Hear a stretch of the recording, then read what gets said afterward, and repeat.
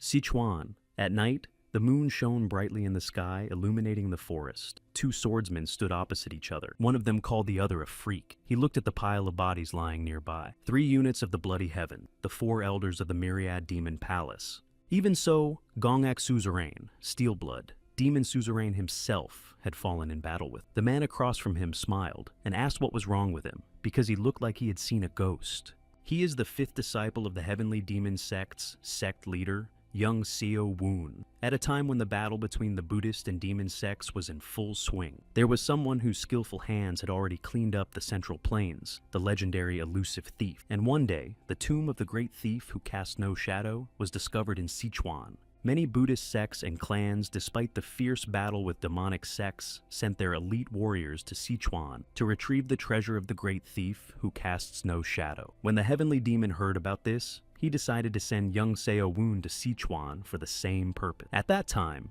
Young Seo had not aroused much hostility from the Buddhist sects. However, he was about to learn that he had been betrayed by his brother, Adept Suzerain. Even after being dispatched by the Tang clan's secret 7 compound poison, he was still able to fight so heroically, which was quite impressive. Turning to Young Seo, Zirin said that listening to him, he had already surpassed the sect mentor in skill, and so he was quite trustworthy. He added that he needed to clip his wings, and Young Se asked if he hadn't said he had no ambition to lead the sect. In response, Suzerain said that Young Seo knew that the heavenly demon was praising the skills of the youngest of the disciples, and apparently Young Seo thought he wouldn't let it go. A Young Seo thought that for someone who wanted to lead the sect, Suzerain was not well informed and needed to work on his pride. Clenching his fists, Suzerain asked Young Se to provoke him, and said that it was unwise to anger a strong opponent when he had little strength left. After that, Suzerain used a skill and rushed to attack Young Seo. Clenching his teeth, Young Se thought that Suzerain knew that he was exhausted.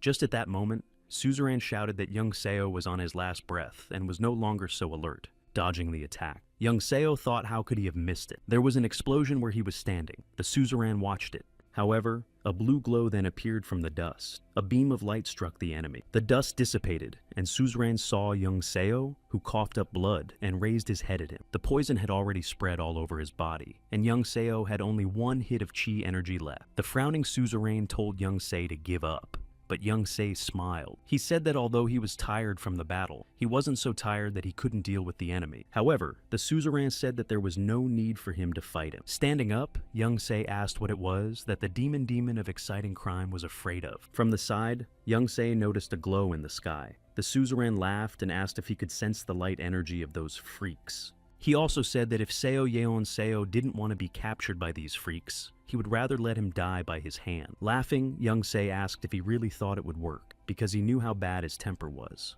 Young Se added that he would drag Suzerain down with him. In response, Suzerain said that Young Se was in no position to bluff. The heart in Young Se's chest caught fire. He clenched his teeth in pain. Then, it was as if a dragon came out of him. Looking at this, Suzerain opened his mouth, and Young Seo asked why he was so surprised, because everyone learns at least one dark art in their life. At that moment, Young Se used the supreme technique Dark Art. It's a demonic art of bursting power.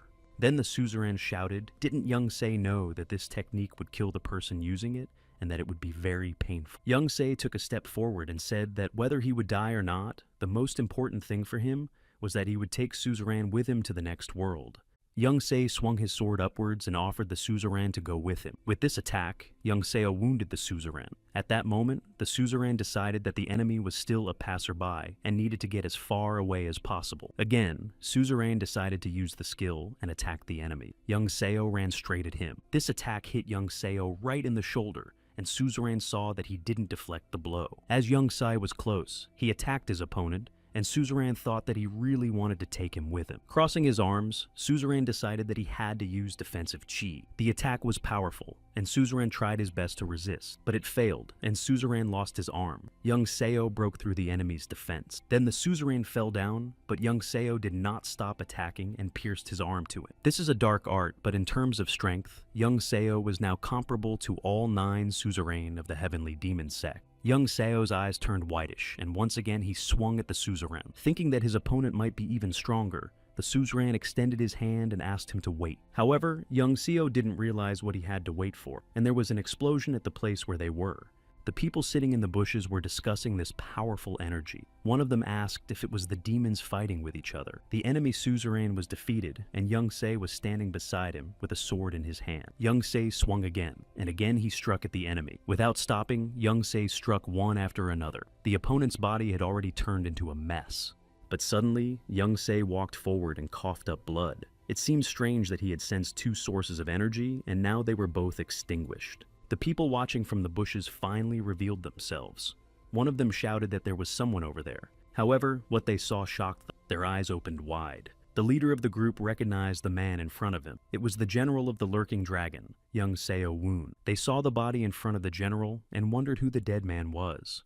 It was hard to tell because the body was too disfigured, but their robes and the ring on this dead man's finger said that it was the suzerain demon of the intoxicating crime from the heavenly demon sect. One of the strangers approached Young Seo and poked him with his spear and told the abbot that this one was still alive. At this moment, Young Seo just sat there and silently looked down. He thought that there wasn't a single day in his life when he did what he wanted to do.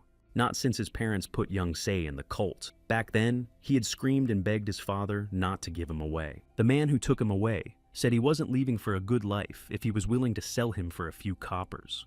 His parents sold him to a demonic sect because they were poor, and for the next 10 years. He was thrown into the cave of an invisible demon, and to survive in this hell, Young Se had to take other people's lives. 10 years later, a battle between the clans, or more accurately, within the sect. Betrayal. Young Se survived as best he could, but everything he truly wanted slipped out of his hand. He never lived a minute of his life for himself, and that life ended because of the betrayal of an adherent of the same sect. As he fell to the ground, Young Se thought his life was shit. The abbot was sitting next to him and praying. Looking at him, the abbot asked if the demon had any last words, but Young Seo remained silent, and then the abbot said, "Amitabha." Everything around him lit up with light. The abbot said that Young Seo would be reborn in the next life and would reach nirvana. Tears flowed from Young Se's eyes. He thought his last words were his last words. If he passes the rebirth bald, he wants to live his life the way he wants to live it. In the darkness, voices were heard. Someone was saying that the little brat was crying and must be having nightmares. Young Se opened his eyes. He wondered if he had died and if these were the guides of the netherworld. Then Young Se decided that he was really dead. These people kept yelling at him to get up and poking him. Young Se thought they were hurting him. When he got up, he shouted.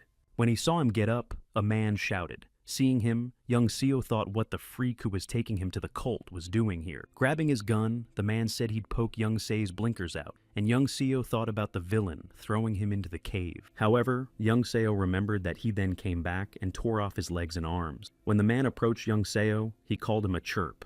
The man bent down and told Young Se that if he ever tried to say that again, he would cut off his tongue. Suddenly, Young Se saw his own face in the reflection of his opponent's sword and opened his mouth. Looking at the reflection, Young Se wondered if he really looked like that when he was a kid. The man was getting angrier and angrier as he told his buddies to look at the bastard. Kicking him off his foot, the man shouted where Young Se was looking when an adult was talking to him. Continuing to kick him with his foot, the man called him a brat, and Young Seo didn't realize what was wrong. Looking at his abuser, Young Seo thought that if he died, why is he in pain now? The man's partner grabbed his hands and told him to stop because he was spoiling the merchandise.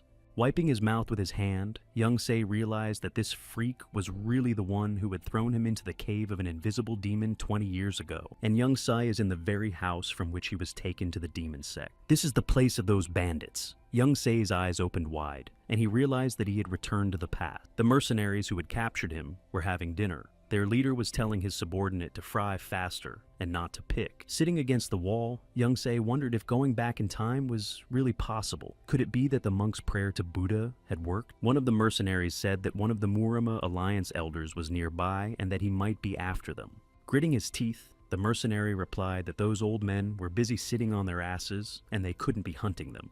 The other replied that they had sent their subordinates and were sitting in their palace talking about the fate of the people. They discussed that they don't need these elders here, or they'll kill them like flies.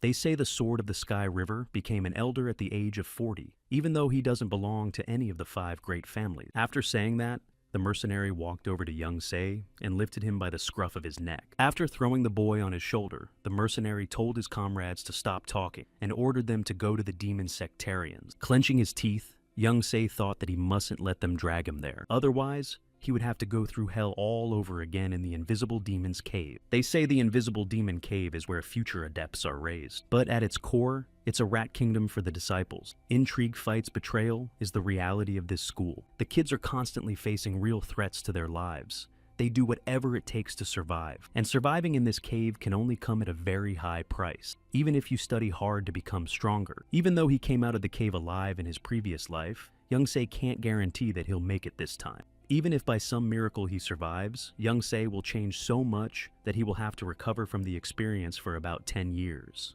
As the leader passed by the mercenaries, he said he would be in the wagon with the bastard, and they should cover their tracks. The men burst into the house, and the girl in the center pointed her finger at them and shouted that they were bandits. Hanging on his shoulder, Young-se saw the people and remembered that it was the same in his previous life. Turning to his comrade, the looter said that these were the same chicks they had met a couple days ago. But the girls in the center shouted that they would pay with their lives for daring to insult the Munchin clan. With a grimace, the mercenary rubbed his fist and said that they were thanking them for sparing their lives. The mercenaries attacked and said that if they were so eager to go to the other world, they would help them this time. The mercenary attacked the warrior, and the warrior put out his sword to repel the attack. When the enemy fell, the mercenary smiled like a madman and licked the blood off his sword. The leader, who was watching from the side, laughed and told them not to kill the girls, and they would take them with them. Still hovering, Young-se thought that if he remembered correctly, his only chance to change things was now. The leader of the group swung her sword at the enemy, but he dodged the blow. The girl flew past him and reached the leader, but she missed. But such a close strike surprised the leader, and he said with his mouth hanging open that it was a good try. Then he said that she didn't quite understand the meaning of the word surprise, but at the same moment, Young-se hit the mercenary with a knee to the face. From the blow, the mercenary released the captain. His nose bled and he grabbed his face. At that moment, Young-seo grabbed a jug and jumped down on his knee. Then he jumped out the window and the mercenary saw it and shouted for him to stop. Young-se knew that he couldn't get far, and that this body didn't have the stamina and strength of a martial artist. A voice behind him shouted that the fugitive was a freak and he would kill him when he caught him. Young-se looked back. Stopping between the bushes, Young-seo started to look around, knowing that it was here somewhere. Again, Young-se ran away while the mercenary shouted at him to see if he was thinking of running away from him. Young-se suddenly tripped and fell to the ground. The jug fell out and flew forward. Before he could get up, the mercenary came up to him and told him that he was caught, and then plunged his sword into the ground near his face. Again, the mercenary picked him up and brought him to that house. The squad that came up against the mercenaries was defeated. Looter started kicking Young-se, shouting that if he tried again, he wouldn't look at Young-se's goods. His comrade walked up to him and told the leader to calm down, because they had to go. Young-se's eyes rolled back. The leader ordered to tie the little brat up, so he could never untie him. Opening the jug, the leader said he was tired of running after him, and then he took a sip. Then Looter threw the jug to his comrades and told them to take a sip. Everyone looked at the jug with rapt attention. When the wine was drunk, the mercenaries asked if there was more, but the leader said that it was the last. Turning to his subordinates, the leader asked if they had finished and ordered them to go.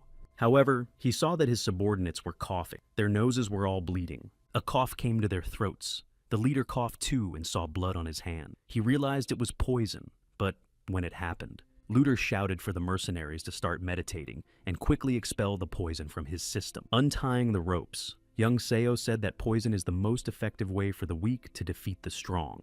Looter called him a bastard, but the mercenaries began to fall one by one. Young-se said that this time he would let them die. Looking at the boy, the leader said that he was a bastard. He couldn't finish his sentence. Sweat rolled down his face and he was trembling. Half an hour ago, the means for Young-seo to survive in the Invisible Demon Cave was to study poisonous substances and plants. Naturally, Young-seo was not a skilled poisoner like the Tak clan's members or the Poison Valley sect, but Young-se knew more about poisons than the average healer and herbalist. Young-se said that if they were meeting for the second time, he would send them to hell in comfort. All those who hadn't died yet, Young-se took their own lives. After that, Young-se fell to the ground himself. Smiling, Young-se exhaled and thought that he was saved, and now he wouldn't have to go to that damn cave. Sitting in the room among the bodies, Young-se thought about where he would go now. He remembered that Suzerain Demon was a traitor, and Young-se always repays evil tenfold. At that moment, Young-se decided that he should go to the Heavenly Demon sect and take revenge on them. Raising his head, Young-seo spread his arms and thought that he would never set foot on the land of this sect again. He doesn't want to join them. But definitely young SEO wants to be a warrior in this life. If he doesn't become strong, anyone will hurt him and belittle him. Being a hermit or a traveling mercenary doesn't appeal to young Se. They are beggars and have no influence and are not recognized by clans and sects. There is no reason to become the head of the Murama Warrior Alliance or the leader of a sect. There are too many responsibilities. Young Se wants the power of power and money. What should he become so that he can still enjoy the fruits of his wealth and fame at his old age? With his head in his hands, Young Se thought as if that could ever happen. Then Young Se thought that it could happen. He remembered the conversation the mercenaries had about old men. They don't have too many responsibilities, but they have a lot of influence. An elder of the Muram Warrior Alliance. Those alliance elders he'd come across in his past life, every single one of them was dirty. Despite their many privileges, they were impossible to meet in battle. They were like ancient monsters from the depths. In one of the battles, a warrior remembered asking if anyone had ever met the elders and if there was anything to expect from these cheapskates. The other adherents of the Heavenly Demon sect joked about the elders and despised them. Someone like Yeon Seo, who wasn't born into any of the 5 great clans or any of the great 9 sects, would find it very difficult to become an elder, but he would be helped by the knowledge and experience from his past life. This was already bringing So Yeon Young closer to victory. But at the moment, Young Seo is just a helpless boy. He needs to find a safe place for himself, where Young Se can train and build up his strength and plan his future. One of the captives hiccuped and asked the strange boy for help. She said she needed to bring the young mistress home. Young Se stood up and walked over to her. Young Se bent down and looked closely and saw a medallion. She is from the Monchang clan. This was the first time Young Se had heard of such a clan. But if this girl is the young heir of the clan, she's a means for Young Se to come out. As Young Se approached the house, Young Se wasn't sure what would happen next. He doesn't know anything about this clan after all, but he can see that they're quite independent. The one who met them said that judging from the people talking, those mercenaries were from a demonic sect. The patriarch of the Monchang clan, Cho Cheon-gung, was sitting in front of them. He said that he believed Young Se's word, but he still needed proof. Young Seo bowed his head and replied that he had no more information for them, other than what he had heard from the bandits. When he said that their bodies were left lying in that house, Cheon-gung grasped his beard and said that he would send a brigade of Manchang clan warriors. The girl came forward and put her hand on her chest and shouted that she would go with the warriors, but Cheon-gong replied that no way. Stroking the cat, Cheon-gong said that more than a dozen young warriors were defeated by some demon clan underdogs, and she had to save the child. Turning to Yeon Seo, Cheon-gung added that while he was dealing with this case, he needed to summarize and learn from what had happened. He then moved on to the next question and said that he understood that the boy was kidnapped, but that he had a home and family. Yeon Seo replied that unfortunately he didn't, and that he was an orphan and his parents had abandoned him. Looking at the child, Cheon-gung said that he was young, but intelligent and courteous. He went to Counselor Wang and gave orders that the boy needed shelter and everything he needed. He decided to take him under his wing and teach him a trade. Smiling, Counselor Wang bowed and replied that everything would be done. Leaving, Wang said that this was Young Seo's home and he would let him rest today. After bowing, Young Seo replied that he thanked Nari. Opening the door, Young Se thought that he was now provided with the most basic necessities and would begin his journey to becoming an elder of the Muram Warriors Union. When he entered the house, Young Se thought that a commoner would need to be famous among the people, and to gain the latter, Young Se needed achievements in martial art. In his past life, Young Se was a disciple of the famous Heavenly Demon and was known as the strongest among the mortals of Muram. And if Young Seo could regain his former greatness, he would be called to be an elder of Muram himself. Concentrating, Young Seo summoned his chi energy. Suddenly, he cursed himself for not thinking of it sooner. Clenching his teeth, he remembered that he had spent his entire life developing demonic chi. Munchen Clan Library. It had been 2 days since Young Seo had been accepted as a guest of the clan. He started working as an assistant to Counselor Wang. Sao Yeon Seo's task was to put the books in their proper places. Walking up to him from behind, Wang told Young Seo not to slack off and do as he taught him. Leaning over, Wang reminded him that the Lord had instructed him to take him under his wing, and so he would now be his assistant. Wang said he would go to the manor, and Young Se said he had to finish his work and come back. Young Se asked if he could ask him a question. Wang asked what he wanted to ask, and Young Se asked what his salary was for his work. After saying that, Wang opened his mouth and there was silence. And then he laughed. Wiping away a tear from laughing, Wong said that Young Se was being witty, but there was no trace of a smile on the boy's face. Wong wondered if the boy really thought he should pay him. Turning away, Wong looked up and reminded him that Young Se hadn't gotten a proper job and was already asking for a salary. Finally, Wong said that if Young Se worked hard, he would pay him out of his own pocket and that he didn't have to worry about it. Young Se turned around and laughed, thinking that he wasn't going to devote his life to this job anyway. He just needs shelter and safety while he works on his strength. What worries Young Se now is that he only knows how to create dark energy chi within himself. A person with such energy will never be accepted into the alliance. So, Young Se must learn the technique of creating light chi energy that Buddhist sects know, and he needs the chi energy to be no weaker than the one he cultivated with the heavenly demon energy creation technique. That way, Young Se would be able to use all the sword and footwork techniques he knew. Young Se also wondered if Buddhists had such a strong chi energy building technique. The 10 Supreme Masters of Buddhism, also called the 10 Heavenly Emperors. One of them was famous for being able to defeat any demonic sect master with his bare hands. King Fist. His chi empowerment technique was so great that even the heavenly demon recognized. Its power was comparable to the heavenly demon's energy creation technique, the white lightning body art. Only this King Fist technique could Young Seo notice the power of demonic chi augmentation practices. Young Se has no other choice. He needs to break through to become a disciple of King Fist, to learn this technique and build up the same chi potential. Stepping outside into the rain, Young Se remembered that he didn't know where to look for the Fist King at this time. Shaking off the water, Young Se realized that his only clue was that King Fist would appear in Sichuan in 5 years. Until then, he needed to work on himself in everything he could, except the white lightning body art technique. Smiling and looking back, Young Seo thought they would see King Fist in 5 years. 2 years had passed. One of the students looked at the other and wondered how many cups he had already eaten. Sitting at the table, Young Se ate one oration after another, and several plates were piled up on the table. For 2 years, Young Se had been building up his base chi of the 3 basics technique, but the effectiveness of this technique was negligible. His chi is the size of a bean. While Young Se was thinking that he needed to focus on physical strength, someone called out to him. Rubbing his neck, the disciple asked if the spirit of gluttony had gotten into him. He suggested that Young Se take a break from eating and go out into the courtyard. Continuing to eat, Young Se replied that he didn't want to. This angered the guy, and he leaned over to him and shouted that he was the chief servant, and when he said he would go, Young Seo should go nicely. However, Young Seo replied that they will talk when he's done eating lunch. The guy called him an asshole. Dipping his hand in the soup, the guy said that because of the patronage of Lord Yan He and Counselor Wong, Young Seo thinks of himself. Then he licked his hand and added that if Young Seo didn't want him to beat him up right here, he should go. After looking at his opponents, Young Se thought that they probably hadn't touched him until now, believing that he was being patronized by the lady and counselor.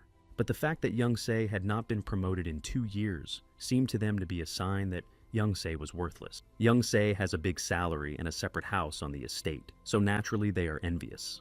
Standing up, Young Seo nodded and said they could go. The guy behind smiled. When they came out to the grounds, the guys began to knead their fists and said that this is where they would deal with it. Standing against the wall, Young Se asked what they wanted. The guys who were coming at him looked at each other. The leader of the hooligans said that he would have taught him a lesson a long time ago, but he was too small. Standing on the wall, the guy said he would be brief, and Young Seo should kneel before them. Young Se punched him in the stomach after saying that. Then Young Seo raised his hand and punched his opponent in the jaw. His partners who were watching were shocked by Young Se's knowledge, and Young Se said that he thought he would charge them for the precious lunch hours they took from him. One of them asked what, and Young Se went forward, walking straight through his opponent's body. Although his speech was very confident for a kid with such a small amount of chi, facing a crowd of adults was no joke. Young Se had dealt with one. There were still a few more opponents that Young Seo easily knocked to the ground after accelerating. The fourth one tried to attack Young Se and shouted that he was an underdog, but Young Se was able to attack him as well. The other 3 watched the battle and didn't understand who this kid was. Another one poked his friend and asked why they were standing there, because he was just a puppy. Now there were 3 men left, one of whom had studied martial art, and Young Se's chi energy is low. Now he must deal with their leader. Turning to them, Young Se asked if he was going to stand behind his buddies. Clenching his fists and using his skills, the head servant called Young Se a scoundrel and said he wouldn't let him fool around anymore. When he approached Young Se, he punched him in the nose and he flew backwards. He was bleeding. Wiping the blood with his finger, Young Se thought that his opponent had barely hit him, and his nose was bleeding. If Young Se took a direct hit from him, he would be in trouble. Meanwhile, The opponents behind the leader's back were cheering. Concentrating, Young Se thought that even though his enemy had studied martial arts, the truth was that he was just inexperienced. That's why Young Se got ready to strike. With all his might, Young Se kicked the servant in the stomach. He coughed up blood. Young Se then threw the enemy a few meters back behind the backs of his friend. When Young Seo started to turn on the two remaining ones, they raised their hands and opened their mouths, and Young Seo asked them if they had a grudge against him too. They fell to their knees and bowed down to beg for forgiveness. Looking around, Young Se asked what was wrong with them. He didn't notice that they were watching him from the window. Back in the house, Young Se thought that he had just wasted a lot of chi. Meditating, he thought that if the last two decided to attack him, it would already be a serious challenge. The small chi potential was his biggest problem. If only he could get the elixir. Someone knocked on the door, and Young Se got up wondering who had come at this hour. In front of him stood Yu Seo Hua, Lady Cho Young-hee's maid of honor. Young Se didn't understand why they had come to see him. Cho Young-hee said that Seo Yeon Seo seems to be serving the counselor well. Yeon Seo replied that there was nothing special about his service, and he just moved papers from place to place. Then Young Seo asked what he owed their visit to. Seo Hua looked at Madam. But Mrs. Cho Young said she wouldn't beat around the bush and offered Young Seo to serve her. She said that she had witnessed him fighting with the servants. Young Se didn't say anything because he didn't want to draw attention to them, so he dealt with them quietly. But it was clear that he was being watched, so he said he just knew a few simple tricks and asked why they wanted someone like him. Ju, Yeon replied that she wanted to create a squad of loyalists, a strong band of warriors. She will make her brothers and sisters count with her. Cho Young smiled and reminded him that he was obliged to her for being here and should not mind repaying her kindness for her kindness. After a moment of thought, Young Se replied, "Of course." Cho Young stood up and put her hand on his shoulder and told him to make sure he didn't regret his decision. Looking at his hand, Young Se listened as she told him that if he won the inheritance and became the head of the clan, he could ask for anything he wanted. Seeing them off, Young Se bowed his head and thanked the lady. She said that no one should know about it, especially Counselor Wong. Closing his eyes, Young Seo nodded and replied that the lady need not worry because he was not a talker. After that, Young Se went to the counselor. The one making scrolls raised his head and asked what he wanted to tell him.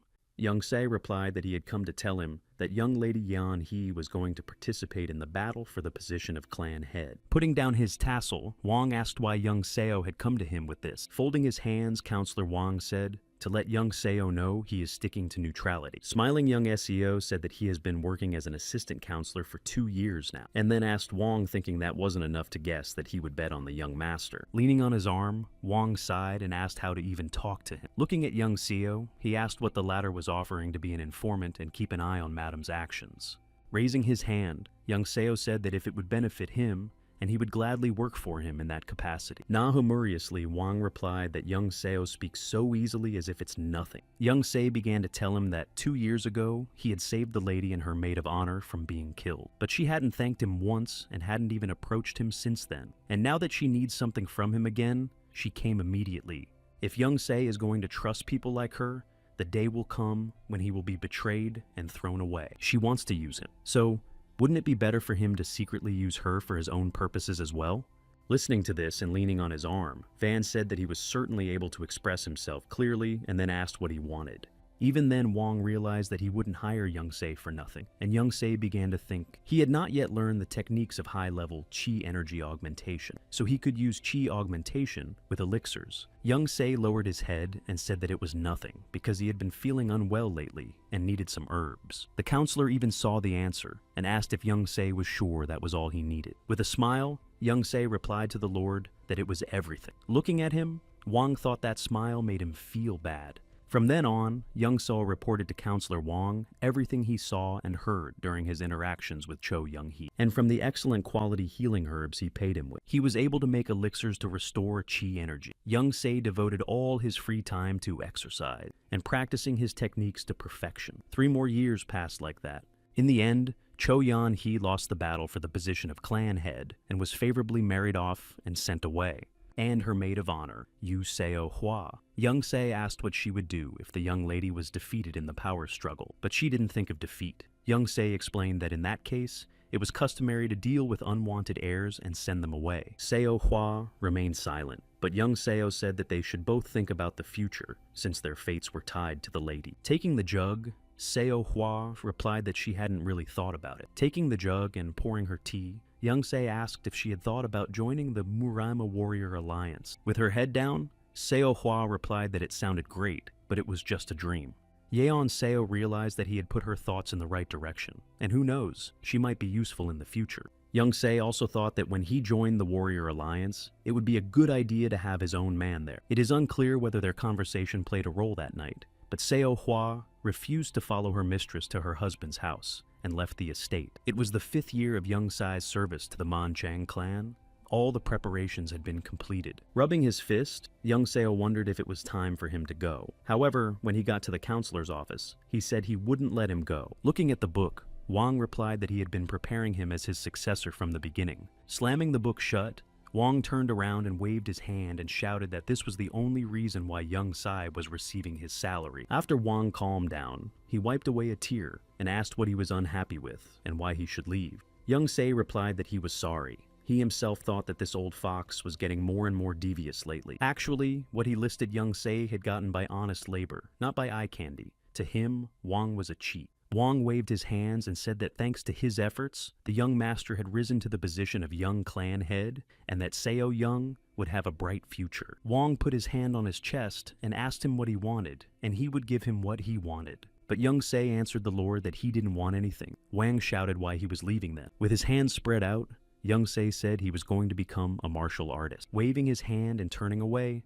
Wang said he understood Young Seo was trying to become a master because he had learned a couple of techniques over the past few years. Pointing his finger at Young Se, Wang shouted that a little brat like him couldn't even handle a little bully. Looking at him, Young Se thought he wanted to leave nicely because he had gotten used to him over the years. Then Young Se suggested to the counselor to make a bet. Lowering his finger, Wang asked what kind of bet. Putting his hand on his chest, Young Seo said that he promised he could handle any opponent Wang put against him. Smiling, he said that if he loses, he'll do as Wang wants, and he'll stay and listen to him. That's what Young Sai said. But the one he put against him was the strongest Wayne after the clan head. He was the commander of the Manchang clan guards. His name is Han Sung-hoon. Watching Wang smile, Young Se thought he had lost his conscience, bringing a guard commander to fight a 15-year-old boy. Looking at his opponent, Young Se thought it was no big difference. Han soon looked at the counselor and asked what the rules were. Wang replied that the winner is the one who threw the opponent to the ground, or when someone surrendered. It was clear the old man was confident in his opponent's victory. Yi Young Seo reminded him that Wang had promised him a year's salary if he won. In response, Wang told Young Se to remember that he would work for 3 more years if he lost. Wang patted Han Soon on the shoulder and said he was counting on him to give Young Se a beating. When the counselor left the battlefield, Han soon said he would give Young So the first punch. Despite the amount of elixirs he had taken, his chi was still low. Taking a stance and swinging at his opponent, Young Seo thought that he should finish this quickly. Jumping up, he attacked the opponent from above. Raising his sword, Han soon deflected the blow. At that moment, Young Se thought that his opponent was strong. When Han soon swung his sword, Wang shouted that he asked him to let the boy live. However, Young Se dodged the blow, which surprised Han soon. He didn't realize when his opponent had managed to pull it off. This made him furious, and he attacked Young Seo with a shout of not waiting. But Young Seo was ahead of him, and jumped up behind his opponent's back. Moon Shadow Sword, Stage 1. He struck, but Han soon was not so easy, and he was able to dodge the blow.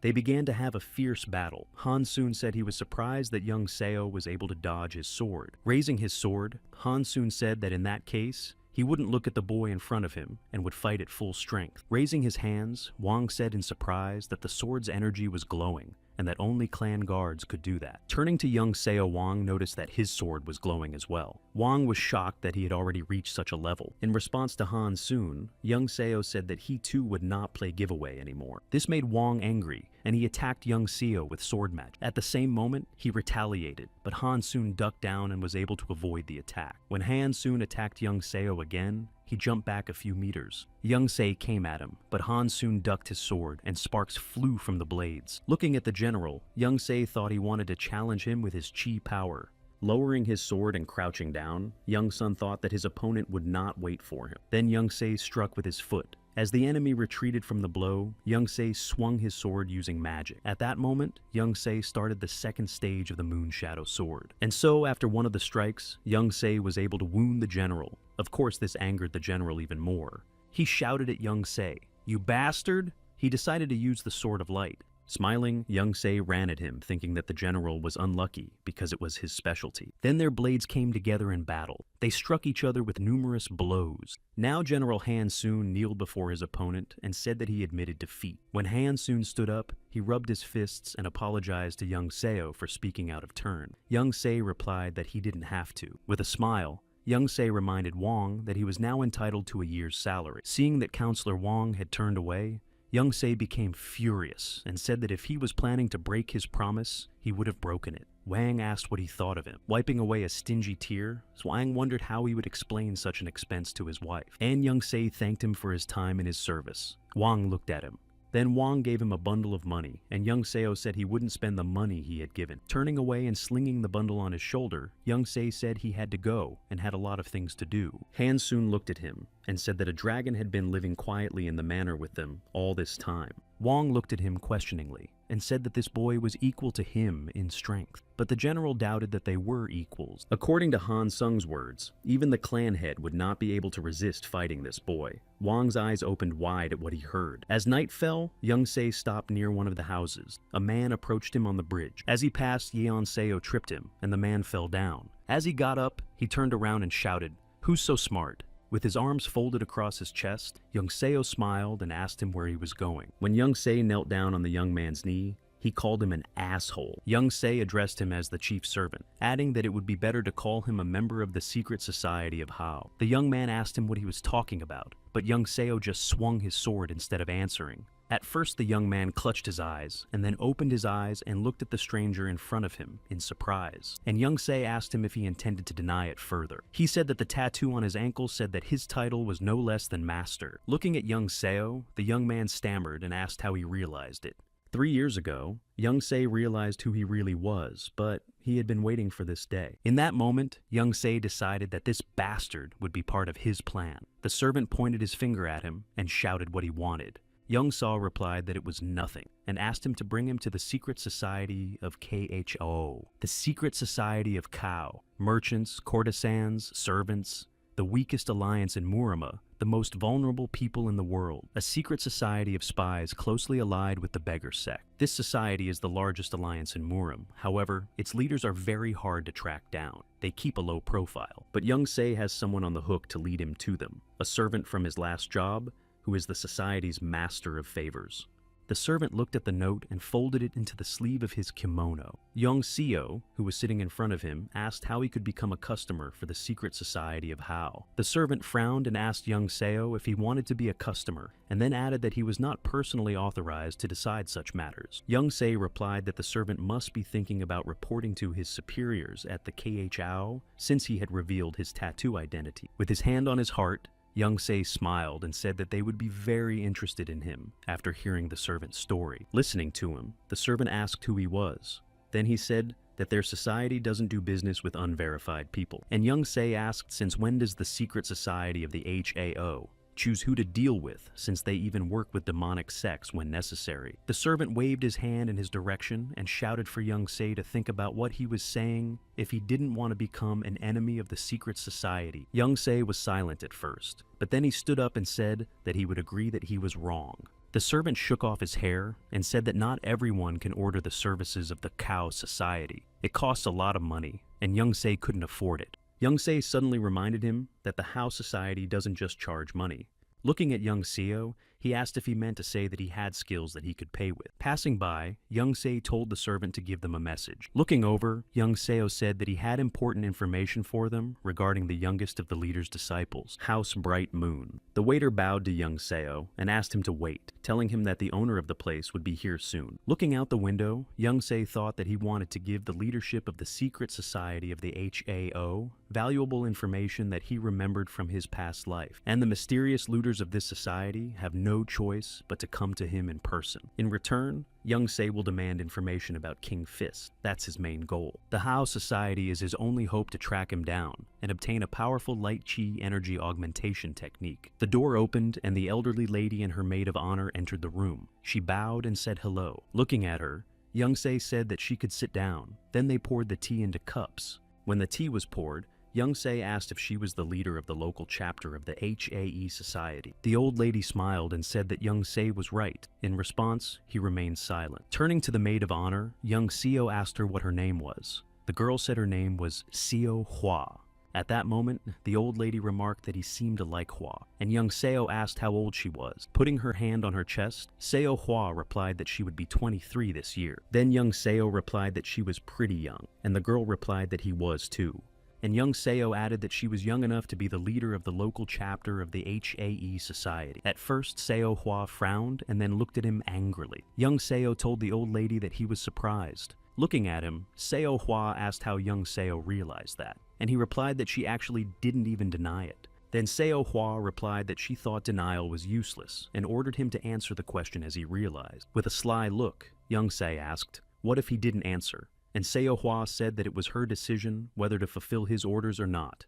The leaders of the Keichao Society guard the secrecy of their identity very jealously. And now, Young Se's supposedly the leader shows up at Young Se's beck and call, and he takes an alleged courtesan to negotiate with him. Isn't this ridiculous? Rubbing her chin, Seo Hua replied that she always has to be present when deals are made. Then Young Se said that's why he realized it was her way of not revealing herself. Bowing, Seo Hua said she didn't know he knew so much about their secret society and apologized for being suspicious. She brought up the deal, and Young Se realized she was lying again. He knew it wasn't her he was making the deal with. Young Se's deal would be with the person hiding in the ceiling. At that moment, the ceiling collapsed, and the old woman fell, and Seo Hua screamed and jumped back. The old woman then ran out of the room, and Seo Hua also rushed to run through another exit. A certain ninja wearing a black mask and holding blades in his hands appeared in front of him. Young Se told him that he was good. The enemy attacked him, but Young Seo was able to repel that attack. Clutching the weapons in his hands, Young Se thought that the whole society was vast. However, there are no real martial artists among them. There is only one master among them who is one of the leaders of the secret society. In terms of strength, he is equal to the great masters of Murim.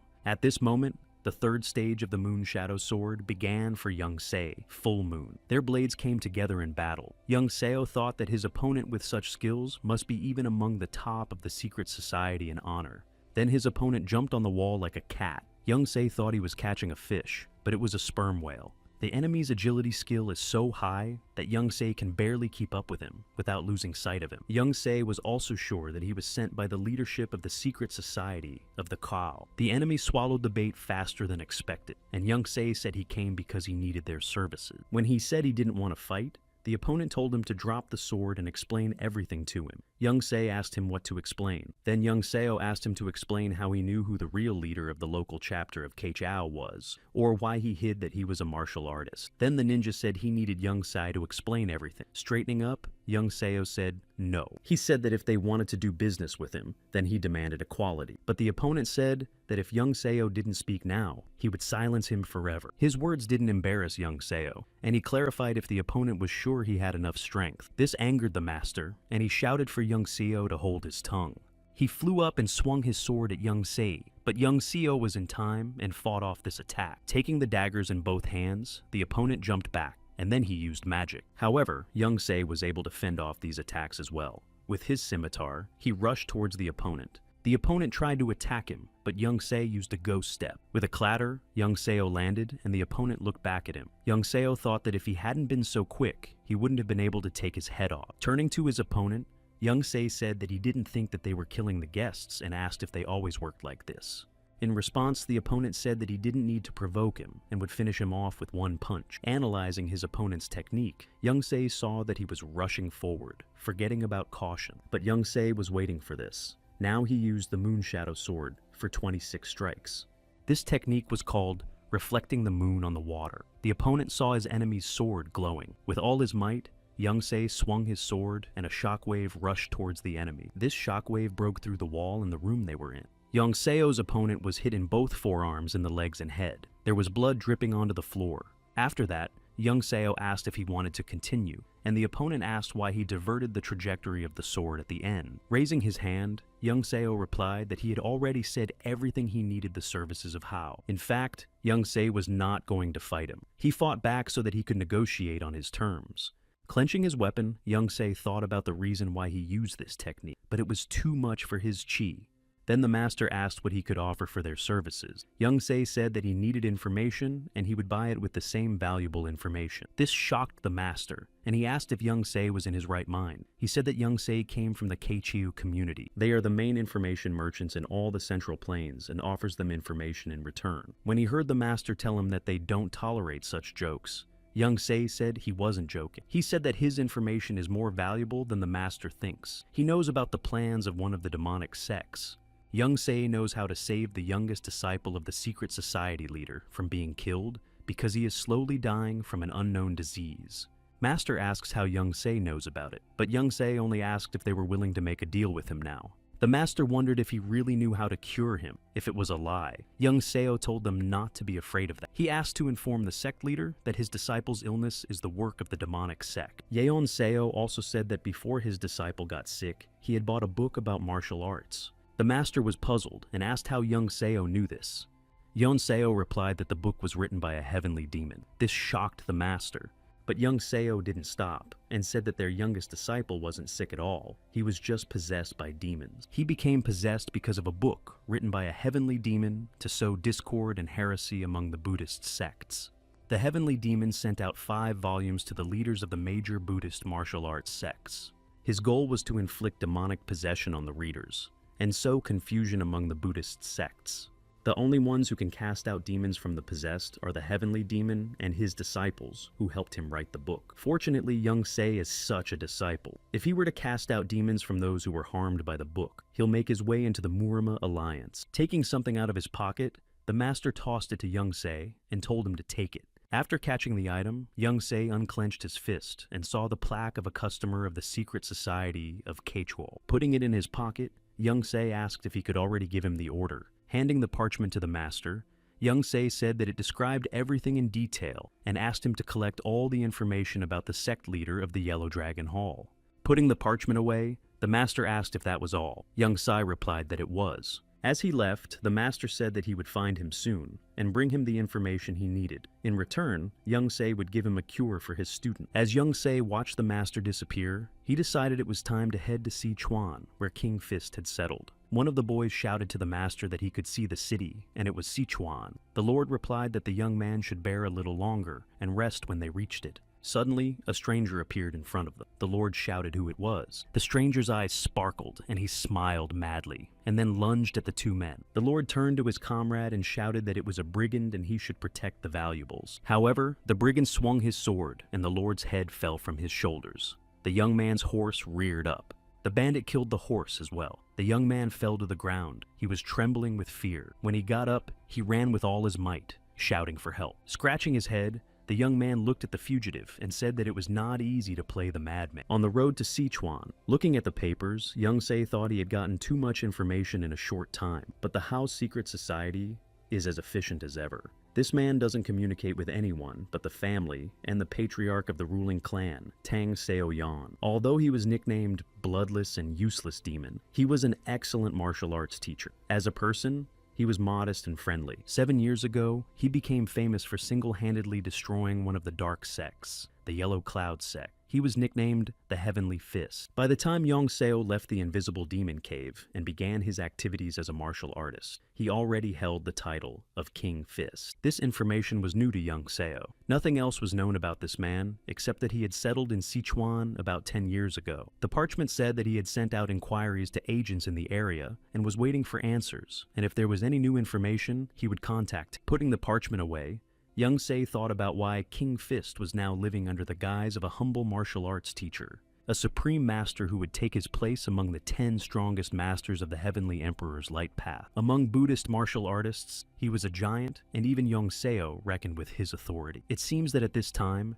he had not yet reached the title of King Fist. Judging from the fact that even Carl can't find any information about his past, someone is cleaning it up. There's nothing to be done, and Young Se will have to go on his own. No effort is spared to gain the king's trust. Suddenly, Young Se overhears someone discussing that a demon was seen in the vicinity of Sichuan, just where they are going. A man passing by asked his companion if the area around Sichuan was controlled by a demonic sect, but his companion replied that it was just a lone madman reveling in his dark power, and this villain was very strong. Demon people are those who study the dark arts, Learning these powerful arts is always fraught with dire consequences. Adepts of the demonic sect receive the elixir of blood reversal, so that their blood has changed its properties and become resistant to negative influences. But these negative influences cannot be completely eliminated. As a result, many adepts become obsessed with sin. Many adherents of demonic sects like this. If a normal person somehow gets to the dark arts and does not get the dark elixir of the rose warp, he will most likely turn into a bloodthirsty madman who lives by instinct like a wild beast. If you recall, in Sichuan at this time, there was an incident when a bloodthirsty demon called Pei So Gong, who was the elder of the invisible demon cave at the time. Looking out the window, young Seo thought that two demon people were in the same place at the same time. He didn't believe that it was a coincidence. However, it had nothing to do with young Se. He still can't meet the bloodthirsty demon ghost Yin because he's traveling secretly. If there really is a madman possessed by demonic power in Sichuan County, young Se will just have him arrested and beaten up. As he approached the Yellow Dragon Martial Arts Hall, young Se remembered that it was one of the top 3 martial arts schools in Sichuan. When he approached the guard, Young Se asked how he could enter the school. The guard clarified that Young Se was alone. Young Se immediately noticed that the guard was looking down on him, even though they didn't know each other.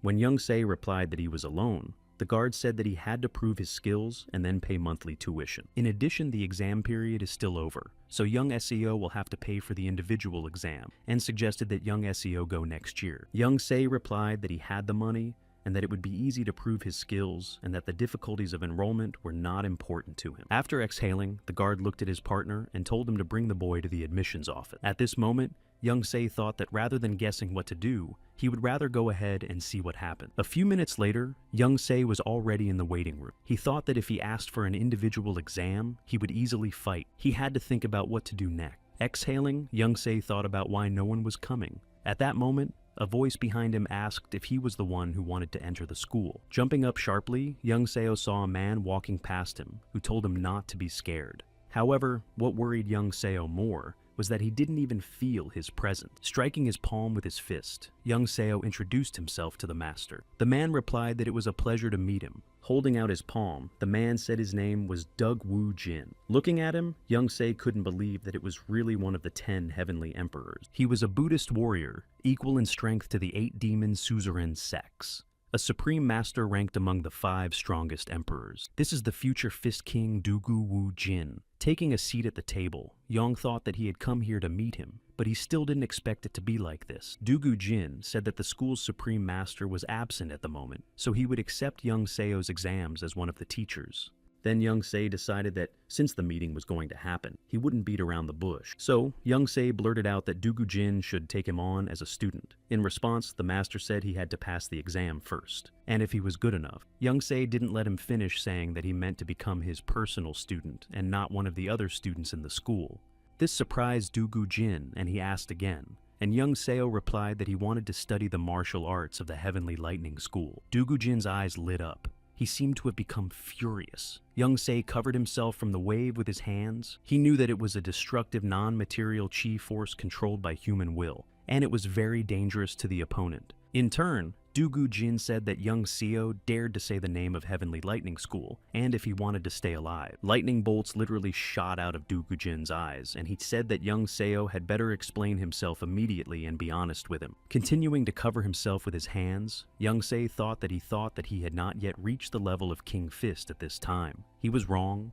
The corner of Young Se's mouth was already dripping blood, and just looking at him made him catch his breath. Placing his hand on the table, Youngster thought that he shouldn't have even started this path if he was going to chicken out now. He was trembling, but he started to say that he had been informed by the secret society of the Hao Society that he was the only teacher of the Heavenly Lightning Secret School.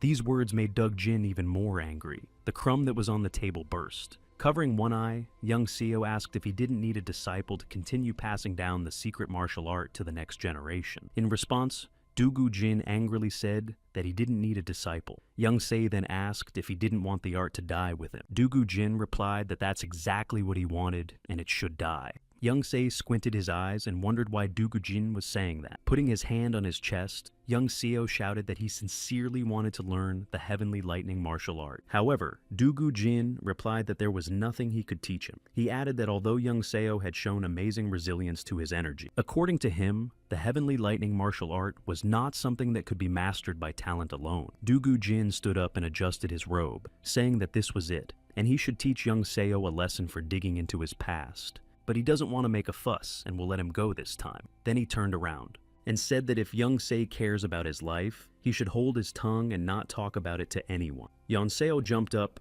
waved his hand and shouted that he wasn't going to, and asked him to listen. Dugujin frowned at him. In response, Dugujin said that he would report to the Supreme Master that he had given up and failed the exam.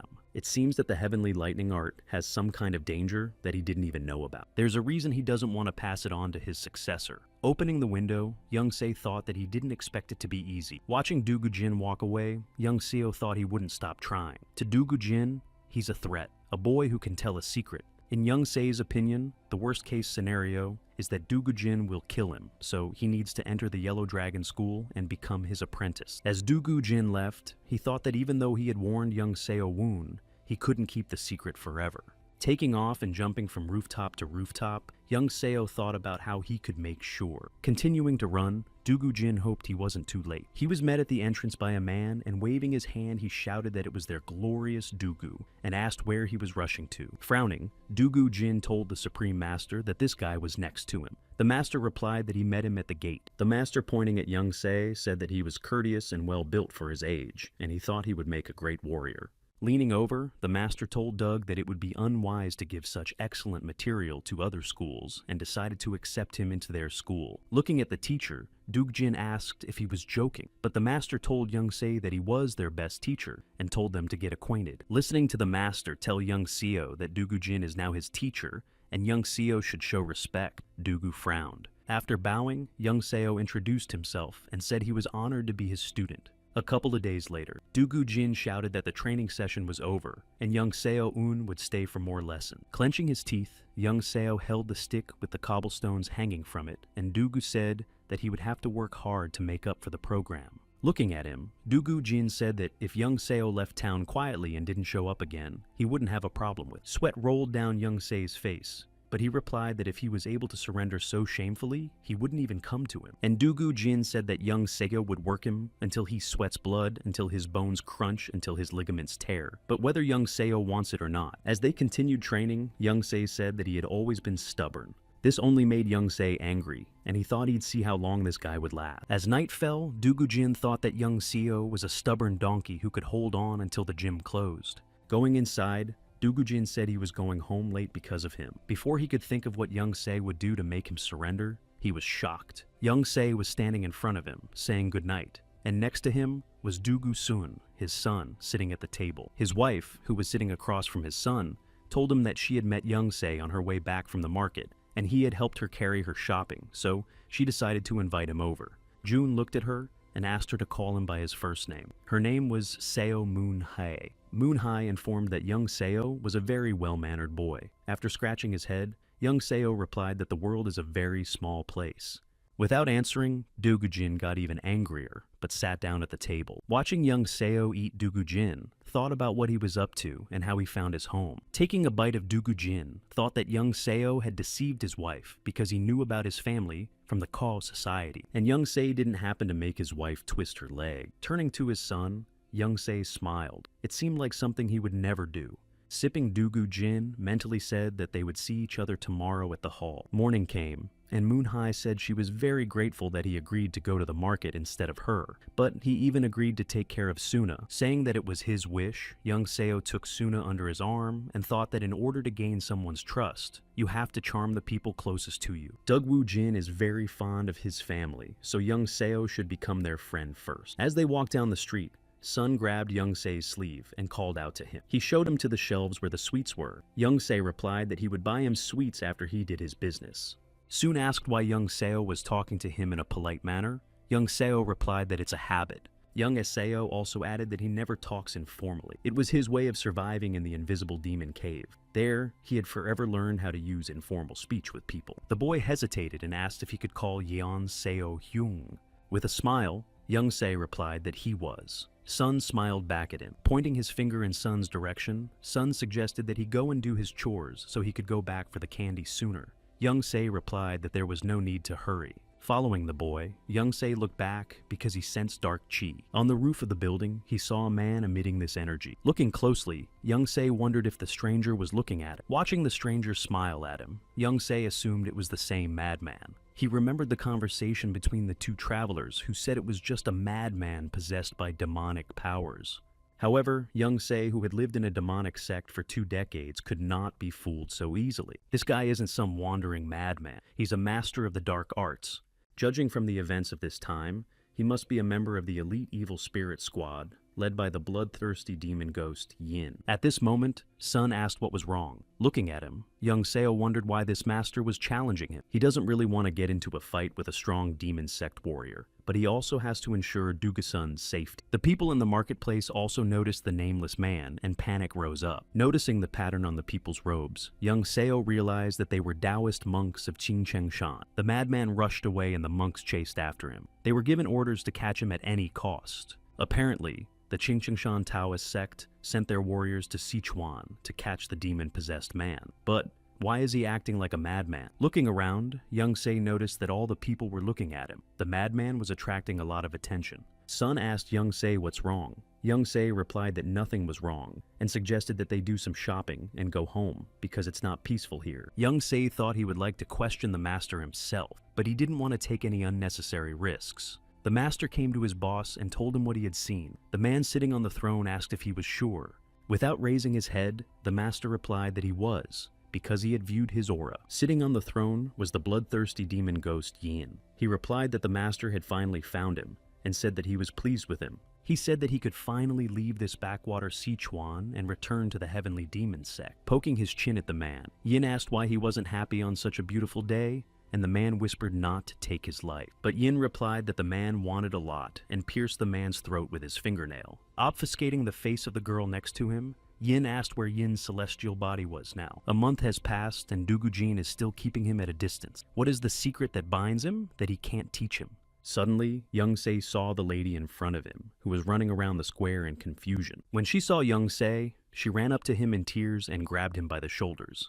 He asked her what was wrong. She shouted that their little son was missing. Young Seo asked her to tell him how it happened, and Moon High said that she came home from the market and Sun was gone, and everything in the house was upside down. She looked for him wherever he might be, but it was all in vain. When Young Se heard that the house was upside down, he thought he had been kidnapped. Someone dared to kidnap the son of a famous martial arts teacher of the Yellow Dragon School. Moon High also told him that Seong Seo has an unusual body, and he can't be away from home for too long. When Young Seo heard this, he was a little confused and asked what was wrong with his body. Then Moon High told him that his son's body was a heavenly yin body. After saying that, Young Seo told Madam to run to the Yellow Dragon School as soon as possible and convey his words to Mr. Doug. The Heavenly Demon Sect had kidnapped Sun. Young Seo realized it right away. After sending Miss Young Seo away, he ran through the forest as fast as he could. He thought about when he thought the madman was looking at him, but he was actually looking at Soon. It was clear that he had purposely pretended to be crazy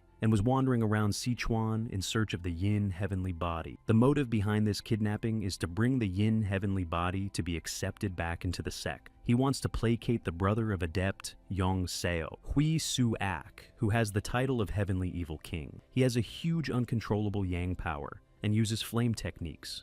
The Yang power in him is a threat to his own life, and he constantly needs elixirs containing strong energy to neutralize this threat. In other words, he constantly needs Yin heavenly bodies to absorb energy from them. The reason why Dugu Wu Jin came out of the shadows was to avenge his son's massacre. Young Se finally realized it all. The heavenly demon had exiled the bloodthirsty Yin ghost demon away from the sect for his many atrocities, and at one time, Young Se couldn't understand how he could be accepted back after that against the rules. Young Se had no idea what he had agreed with Hui Suak. It turned out that it was the bloodthirsty Yin ghost demon that old obese fool who had caused Dugu Wu Jin to become the Fist King. Yang Xiao has been to Sichuan many times on behalf of the sect leader, because he knows by heart all the places a bloodthirsty demon ghost can go.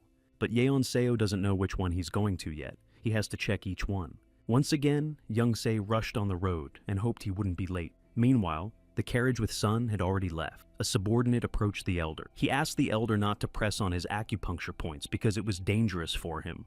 Laughing, Yin said it didn't matter because the boy only needed to live until he arrived at the sect and then the hell with him. He told his subordinate not to make a fuss, but rather to tell him if he got a reply from that lousy Hui Su Ak. The subordinate said he had not and asked if he should send another messenger. The elder said that Hui Su had no choice but to accept his services. Suddenly there was a shout of halt. The coachman slowed down and Yin looked at him suspiciously. The carriage attendants looked at the man in front of them and asked who he was. The monk in front of them raised his sword and shouted that there was a demon-possessed criminal among them, and in the name of the sacred Qingcheng Shan, he would punish him for his crimes. The coachman turned to the elder and said that there was a dole of Qingcheng Shan. Yin asked how this wretched worm dared to block his path. At that moment, Yin gave the order to deal with the monk. A madman stepped out onto the road. Recognizing his culprit, Dao shouted to him that they were scoundrels from the demonic sect. All three attendants rushed to attack the monk. Daos was able to deflect the blow with his sword. One of the bandits struck Doos with his fist, shouting at him to die. Seeing that his ally's blow did not do any damage, the other called Daos a rat and tried to attack, but the monk dodged. When the madman attacked Daos, he fell to the ground, and the criminal called him an asshole. They began to slaughter him, shouting that he was a manacled monk, but that he was afraid to die and didn't think he could get away from them. The frowning coachman thought they were taking a long time to deal with the obstacle. In the blink of an eye, he stepped into the fray himself. Daos raised his head and saw the new opponent and realized that he was dangerous. He had to get ahead of him. Suddenly, the coachman turned to look at the sound, and Daos was stunned and opened his mouth. The carriage had been robbed, and Young Se ran like lightning into the forest with Sun. The frightened horses scattered in different directions. When Young Se landed, the coachman asked who he was, and Young Se said he meant them no harm, but would warn them.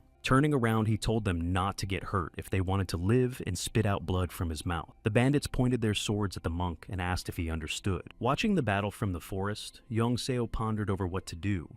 These warriors from the Evil Spirit Squad are all high-level masters. If Young Se fought them on the monk's side, they could defeat them. But the carriage is driven by the commander of the Evil Spirit Squad, and in the carriage there is a bloodthirsty demon, Ghost Yin. The latter Young Se can't be defeated with his current strength. With his head in his hands, Young Se thought that it had cost him so much effort to regain his life, and he didn't want to die like a dog. Pressing his lips together, Young Se thought that it was his fault and he shouldn't have agreed to go out with Soon that day. But it was much simpler than that. If Young Sai could save Dugu Soon, his father would finally trust him. Jumping down the hill like a panther, Young Se rushed towards the carriage. Standing beside it, he decided that as soon as he grabbed Soon, he should run away. Pulling out his sword and looking out from behind the carriage, Young Se decided to look inside and suddenly attack the bloodthirsty demon ghost Yin. Something happened and there was an explosion. One of the walls of the carriage shattered into splinters.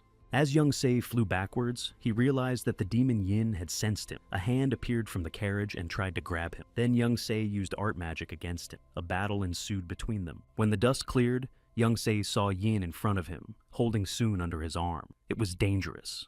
Looking closely at the boy, Young Se realized that he was alive. That was understandable. The elder needed him alive to deliver Hui Su Ak. Pushing himself off the ledge, Young Se rushed forward, thinking he had to protect Duga Soon. Young Se attacked his opponent, and he let go of the boy out of surprise. At that moment, Young Se grabbed the boy and ran away. The bandits looked back at him. Young Se warned them not to get into trouble if they wanted to live. The general frowned at him and said it was impossible. Young Se replied that he had shown them the path to life, and they had asked for it. Yin ordered to catch the little brat now and bring him to him alive. Grimacing, he thought about the fact that his opponent did not deserve to die quickly, and he would personally torture him. The general answered as ordered, and the next moment, he was gone. Taking a sword in each hand, he rushed towards Young Se with great speed. He tried to strike, but Young Se leaned back and dodged the attack. In response, Young Se swung his sword at him. He realized he was losing his balance. The enemy didn't hesitate and approached him just at that moment. He tried to strike again, but Young Se twisted his arm and deflected the attack. However, the opponent was stronger,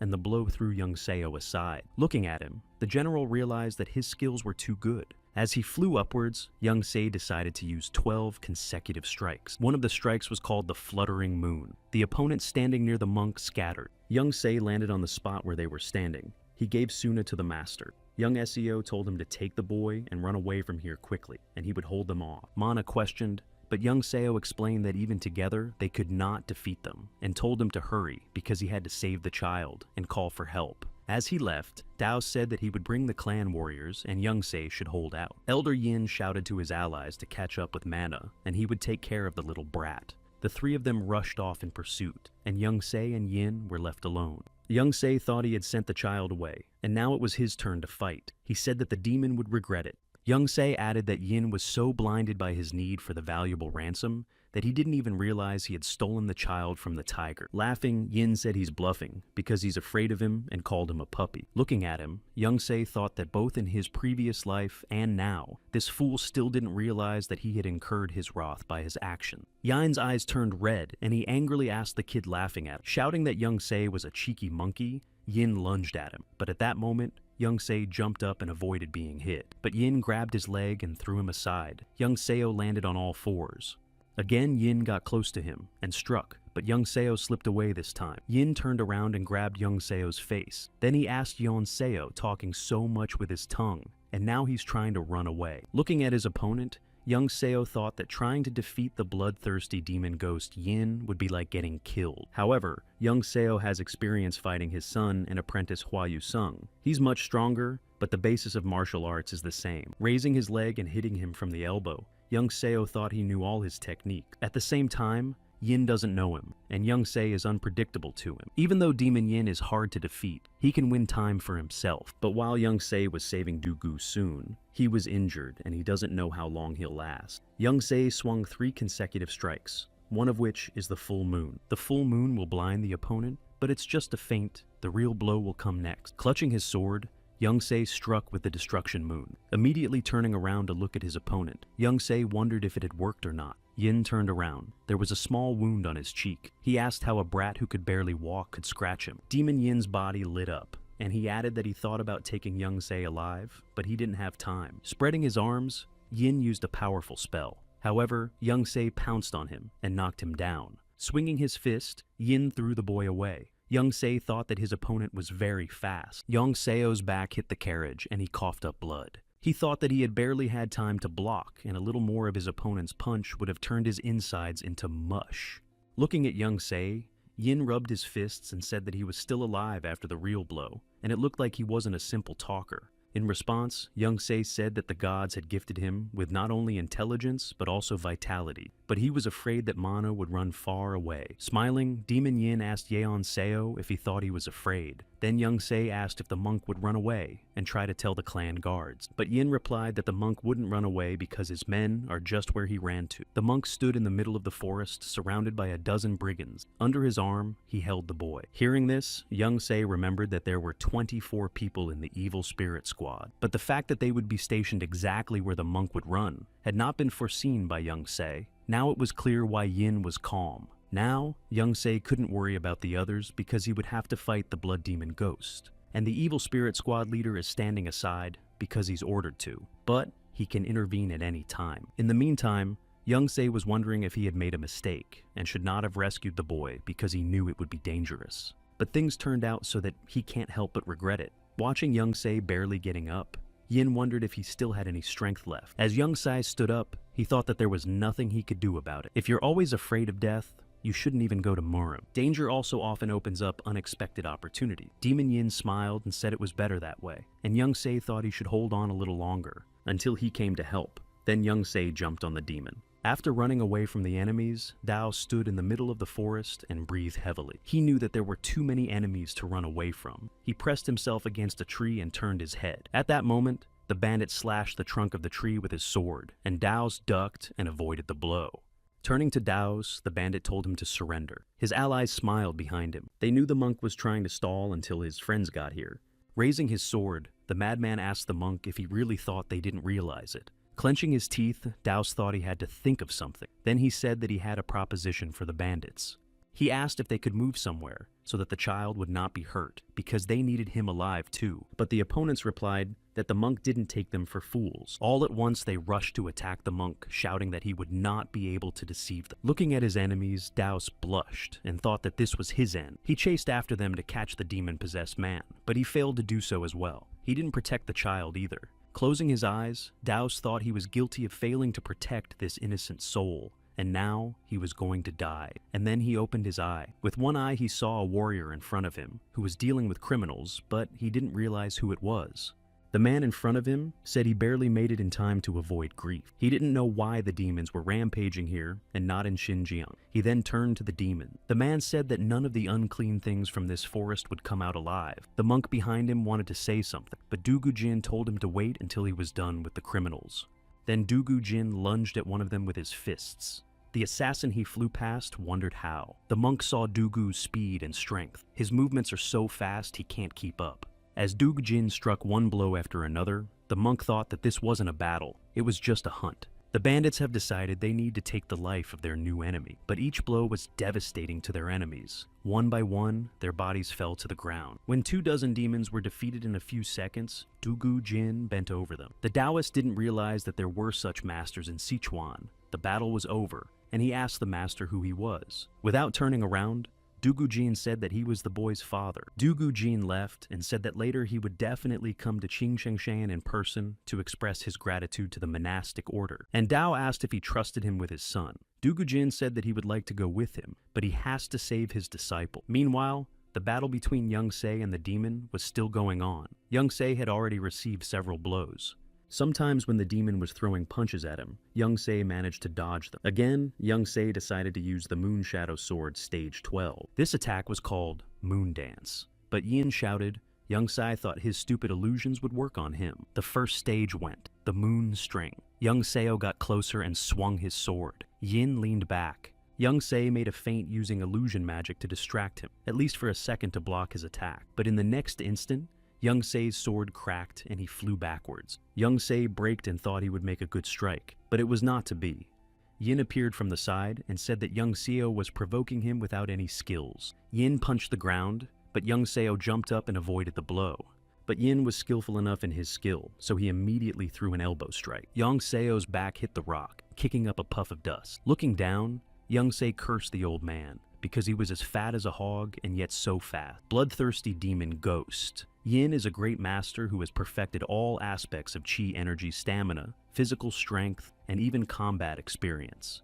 Young Seo must avoid direct confrontation with him, until Doug Wu Jin finds it. Swinging his fist, Yin said that Young Seo was clinging to life with all his strength. At that moment, Yin thought that his opponent's life would end now anyway. Deciding to strike one last blow, Yin lunged at Young Se, but he managed to jump back. Looking back at him, Yin asked how he had dodged in such a state. Trying to slap him, Yin yelled that Young Seo was a lousy asshole. Young Se continued to elude him. Raising his fists, Yin shouted how much longer Young Seo would continue to run away from him. Watching Young Seo jump back again, Yin asked him to stop thrashing around and attack better like he had done before. Yin's pride is hurt. He can't handle a child and embarrass himself in front of a subordinate. Young Seo's sword is broken, so Young Seo can only dodge his blows with a set of Asura-inspired Thousand Palms moves. But that requires a huge amount of Qi energy, which Young Seo doesn't have right now. Young Se doesn't have any effective techniques against the Yin demon right now, so instead of blocking the blows, it's better to dodge. Extending his palms,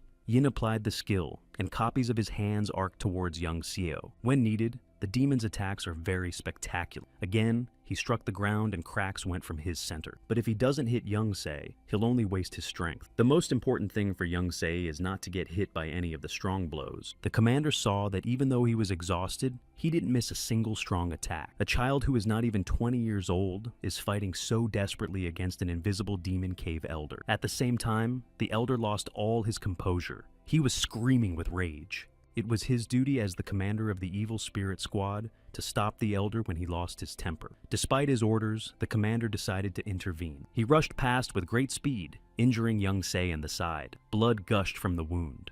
Turning to Ilho, Yin shouted that he ordered him not to interfere. Frowning, Ilho told the elder that they needed to clean up the old shelters, and they were wasting time.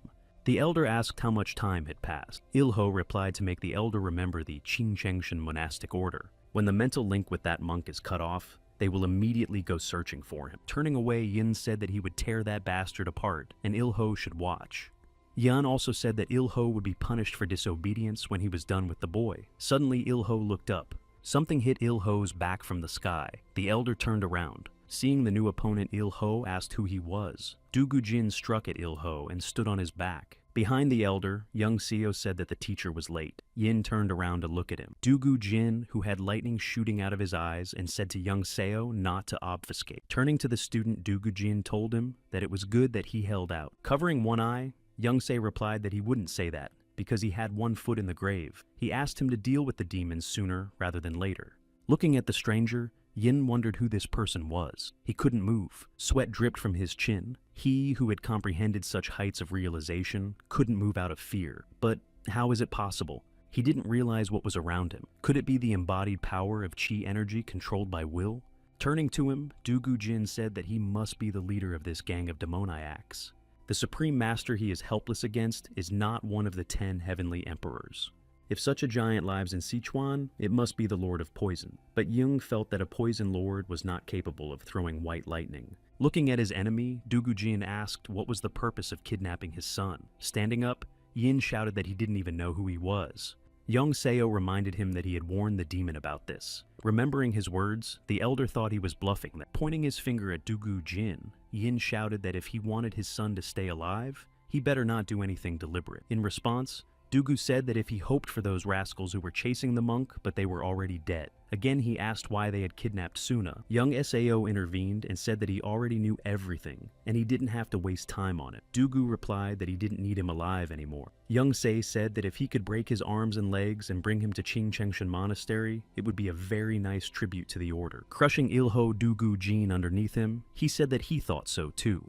The elder trembled, and a thought flashed through his mind that he must escape. He must survive to find them later and tear them to shreds. But he couldn't do anything or even move, and then what should he do? Turning towards young Seo, the elder smiled and rushed towards him. Holding out his hand, the elder thought, what if he took this lad hostage? Waving his head, young Seo said, turning his back to the Supreme Master. As the elder rushed to run away, Dugu-jin grabbed his head. Getting up, young Se said that the elder had become senile in his mind. When it was over, Young Se woke up in the hospital room. Looking around, Young Se didn't know where he was and assumed it was a hospital. Young Se's condition is terrible. Thanks to the last incident, he realized that he could change the course of events with his actions. In his past life, 2 years ago, Woojin Dugu joined the Murama Warrior Alliance, and then he lost his son. The kidnapping and massacre of Dugusun must have happened later. It's possible that Young Se took Dugusun for a walk and was seen by one of the demonic sectarians. He shouldn't be so confident that he knows the past. Things could go very wrong. Moon Hai entered the room and saw that young Seo was awake. Turning to her, young Seo said hello. Tears came to Moon Hai's eyes. She said that he was so badly hurt and began to thank him. Looking at her, Young Se said he didn't need to thank her. He just did what he had to do. Footsteps sounded, and another man entered the room and asked if he was awake yet. When Young Se saw him, he immediately sat up. It was Dugu-jin who addressed him. After listening to the teacher, Young Se asked him if he had been unconscious for 10 days. Dugu-jin replied that he was. Young Se then asked where he was. The teacher explained that the Sichuan Tang clan's hospital. Young Se asked if he had the same one that belonged to the 5 great houses. Sichuan Tang clan. This clan has given the world many great healers, and it is also known for its poison experts. In response, Young Se said that he had heard about the Tang clan, and that their healers were very expensive. Dugu-jin asked him not to worry about money. After thanking Dugu-jin, Young Seo asked how his son was. The teacher replied that he was fine. Dugu-jin said that he was not injured or traumatized or even hurt from pressing the acupuncture points. Smiling, Young Se said he was happy about that. Dugu-jin thanked him and said he owed him a debt of gratitude. With a wave of his hand, Young Se laughed that he owed him a debt of gratitude. Dugu-jin said he could ask for anything he wanted, besides martial arts training. But that's what Young Se asked for. Dugu-jin shrieked that he heard him. Turning away, Young Se replied that he wanted nothing in life as much as learning this martial art. Looking down at the floor, Dugu-jin said that he had already said that Young Seo couldn't learn it. Then Young Se asked him to at least tell him why he couldn't, so that he could at least know why he should give up. Dugu-jin grabbed his head and groaned. Then he raised his finger and said that he would explain to him so that Young Se would know why it was so dangerous. After saying that, Dugu-jin put a barrier around them so they couldn't be heard, and Dugu-jin began to explain. The teacher said that this art could only be mastered by people with impenetrable blood vessels. Young SEO clarified that Dugu was talking about a congenital curse of the body where a person doesn't live to be 20 years old. This disease is very rare. Looking at the floor, Dugu-jin replied that it is. Obstructed vessel disease is when a person's blood vessels are too narrow. Because of this, a person with impenetrable blood vessels, if they don't learn the techniques of energy building, can't survive because the stagnation of chi energy that builds up over time is devastatingly dangerous. Looking at Dugu-jin, Young-seo asked what this disease had to do with the Heavenly Lightning School. Applying magic, Dugu-jin replied that the white lightning body art makes chi energy powerful and heavy. Thus, if a person with an ordinary body learns the white lightning body technique, he touched the tree and it burst so that Young-seo even covered his face with his hand. He said that the person's blood vessels wouldn't be able to withstand the stress and would burst. It would be fatal. At the same time, people with the disease of impassable vessels can freely endure the circulation of powerful chi. Young-se didn't think that was the case. Dugu-jun also said that he was naturally born with obstructed blood vessels too. The power of the white lightning, chi energy widened them and made them circulate freely. That was why a school's knowledge holder couldn't name more than 2 successors, because it was very difficult to find a disciple with such a disease. Then Young-se asked why Dugu-jin said he didn't care if the knowledge of the school was buried with him. Dugu-jin replied that there was a way for an ordinary person to learn the Heavenly Lightning School. Hearing this, Young-seo even jumped up and asked if it was true. The teacher replied that it was. According to him, in order to do so, the master must control his students' chi circulation and gradually build up the energy potential. Step by step, the body's resistance to energy of great magnitude could be built up.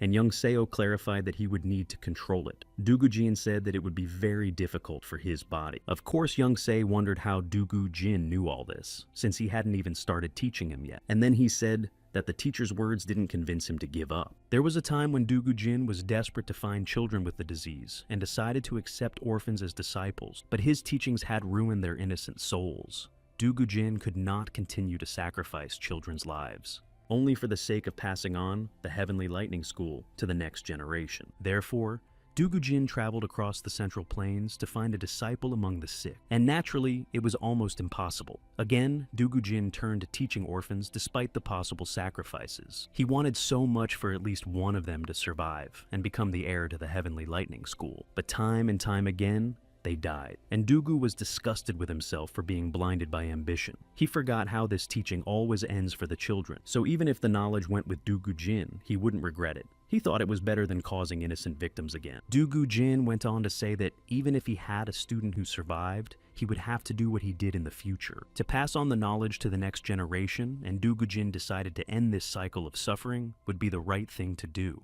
Entering Murim, a man should already accept his doom, but dying in battle and taking the lives of innocent people are not the same thing. Looking at him, Young-se thought that he had no idea what kind of stone Dugu-jin was carrying in his heart. After a while, standing on the training ground, Young-se listened to Dugu-jin shouting if he was even listening. He shouted that it was not too late to refuse, and that it was better to let Young-se ask for what he wanted, but not to ask him to teach him the art of white lightning body. Young-se turned around and told Dugu-jin not to be afraid, because he wouldn't be angry with him, even if he died. Frowning, Dugu asked Young-seo, but he realized that even with his support and help, it was almost impossible. Turning to him, Young-se asked why his teacher was so worried about his death. Dugu replied that talent doesn't help in learning this art. In his past life, Young-se had learned the Heavenly Demon Creation Chi Energy Empowerment Technique, the most powerful in all of Murima. In response to Dugu-jin, Young-seo said that if he was worried about it, then Master could care less because he had a lot of experience. And so, Young-seo said, for teacher to start, because he is the solution to all his problem. Turning around and sitting in the lotus pose, Young-seo said he was ready. The white lightning body art could ruin a person if they made even the slightest mistake when performing the energy breathing technique. Looking at his disciple Dugu, Jin thought that if it was his fault, something would happen to him. It seemed that this sin Dugu-jin would never be able to wash away. Yet, Young-se has a special physical ability. If he could learn the white lightning body art. Looking at the box in Dugu-jin's hand, Dugu-jin thought he was trying to discourage him, but he didn't refuse after everything he learned. No matter what, Dugu-jin still had the hope of passing on his knowledge through inheritance. Crouching behind his apprentice, Dugu Jin raised a finger and thought that he was praying that nothing would happen to it. Placing his palm on his disciple's back, the teacher told him that the white lightning body art strengthens the body and vessels. If young Se could endure it, there would come a time when his body's regeneration would strengthen and heal any possible injuries. When young Se looked at his teacher, he thought that he wanted to reach his level and understood what he would have to go through. Dugu Jin warned him that he would begin to transfer his chi energy into his vessels, and young Seo should carefully watch the energy circulation. Gradually, Dugu Jin will increase the amount of chi he transfers into young Seo's vessels, and he will feel the heaviness of the energy. If young Se's vessels can't take it, they will burst. Dugu Jin said that if that happens, but young Seo asked the teacher not to worry. Hearing Dugu Jin's encouragement, he opened his eyes. Turning around, young Se asked him not to be afraid. He was sure that what was scaring him wouldn't happen again. Turning around, young Se waved his hand and told him to start, because if they delayed, days would pass. When the teacher started, young Se felt that his energy was not as coarse as the demonic chi from the heavenly demon Sisadation, but just as powerful and heavy. The teacher asked young Seo to concentrate. At first, young Seo closed his eyes and opened them as if he was in a different space. When young Se turned around, he saw a large ball emitting current and realized that this was the teacher's energy. Dugu Jun explained to him that he had immersed young Se's aura into his own. Then he began to transfer the energy. Young Se rushed forward through this space. He realized that he was going to follow his teacher's actions, but it's hard for him to follow because of the pressure from the power of the energy. If young Se's attention was diverted from the teacher's chi movement for even a second, he would be distracted and his chi would immediately be thrown into chaos. In his past life, young Se had reached the level of a supreme master. Now, young Se thought that this was something he could do. Clenching his teeth, young Se slowly increased the amount of chi. Behind him, a teacher's holo appeared and shouted for young Se to concentrate. Only a slight increase in energy and young Se's veins are ready to burst. He can't withstand this pressure. Chi is too powerful. Young Se's eyes went wide. The pressure was building up, and he thought he was going to pass out. Well, young Se tried his best to concentrate. At this point, Dugu Jin thought he was in a hurry. His disciple was concentrating so well at first, but if he stopped now, his chi would get out of control. Dugu Jin started shouting for young Seo not to get lost and to be patient a little longer. He warned his disciple that just a little more, and the first phase would be over. When it was over, Dugu Jin covered his face with his hand and wondered if he had succeeded. Seeing young Seo's blood, Dugu realized that he had failed. His chi was out of control. Pressing his lip, Dugu Jin thought that it was his fault and he didn't need to hurry. Looking at his disciple, he asked him to wake up. Young Se sat with his head down. When he got up to pick him up, something started to happen around him. Then young Se leaned on his knee and started to stand up. Lightning bolts sparked across his body. Raising his head, he howled. Such a state shocked Dugu Jun. Opening his eyes and turning around, young Se asked what was wrong with the teacher and said that he was almost deafened by his screams. Breathing out, Dugu Jin lowered his head and thanked the Buddha. He then said that if something happened to him, he wouldn't be able to live through it. He felt the same way when Sun was kidnapped. He was afraid that he wouldn't be able to protect him. However, Young-Soo asked his teacher not to say that again. Hearing this, Dugu Jin opened his eyes. Leaning over to him, Young-Soo said that he had succeeded and could rejoice. Young Seo also said that he hoped to learn from Dugu Jin's lesson. The teacher was silent in response. When they were about to leave, Young Seo said he had something he wanted to ask him. Dugu Jun asked what? Putting his hand on his stomach, Young Se said that the chi in his body was not evenly distributed, as if it was split into two halves.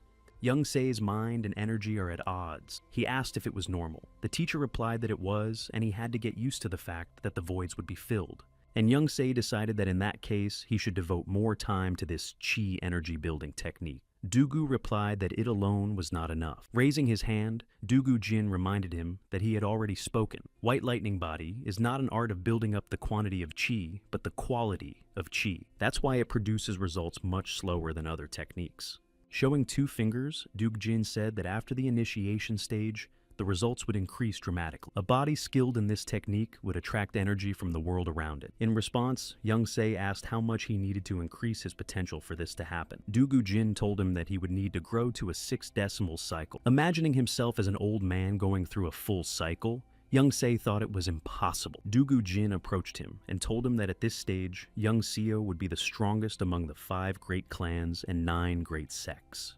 Young Seo also clarified how Dugu Jin himself had reached this level.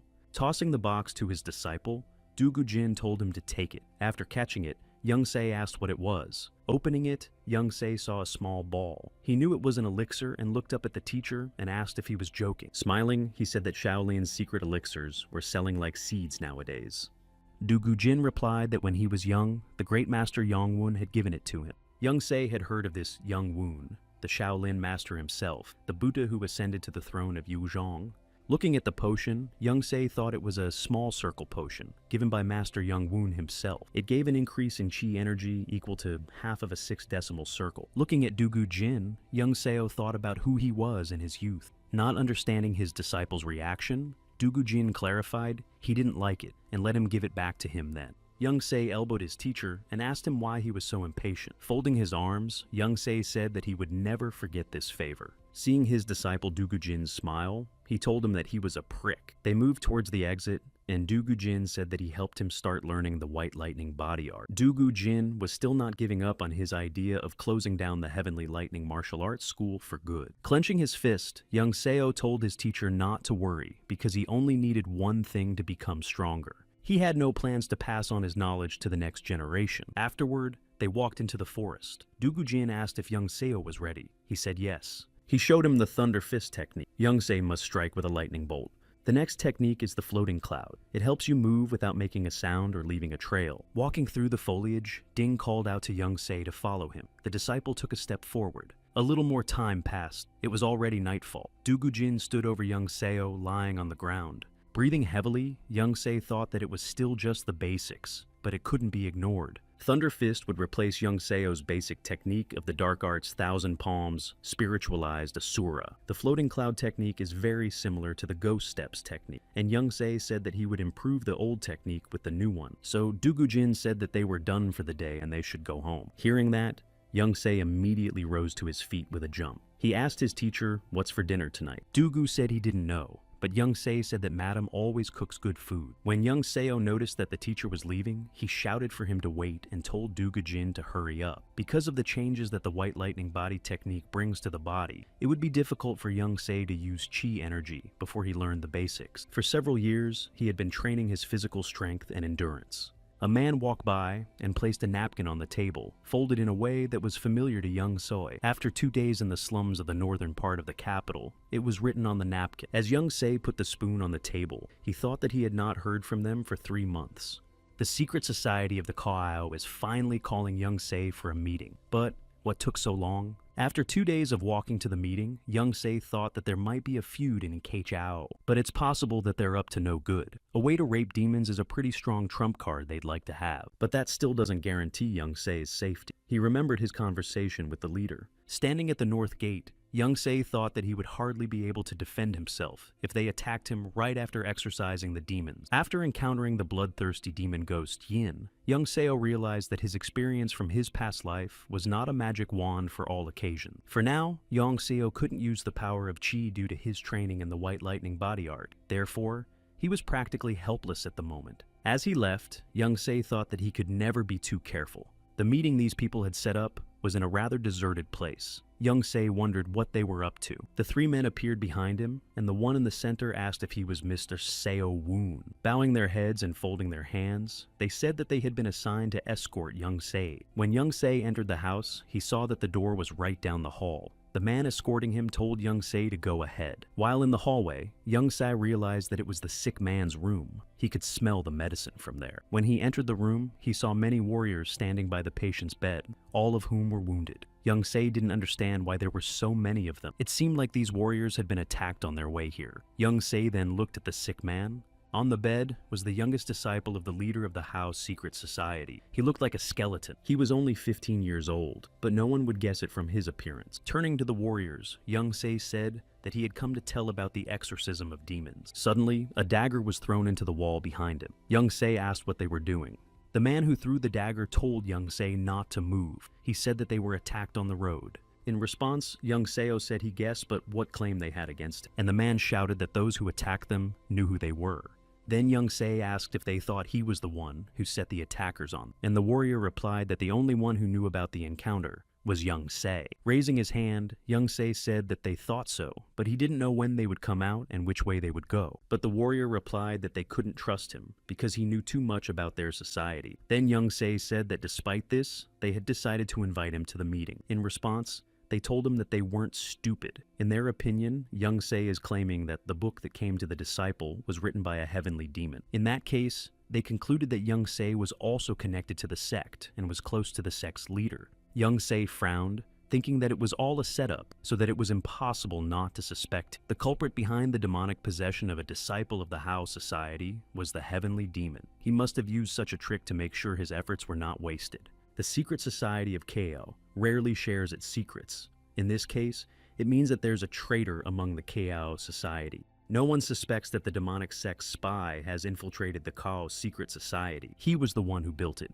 so that the heavenly demon's cursed book would fall into the right hand. Taking up his sword, the warrior said that if Young Seo is silent, then he is right. Young Se said he swears he's not a member of the demon sect. Raising his sword, the warrior said that Young Seo can't prove anything with words. Raising his hand, Young Se suggested that we talk after he disappeared the disciple, because his condition was very dangerous.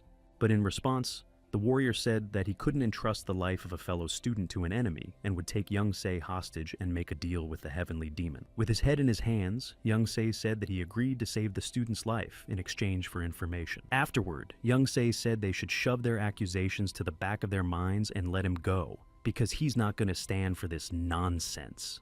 They drew their weapons and told him to try to approach the lady. The warrior added that he had already seen what Young Se was capable of in battle. Suddenly, Young Seo said that he didn't want this and ordered him out. The ceiling behind his back collapsed. The opponent saw that it was an aerial technique. Dugu Jin landed next to Young Seo, but he was unknown to the warriors. But they realized that they were facing a supreme master. Dugu Jin asked what to do with them. Turning around, Young Se replied that he was their customer, and he didn't want any sacrifices, so Dugu Jin could just immobilize them. Looking at the sick man, Young Seo said that he needed this girl, and she shouldn't get hurt during the fight. All the warriors rushed into the fight. Their leader shouted to protect the young student. Dugu Jin, on the other hand, only raised one finger. With the force of the wind, he pressed it on the acupuncture points and paralyzed their bodies. The one who ran towards them first coughed and fell to the floor, and the opponents decided that they should all pile up together. But Dugu Jin was faster. Dugu Jin rushed past them with great speed and struck them all. Young Se, who was watching the teacher, saw that he was lightning fast. When he approached the last warrior, he said he couldn't move. Young Se smiled and said that Dugu Jin had done it in a flash, so his teacher was the best. The warrior shouted,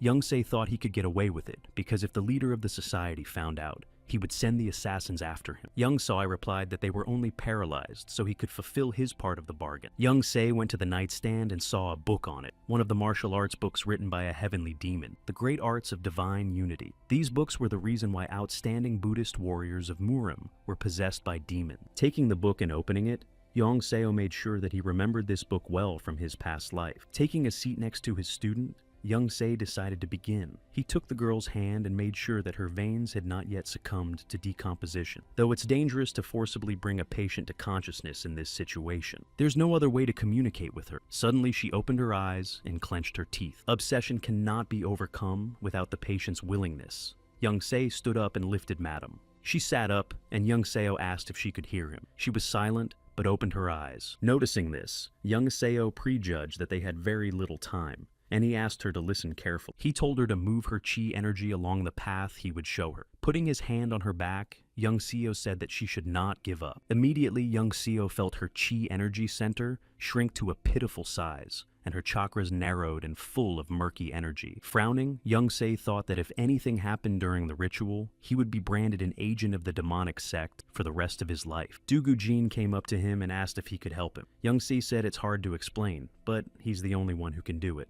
It doesn't require any effort on his part, so Young Seo asked Dugu Jin not to worry. This disciple was possessed because she was practicing an inverted technique to increase the potential of chi energy. The demonic sect leader had written his martial arts manual so that the poisonous meaning of the false practices would be hidden between the lines. Applying the practice of increasing the potential of chi from this book leads to the accumulation of poisonous energy in the body and aura, and the student does not realize. The method of expulsion is simple. Show the possessed person the correct way to create chi energy, that only the heavenly demon and his disciples know. Finally, she was able to overcome the possession. This lady has incredible willpower. It was over, and Dugujin told Young Seo that it was a good result. Young Se thanked his teacher for removing all the obstacles in his way. After smelling the smell, Young Se looked at the lady and realized that her body was emitting a horrible stench. It's the poison coming out. The girl needs to be washed so that the poison won't be reabsorbed into her body. When Young Se started to do the ablutions, Dugujin turned away embarrassed by the body. Just in case, he clarified to Young Se to wash her from the poison.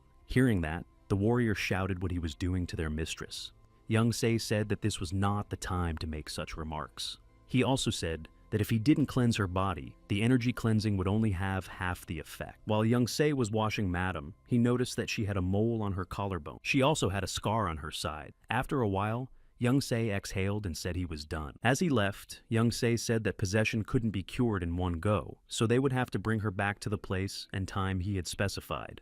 The warrior said he had a question and asked how Young Seo was related to the leader of the demonic sect. Yeon Seo turned around and said that he could only say that he was not a member of the demonic sect. Young Seo clarified that he wanted to know how he knew how to rape demons, and reminded him that they at KHO knew more about the sects than anyone else. Raising his hand, Young Se said that they should not try to ask him for such a valuable commodity for nothing. Young Sao also said that when they saw the leader of the KHO, they should tell him that they owed him for the incident today. When Young Sai left the house, he thanked Dugujin again, saying that if it wasn't for him, he would have gotten into trouble. Dugujin replied that he didn't need to thank him. Young Se called him for help in this situation, but should he explain himself?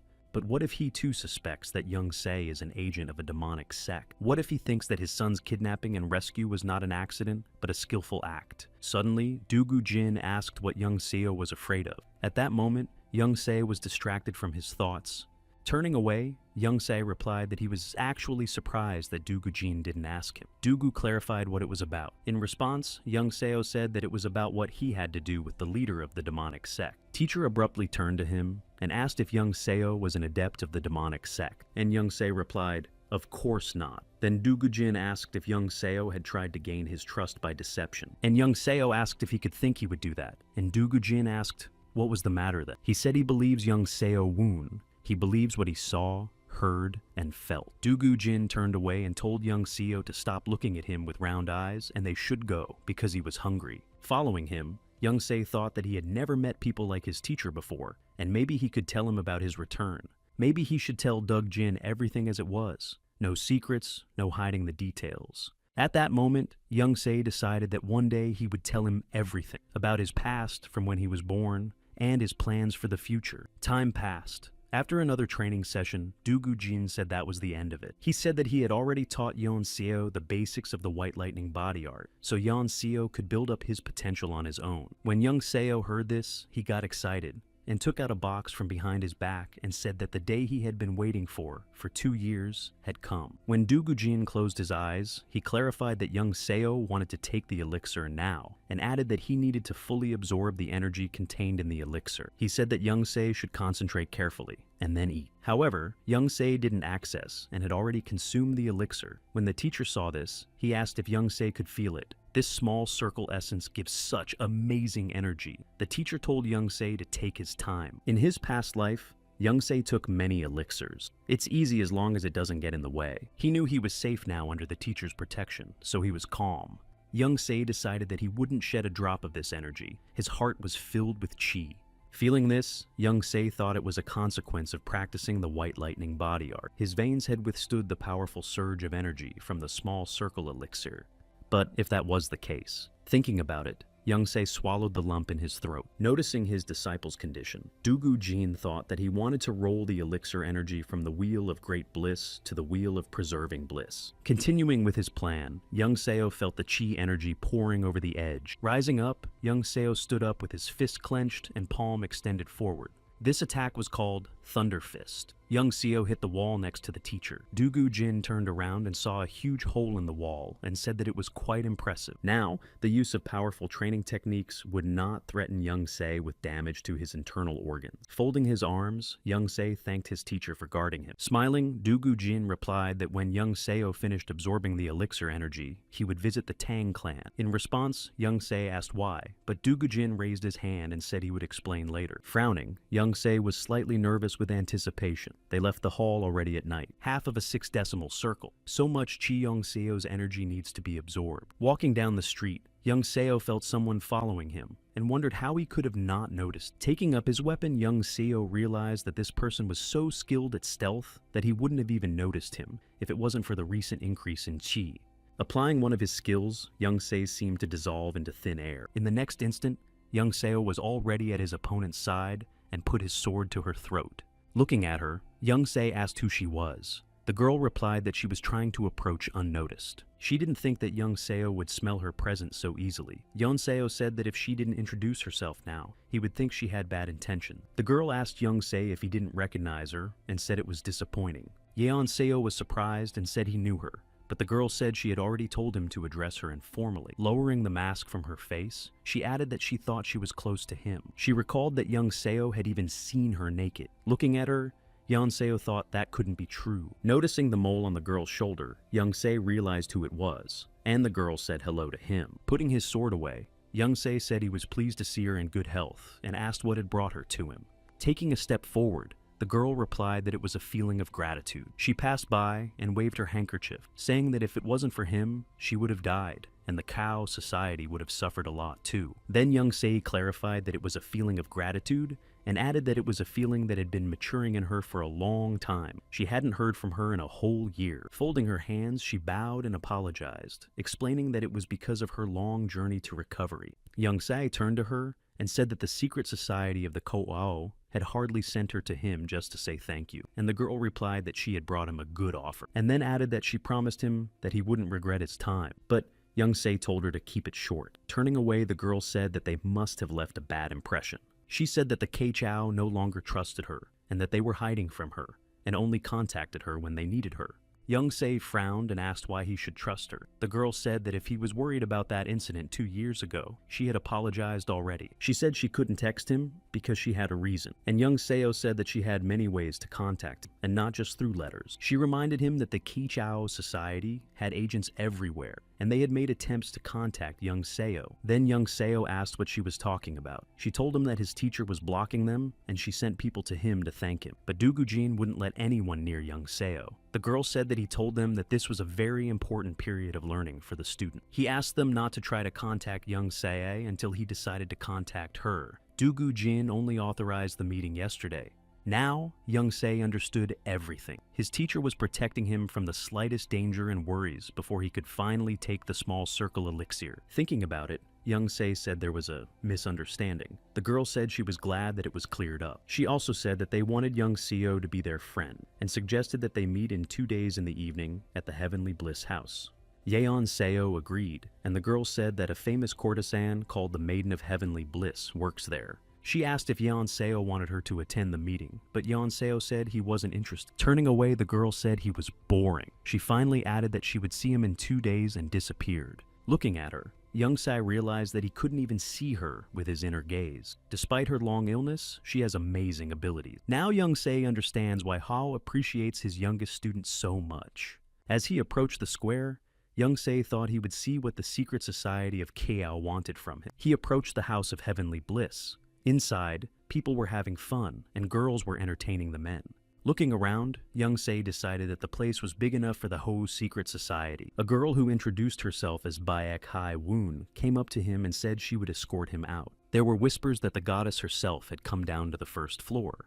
Looking at her, Young Se remembered that he said he didn't need her. Baek Hai asked if he might be uncomfortable with her accompanying him. Young Seo honestly answered that he was. He explained that he didn't want to draw attention to himself, so he wanted someone else to escort him. She stepped aside, and Young Se walked away, thinking that she was probably doing him a favor as a thank you, but he didn't want the attention. As he walked up the stairs, Young Se thought that if his name became a household name, his teacher would have a problem. If Young Se had known this would happen, he would have worn a mask or a bamboo hat. When Young Se entered the room, he was greeted by a girl. She told him to come in and take a seat. Taking a seat at the table, Young Seo lamented that he said he didn't need all these girls. Lowering her mask, the girl said that before they started talking, they should introduce themselves to each other properly and told him that her name was Jong Ga Ryung. She apologized on behalf of Keichao for last time and was also very grateful. Jong Ga Ryung thanked him for saving her life. In response, Young Seo only asked if they could take off their veils. Smiling, Jeongga asked in response if removing a veil after dating is not considered polite. Jeongga put her finger on her lip and said that Young Seo has seen her face so many times already. Why do you need a veil now? In response, Young Seo said that all this inappropriate, respectful speech sounds creepy. Jeongga looked away and said that she felt that way herself. By the way, Young Se asked if members of the Hao Society should not hide their identities from others, but the younger student did. Even then, 2 days ago, she showed her face just like that. Standing up, Jeongga said that it was true and she couldn't reveal any information to him without the leader's permission, but it was enough for trust. Winking at him, Jeongga said that she didn't just show her face because she put her heart into the makeup. And Young Seo said that the jokes are enough. Seating herself down, Jeongga called him a bore. She folded her hands and said that she did it because she got the leader's permission and he wanted to repay Young Seo. Hearing this, Young Se asked what kind of reward he would get. Picking up the teacup, Jeongga said he was impatient. Crossing her fingers, she said that she is now his assistant. There was an awkward silence and Young Seo clarified it all, and Jeongga asked what the reaction was. She jumped up and shouted if he knew how rare it was for mere mortals to be able to afford assistance because he could get any information he wanted. Putting her hand on his chest, Jeongga angrily said that in addition, all information will come directly from the top of society. Looking at the table, Jeongga said that the leader had decided to treat him as a special client, even though many people were against. She asked Young Seo to at least pretend to be happy. Odanko, he still remained silent. She then said that there would be less worries now, but why was she the one assigned as the assistant? Folding her arms again, Jeongga said that they already knew each other, and the other person would have to get to know him all over again. Waving her hand, Jeongga shouted that they were already so close to each other. Young Seo said that he hadn't even touched her with few exceptions. Waving her hair, Jeongga summarized that if Young Seo wasn't comfortable with her following him, he could refuse her services at any time. She suggested talking to the leader about another reward, and Young Seo replied that he doesn't care. In fact, Young Seo has no reason to refuse, especially since the information he received from the Keichao Society was very valuable. He thought he could find out what had changed since his past life and what he hadn't found out yet. In addition, he would be able to control everything. Jeongga patted him on the shoulder and shouted that it was a great choice. And Young Se didn't know if they had tied him a student as a reward. But there was also the possibility that the leader of Keichao had ulterior motives, and Jeongga clarified if it would be enough to repay their debt. When Young Se replied that it would be, Jeongga extended her hand to him and said that she would be happy to serve him. After extending his hand to her in return, Young Seo said he was happy to cooperate too. He decided to use all the resources he had. It had been 20 days since Jongga Ryong had met with the leader. Since then, Young Se hadn't heard from her. Then Young Se wondered if the leader had changed his mind. He had a hard time predicting his thoughts, so he thought it was possible. On the training ground, the guys were shouting to their sister that if she wasn't busy this weekend, they could have lunch together. Some of them even drooled at the sight of the girl and said that she was a beauty, but some were not satisfied and thought it was too much. The girl said that she was already the second best student, even though she had been here for 5 days. As Young Se listened to these conversations, he wondered where the second student had come from. When he turned around, he saw her coming this way. This student was shouting Young Seo Woon's name and waving at him. Jumping over the students, Jongga ran towards Young Seo's brother. He didn't understand why she came here. After listening to her story, Young Se clarified that the teacher had allowed her to be here after she said she was his assistant. He didn't believe it happened like that, but Jongga put her hand on her head and squeezed her eyes shut and exclaimed that it was true. Young Se also asked him not to call her brother because she wasn't officially a student here. With a wave of her hand, Jongga said, "Whatever you say," turning around and holding out his hand to his sword. Young Se said she could go because he had to practice, but Jongga asked if they should spar with an experienced fighter like her. Looking at her, Young Se realized that she was trying to find out what level his martial art was at. He hadn't met a strong enough opponent since his battle with the bloodthirsty demon ghost Yin. Oh, and young Seo just wanted to check how much her skills had improved and how good the skills of a student of the leader of the Hao society were. She drew her sword and said that in that case, they would start and warned young Se to be ready. While he was looking at her, she flew up in a flash and was already behind him. However, young Se was not just standing there and attacked her from behind. Young Seo said that Jongga was quick to repel the attack and praised her.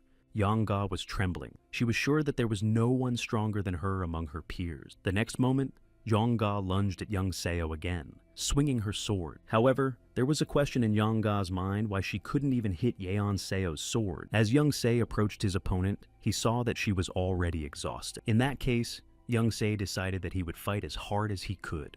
Watching Jongga running towards him, young Seo used the third stage Moon Shadow sword skill. This attack was called the Full Moon Attack. The opponent's blades converged in battle. Seeing what young Seo was capable of, Jongga thought that it could not be at this moment her blade split. After disarming her opponent, young Se threw her back a few meters. After slowing down, Jongga coughed. Looking at young Seo, Jongga asked if he was the same age as her. She said that she thought she was the same age as her peers, and now her pride was shattered. In response, young Se said that vain people die first in battle. Breathing heavily, Jongga asked why he said such cruel things. She said young Seo admits that he has rivals among his peers, and young Seo simply said no. Jongga gasped and said of course. Then young Seo said that he can't predict the course of this fight, but there's no way he's going to lose. Even in Yeon Seo's previous life, he had no equal among his peers. Young Se lived in a world where either you destroy the enemy or the enemy destroys you. Therefore, young Se had no right to lose to other martial artists. After hearing this, Jongga asked if he was confident in his abilities, and she summarized if he was, then why wouldn't young Seo take part in the Flaming Phoenix competition? Leaning over to him, Jongga asked him what he was thinking about. Young Seo held his chin and remained silent. After the silence, young Se thanked her and turned away to tell her that he had practice. Raising her hands, Jongga shouted, "Wasn't one training session enough?" She asked where young Seo went. A few days later, young Se was walking through the forest, going up the mountain. Looking over, young Se said he was just going to have lunch with his teacher. Jongga jumped out of a bush, and young Seo asked why she was following him, and she exclaimed that she had been bumped off too. With a wink, Jongga raised her finger and asked if this wasn't a great opportunity to really get to know his personality. Jongga waved her hand and said that since young Seo didn't tell her, she would find out for herself. Young Seo didn't expect anything else from a member of the HAE society. Jongga asked why he shouldn't tell her. She slyly asked why such a strong warrior was working as an ordinary teacher, but young Se replied that he couldn't tell her. Raising her hands, Jeongga clarified why the two of them have so many secrets. Doug Woo Jin moved out as soon as his son returned. The heavenly evil king is now constantly snooping around Daegu Woo Jin. That's why there's no place safer than Mount Jongsong, where the Jongsong faction is located. Jeongga, who was walking ahead, waved to the young man who was greeting them. After meeting the teacher's family, they sat down at the table and began their meal. With a thumbs up, Jeongga told the lady that she had never eaten anything as delicious as this. Moon Hai was embarrassed and said that she was saying such nice words to her. Meanwhile, Daegu Jin was silent and then stood up. Moon Hai turned around and asked him where he was going. Daegu Jin replied that such a meal needs a proper alcoholic beverage. Young Se understood and said that he was going with him because he wanted to go for a walk. Daegu Jin continued walking ahead and told his disciple as you wish, and they walked forward. When they entered the house, young Seo asked why Daegu Jin, a man who never drinks, suddenly decided to bring alcohol. But Daegu Jin replied that he didn't give up alcohol completely, he just drinks less. Suddenly, young Seo asked if the master felt guilty towards his family. Daegu Jin shuddered and his hand holding the pen shook. He replied that Moon Hai had given up a lot for him. Daegu Jin wanted to give her a rich life, but not everything in this world happens the way he wants it to. While listening to this, young Se thought that no matter how strong a warrior Daegu Jin is, he's still a human being. Even as long as he's by his family's side, he won't be able to protect them from all the demonic warriors. For the safety of his family, he literally locked them up in Jongsong. Even here he doesn't feel as safe, and is training his son diligently. Until the heavenly king of evil is destroyed, or Daegu completely heals his body, he can't live a single day without fear. Suddenly, young Se had a flash of light and thought, what if he used this method? Daegu Jin came out of the house with 2 bottles of wine and told him that the alcohol was from Zhejiang province. And young Se told him that he didn't seem to have gotten him anything for the housewarming gift. Daegu told him that they had moved a long time ago, and why he suddenly remembered. With a wide smile, young Se replied that he promised Doug Jin would like him. The night came. Young Seo and Jong-ga went back to the temple. She asked Young Seo if she wanted her to deliver a message to the leader of the Hwayan Trade Organization. Anne clarified it was the same organization that had expanded a lot recently. Young Seo confirmed, adding that the payment would be information. Jong-ga raised an eyebrow and asked what kind of information. Yi, a young SEO, replied that the eldest son of the leader of the trade organization was possessed by a spirit during training. A demonic sect was involved. Young SAO asked him to tell the liar to find him if he wanted to save his son. Reaching out her hands to him, Jong-ga asked how Young Seo knew his son had been victimized by an evil spirit, and Young Seo asked if she wanted to get the information for free. Jong-ga said she wasn't interested anyway, and if Young Seo didn't want to know, she didn't have to tell him. And then she warned that the journey would be long, because Hwayang is in Zhejiang province, and Young Seo should wait for her. Hwayang's trade organization will soon become one of the most influential. In his past life, the heavenly evil king had healed the son of the head of Hwayang, and then took over the entire trade organization. Smiling Young Seo decided that this time, he would heal his son, and make the Hwayan organization his own. And then there's an evil spirit that struck the son of the head of the trade organization. It's called the Scarlet Flower Demon, and comes from a window powered by the power of Yang energy. This spirit can only be defeated by using a divine Yin energy attack. This will be a good gift for the master. While Young Seo was meditating in one of the towers, someone called out to him. Jong-ga appeared behind him and asked him to help her. Young Seo looked back and asked what was wrong. Walking up to him, Jong-ga told him that the goddess had been kidnapped. Young Seo stood up as well. When Young Seo heard that, she asked about the goddess of the heavenly bliss house, and Jong-ga shouted out if there was any other goddess. And Young Seo clarified why this was even a concern for the HAO society. Lowering her head, Jong-ga whispered that she was also a member of the Hao society, pointing her finger at herself. Young Seo asked why she was asking for help from him, and not another member of the society. Waving her hands, Jong-ga explained that there was no time to wait for the soldiers to arrive. Young Seo then asked if Jong-ga was one of the best students. Couldn't she do it herself? With a clenched fist, Jong-ga replied that if she acted alone, there would be less chance of success. Young Seo thought that if she was asking for help in a hurry, it meant that this goddess was a special person in KSO. Jong-ga clenched her fists and jumped up and down, and shouted for Young Seo to say he would help her.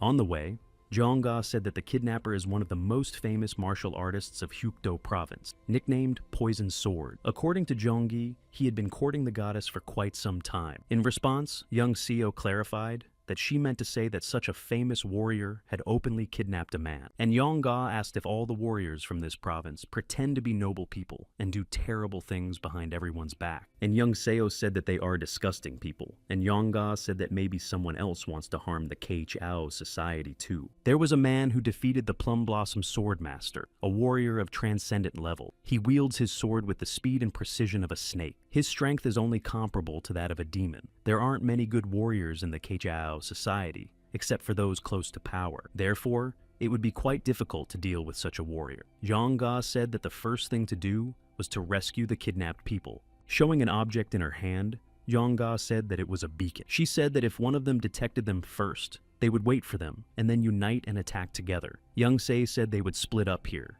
Standing on the hill, Young Seo said she wouldn't leave him without payment, and Yoon-ga said he shouldn't worry because she'll pay him back. Yeon Seo also asked if she had an extra mask because he didn't want to stand out, and Jong-ga said she did, but she had used it before. After handing Young Seo the mask, Jong-ga said he could consider it an indirect kiss, but Young Seo replied that he would put it on the other side and then just throw it away. Jong-ga pouted and turned away. As Young Seo flew up, he said he'd go first in that case. Jong-ga also flew up and complained that Young Seo had an answer for everything. Meanwhile, the captive goddess couldn't feel her body below the neck and thought that her captor had cast a blood curse. Suddenly there was a voice that asked if she was awake. The goddess opened her eyes. Sitting next to her was Poison Sword, the elder of Sadok society. The goddess told him that he would regret kidnapping her. She was sure the warriors would be coming soon. Poison Sword laughed and clarified the warriors would come to rescue the courtesan. He added that he didn't care about them, and that she didn't think he had kidnapped her without preparation. Standing up, Poison Sword said that she had better go towards him, and all the hidden paths here are already well protected. Squatting down next to her, Poison Sword told the goddess to just give up. The girl turned her head away slightly. Stroking her cheek, the warrior told her to get used to the idea of him being her husband. Licking his lips, he told the goddess to finally open her heart to him. Suddenly, there was an explosion next to him,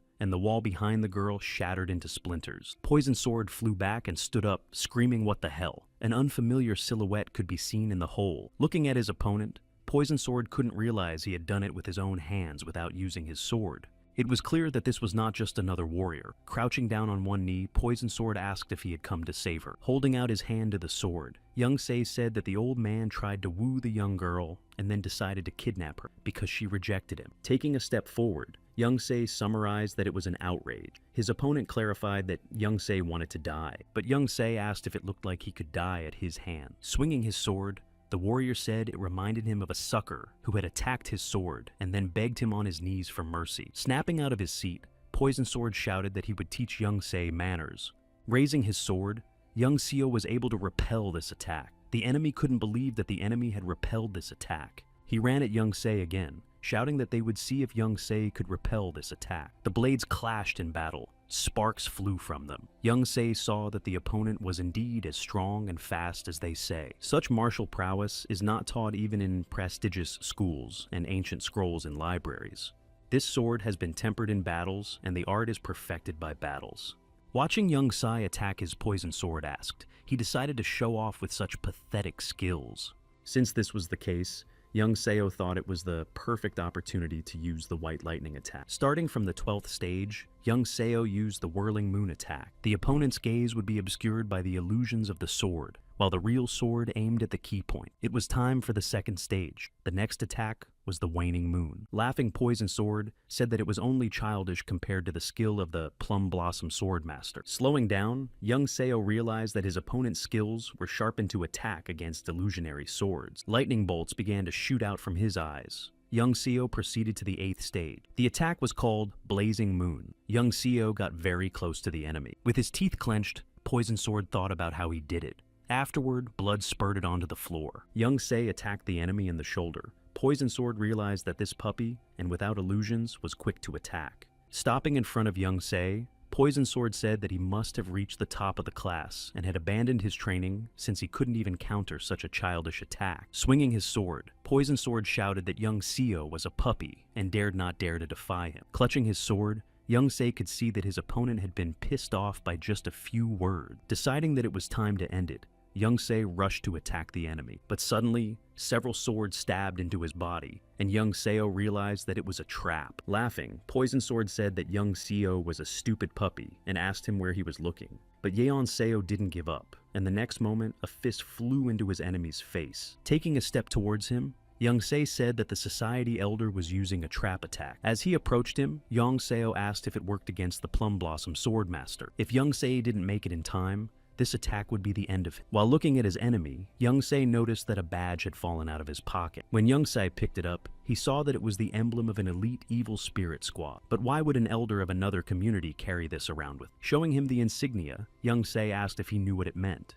But Poison Sword asked Yeon Seo if he thought he would tell him, and Young Se said he would just make him tell him. Grabbing his head, Young Seo added that he might not calculate his strength. When Poison Sword screamed, Young Seo said he would ask again where he got it from. Again, he proceeded to torture him, and then Poison Sword yelled that he got it from the leader of the Seok clan. Stopping Young Seo asked again. The warrior told him that it was a clan that was gaining more and more influence in Sichuan, but Young himself knew that the clan whose power was growing was related to the evil spirit squad. Standing up, Yang clarified how the clan leader was related to the evil spirit squad. Poison Sword replied that he didn't know everything and had only helped him with a couple of tasks. Raising the plaque, Young Se asked if this clan was actually a demonic sect, pretending to be a Buddhist sect. Poison Sword replied that it probably isn't, and it seems that the leader doesn't treat this clan well. Yeon Seo asked if they have a bad relationship. Poison Sword said that they are not bad, but they just use each other. He didn't know everything, but there's a lot of trade going on between them.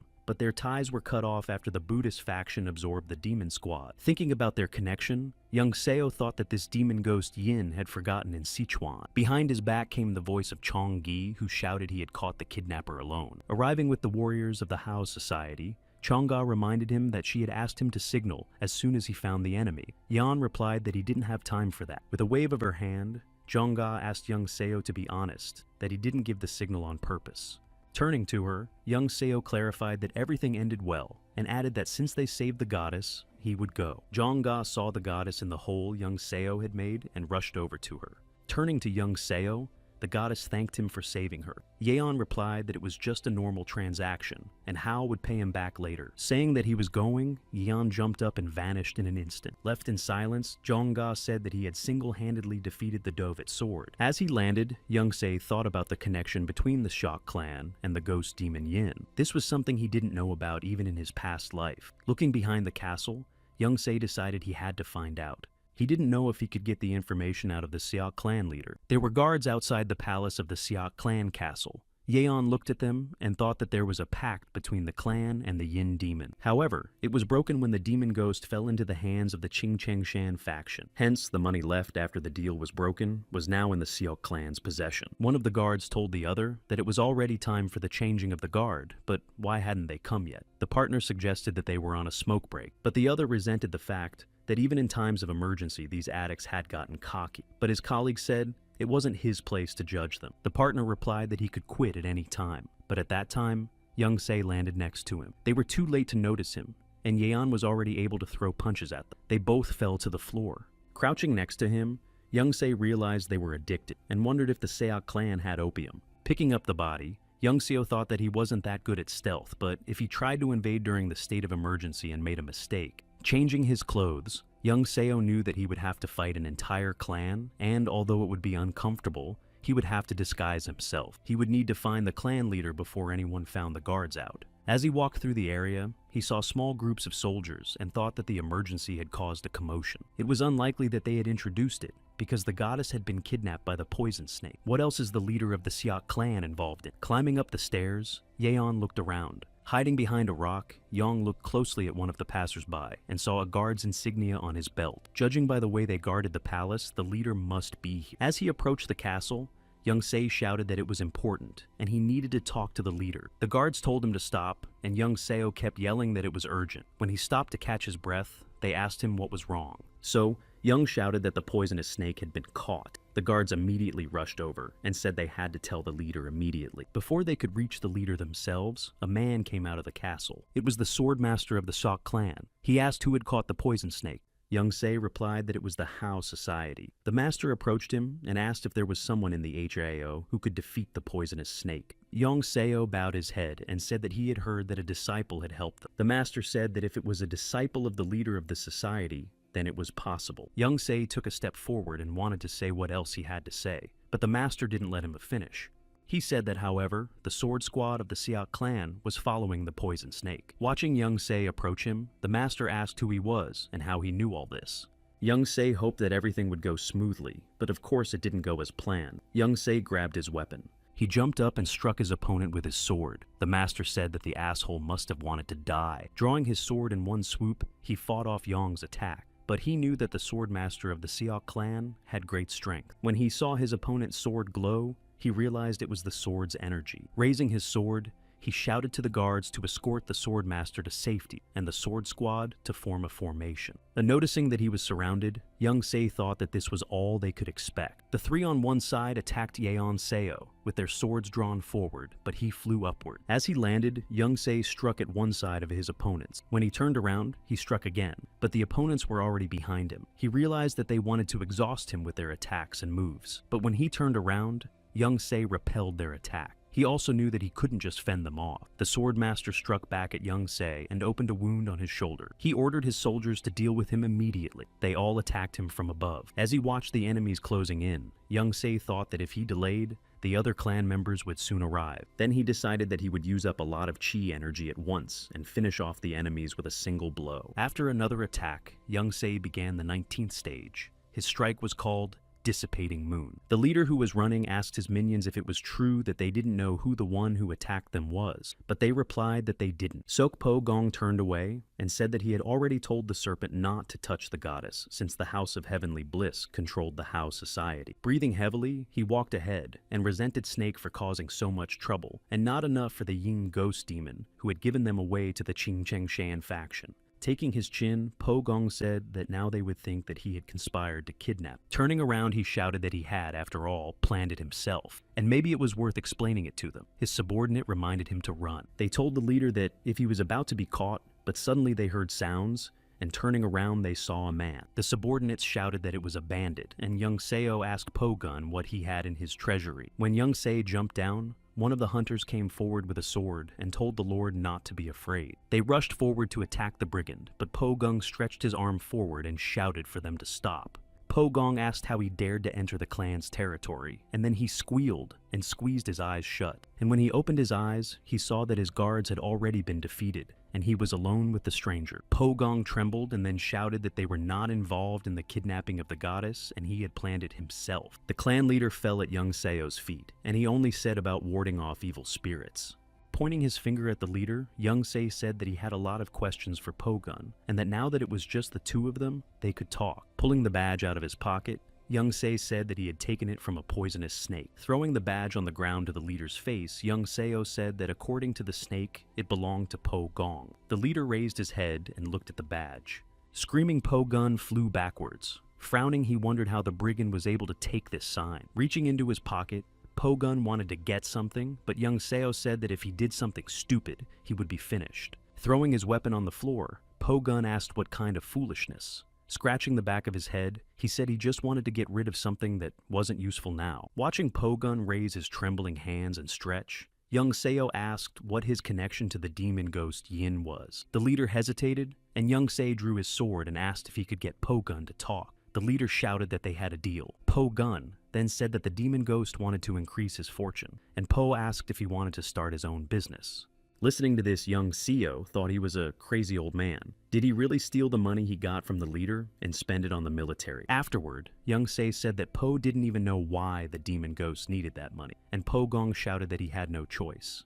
He said that he couldn't say no to Ghost Yin. Young Se agreed with him, because if he refused him, he would die. Young Sai told Po-gun that if he received an offer from the Jongseon faction, he should say that he would do anything. Young Seo also added that the Po clan had gotten rich from selling opium. Po-gun looked away and said he would never do anything. Young Se knelt down and warned that if the Jongseon faction found out, the Po clan would have no future. Po shouted that there was nothing left for them to do. He said that they stopped trading with him right after the demon ghost was destroyed. Getting up, Young Seo clarified if Po-gun wanted to live. He kneeled down and folded his arms and shouted for mercy. Young Se turned around and said that he had his own principles and had not come here to punish the head of the clan. Po asked Young Master's apprentice. Looking around, Young Se smiled and said that he was someone who had already dealt with the evil spirit squad. Putting away his sword, Young Seo said that the ghost demon was already in the hands of the Buddhist faction, but the troubles from it were not over yet. After attacking the leader's aides, Young Se asked where the book of accounts of the trade with the demon was. Taking the book out of the bundle on the aide's back, Young Se said he would keep their deal a secret. Then turning to Po-gong, Young Seo said he would return all the money the demon ghost had earned. No one will know how much money the ghost demon was able to get, only if clan leader Seo doesn't speak up. Go. Gung said that the ghost demon was a ghost, but Young Seo interrupted and asked him if he could believe it. Suddenly, Po-gun shouted that he is the leader of the Siak clan, swearing to be loyal to him. This surprised Young Se, and raising an eyebrow, he asked why. Po-gun said that he had always dreamed of creating a group of dedicated warriors in his clan. Turning away, Po-gong rubbed his forehead, and said that he could not defeat the evil spirits and lost.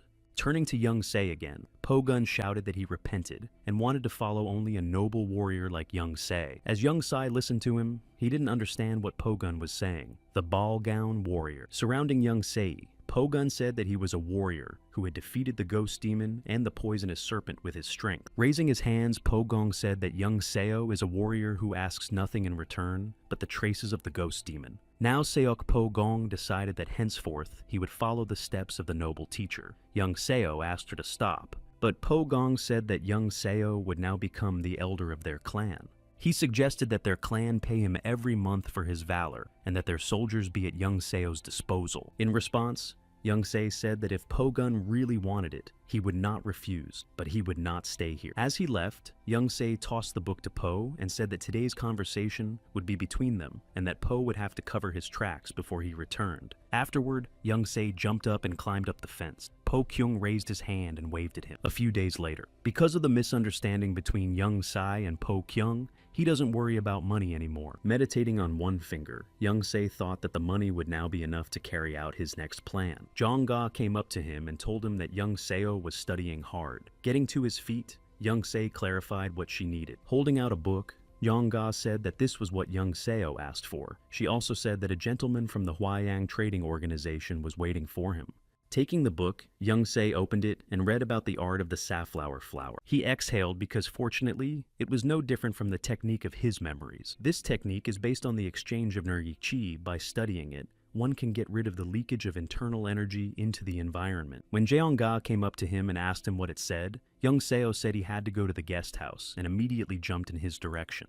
Thinking that she didn't even have time to read anything, Jeongga yelled for Young Seo to wait for her and jumped after him. Arriving at the head of Huayan's trade organization, Young Seo heard him ask Yong, who promised to cure his son. Looking at the head, Young Seo thought that in the future, this person would be one of the richest and most influential merchants. Young Se sat down at the table and said that he was not a healer. The head asked how he was not a healer. Young Se confirmed that he knew how to cure his son. The head replied that he didn't care who Yeon Seo was, but it was important to know how he would do it, so Yeon Seo should tell him now what he needed to do. When Young Seo started the treatment, the head paced around the room like a madman, saying it was taking too long. Turning around, the head said he wanted to take a look himself. When Young Se came out of the room, he replied that there was no need. Seeing him, the leader exclaimed that they were finished and asked how it went. Young Se replied that the treatment was successful and the patient would soon get up. Tears came to the head's eyes. He sighed and said that it was a relief. He then confessed that he was very grateful to Yeon Seo. The head said he would repay Young Se and suggested that we start by celebrating over dinner. When the table was set, the head asked Yeon Seo why such a talented person like him decided to cure his son. Yeon Seo replied that his help was not needed by those who were only looking for profit. He went on to say that a person's life is not a small thing on the scale of the big world, and that the head was very worried about his son's life. As Young Se finished his meal, he said that this was what convinced him. The head replied that he understood. He looked down at the table and said that if it wasn't for Yeon Seo, he would have saved his son's life and thanked him again for saving his son's life. But Yeon said he only did what he had to do, and the head said he would do anything as a thank you. He asked him to tell Young Se what he would like. Sticking his hand in his pocket, Young Se said he had something. Throwing the papers on the table, Young Se said no matter how much money it was, he wouldn't spare anything, and Young Se said he needed some spices. Surprised at this request, the head asked why he needed spices. In response, Young said that it could be called an investigation into his old age. In the fall of next year, the Huayang Trading Organization will be attacked by Japanese piranhas on the coastal areas of Zhejiang, causing them to suffer. This will cause the price of spices to skyrocket. These spices made Huayang one of the 10 most powerful trade organizations, and it's Young Se who's gonna get rich from it, not the heavenly demon. The head just said it's not difficult. However, he said that he thought Yeon Seo would ask for a monetary reward, but Yeon Seo reminded him that he hadn't cured his son yet. Now, Young Se couldn't refuse the chicken that lays the golden eggs. Young Se would take a long time to build a relationship with him to get what he needed. Holding out a red object, the head asked Young Seo to take it. Holding out his hand, Young Se asked what it was, and the head explained that it was the sign of their organization's special important customers. Only with this sign would Young Se be able to deal with the merchants of this company. Clenching it in his fist, Young Se asked if he was worthy of such a valuable item. The head smiled and said that he should at least pay him with it. The head also said that it was also an investment, Young Se's investment. Leader Huayang invited Young Se to the main headquarters of the organization and returned to Zhejiang. The wealth that Young Se will acquire after the spice prices soar will help him on his way to becoming one of the elders of the martial arts world. To do that, Young Se needs the help of the Huayang organization, and the sign will start it. In his past life, the sect leader should have received it. Looking at the sign given out by the head, Young-O thought he would be extremely upset. Now, Young Se's side was on the side of the HDAO society, and even the Huayan organization. He had obviously noticed this change. Now, Young Se must lay low. There was a sound behind him, and when he turned around, Young Se saw a huge fist flying at his face. Reflecting his opponent's attack, Young Seo said that he called him out, saying that he had a conversation and now he was attacking. But what if the attack had hit Young Se? Laughing, his interlocutor said that if he had attacked Young Seo for real, he wouldn't have been able to deflect the blow so easily. Walking up to him, Dugujin said that he thought that young Seo had curbed the white lightning body art. Looking at his hand, young Seo said that it was not yet complete, and now he could only use it when absolutely necessary. And Dugujin clarified that young Seo would like to try chi energy breathing, and added that then he would be able to feel what level he was at. Exhaling, young Se said that he could try it. Sitting down, he concentrated. Only young Seo opened the breath of internal energy, but his entire body cleared of negative energy. Looking at him, Dugujin asked young Seo, surprised. Then he said that white lightning is a strong weapon in itself, but it can also act as a defense. This is the god of lightning. Folding his hands, Dugujin said that this could be called the white lightning stage. And when young Seo fully mastered this art, he would understand how to use it. Getting up, young Se said that he was able to get rid of all the negative energy because of this, and asked if white lightning could be used to do such a thing. Dugujin replied that not everyone could do it, and many people would not be able to reach the lightning god stage. He said that the body could become stronger through the art of white lightning, but it could not compare to the body improvements of martial artists.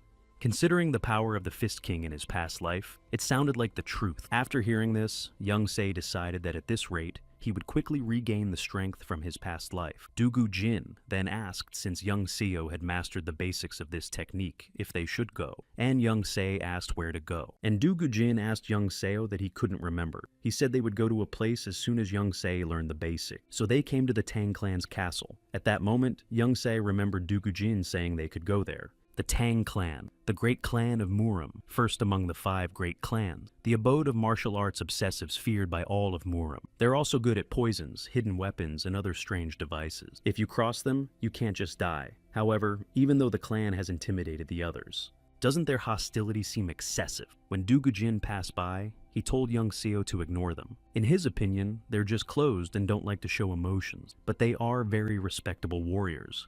The Tang clan that young Se knew was full of narrow-minded cowards. He and his teacher walked across the bridge. At the end of the bridge, they were met by a girl who bowed and greeted them. With a wave of his hand, Dugujin replied to her that they hadn't seen each other for a long time. He introduced young Se as his student. Folding his hands, young Seo introduced himself. In response, the girl said that she was happy to meet him, and introduced herself as Tang Seo Young. She said that she had wanted to see him for a long time. According to the information of the Hao Society about the ghost demon, he was not related to the family. Clan leader Takin and Tang, so Yan often contact each other. She is the daughter of leader Tang, who used to keep in touch with Dugujin. Young Seo didn't know why, but unlike the other clan warriors, she seems friendly. Stepping aside, Tang Seo told him that the leader was waiting for them, and young Seo thought he wouldn't let his guard down. When they arrived at the hall to the leader, he told Dugujin that they hadn't seen each other for a long time. In front of them sat Tang Baek-gun, the clan leader and future Poison King. When young Se saw him on the battlefield, he didn't feel any negative energy from it. If young Se didn't know him, he would have thought that Tak Baek was a Buddhist warrior. However, they are the future king of strength and the king of poison. It was strange for young Se to see the monsters from his past life together now. Dugujin said he came with a request. Baek-gun said for him to speak. Scrunching his nose, Dugujin said he knew the request was big, but it was necessary for his disciple. And Dugujin said that he would like to ask them to give him the elixir of 1,000 poison. When young Seo heard this, he was shocked, because it was the secret elixir of the Tang family. Laughing, Baek-gun said that without his supervision, the disciple had become an idiot. Smiling, Baek-gun said, "That's the way it is." Folding his hands, Dugujin thanked him and said he would definitely repay this debt. Baek-gun asked what was going on between them, and could he refuse someone who saved his daughter's life. Looking at Tang Seo, young Seo didn't know what they were talking about. But if the teacher had saved the clan leader's daughter, it was understandable why he would agree. Baek-gong had also said that to take the elixir, a warrior had to reach peak level, and his skills had to be extraordinary. Turning to young Seo, Baek-gung asked how old he was. Young Se replied that he was 17. Looking at his daughter, he noticed that they were only 2 years apart, and then said that to reach peak level at that age. He said it was unbelievable and then used magic. The snakes attacked young Seo. Looking at Baek-gun, young Seo realized that he had decided to test him like that. Folding his arms, young Seo shouted that he was grateful for the praise. Seeing this, Baek-gun said that his spirit was strong too. Looking at his daughter, Baek-gun laughed and said that he couldn't help himself, and asked Tang Seo to take the guest to the best apothecary. Standing on the doorstep, Tang Seo said that only Tang family members can visit this chemist, and so she would go alone. After she left, young Seo turned to the teacher and asked him why he needed the elixir.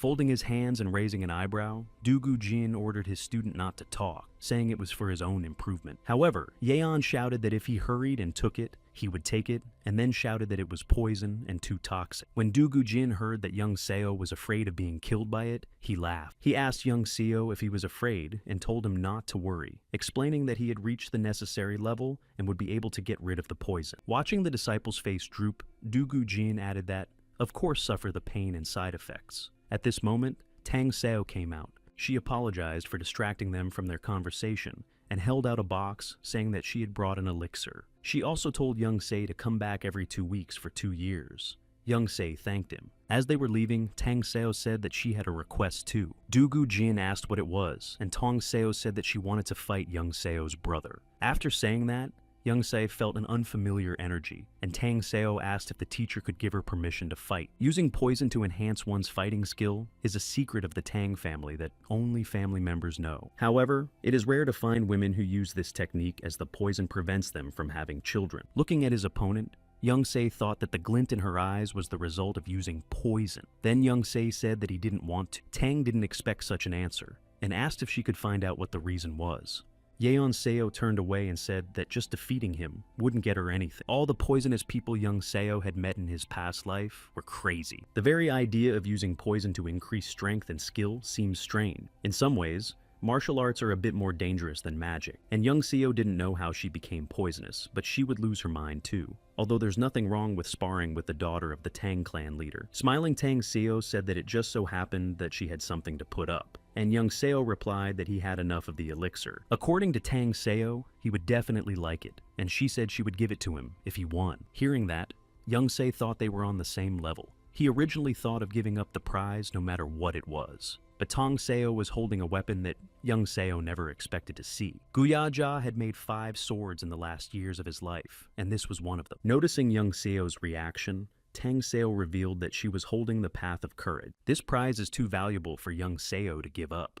A past generation master who is said to make the best swords in history, the best blacksmith in Zhengzhou, Guyaja. He put all his heart into making 5 swords and then died. Their names are Heavenly Palace Victory, King of the Seas, Pure Word, and the Way of Courage that Tang Seo holds. For any warrior, the sword made by Gu Yaju is a weapon so valuable that one would risk their life for it. Just in case, Young Se asked if Tang Seo was allowed to make such a bet. She said that if it wasn't for the sword, he wouldn't have agreed to spar. Clutching the weapon, Young Se said that she had put such a sword on the line just for the sake of it. Young Se frowned and asked if she had another reason. Tang Seo said that she asked him for the sword because it was her benefactor's teaching. Noticing that Dugu Jin had averted his gaze, Young Seo asked what that had to do with it. Tang Seo said that her benefactor's disciple must be very strong. Looking at her, Young Se wondered if she just wanted to defeat him. It seemed like she wouldn't answer his questions anymore. Whatever her reason was, the bet was too attractive. Young Se said he didn't have anything to level the playing field. Tong Seo went somewhere and said it didn't have to be an item. When she approached Doug Jin, she asked if he could win if he could fulfill her request. When Young Sai asked why he was suddenly the master, he didn't have time to say anything, because Dugu Jin had already said of course. Of course Young Se didn't know what she would ask. Returning to her seat, Tang Seo asked if he needed more time to think about it. Young Sai said that since the teacher agreed, he would accept the challenge, and Dugu Jin announced the start of the fight. Drawing his sword, Young Se thought that he didn't know what her motivation was, but he was more than sure that she would never give up. But that didn't matter to him as long as such a sword was at stake. Uppanet Young Se is a poisonous man, so he must do everything possible to avoid being poisoned. Starting the fight, Young Se started the first stage. Raising his sword, Yeon Seo struck with Crescent Moon. However, Tong Seo ducked down and attacked Yeon Seo from below. She threw a punch, and Yeon crouched down and coughed. Looking at his arm, Yeon saw a blue-colored wound, but Yong thought that the white lightning art should protect against poison. Raising his head, he looked at Tang Seo, who had the blades clutched between her fingers. Before Young Se could rise up, Tang Seo was surrounding him from all sides, as if attacking him again. Swinging his sword, Young So tried to fend off his opponent's attacks, and then went the other way. Turning around, he saw Tang Seo landed next to him, and thought that it wasn't that he agreed, but a fight to assess her skills.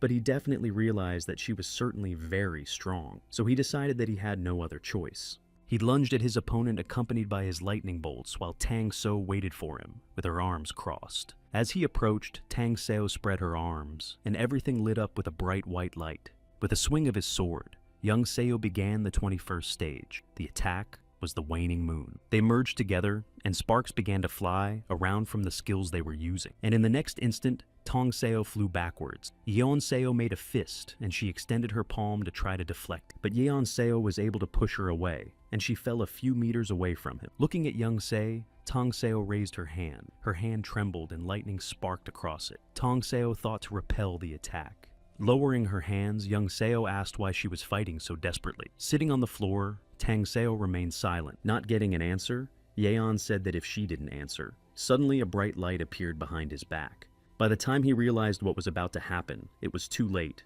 and the ray hit him. The beam reached his mistress, and the light went out, and young Se realized it was her hairpin. She put it back on her hair. The hairpin was called the Soul Butterfly. Touching the blood on his face, young Se thought that if he didn't get there in time, he would be in big trouble. Feeling sick, young Se fell to one knee and realized that the hairpin had poison in it. Tang Seo, on the other hand, stood up. She grabbed her weapon, and young Seo clenched his teeth. He drooled and trembled. He thought about not losing his mind. Concentrating, young Se tensed his hand and blue lightning shone in it. He put his hand to his chest, and a bright light enveloped everything. Tang Seo stood in front of him, with her sword raised. Young Seo was then able to get up, holding his wound. Tang Seo knew she had to end the fight before he expelled all the poison. She rushed to attack, and Yeon landed on one knee and raised 2 fingers. At that moment, he started the 23rd stage. The attack was called Water Moon. Tong Seo approached, and young Seo swung his sword, and as if a tsunami had covered his opponent. Seeing this, Dugu Jin raised his eyebrows and realized that this was the end. The smoke cleared, and Tong Seo became visible. The winner of this battle was young Seo.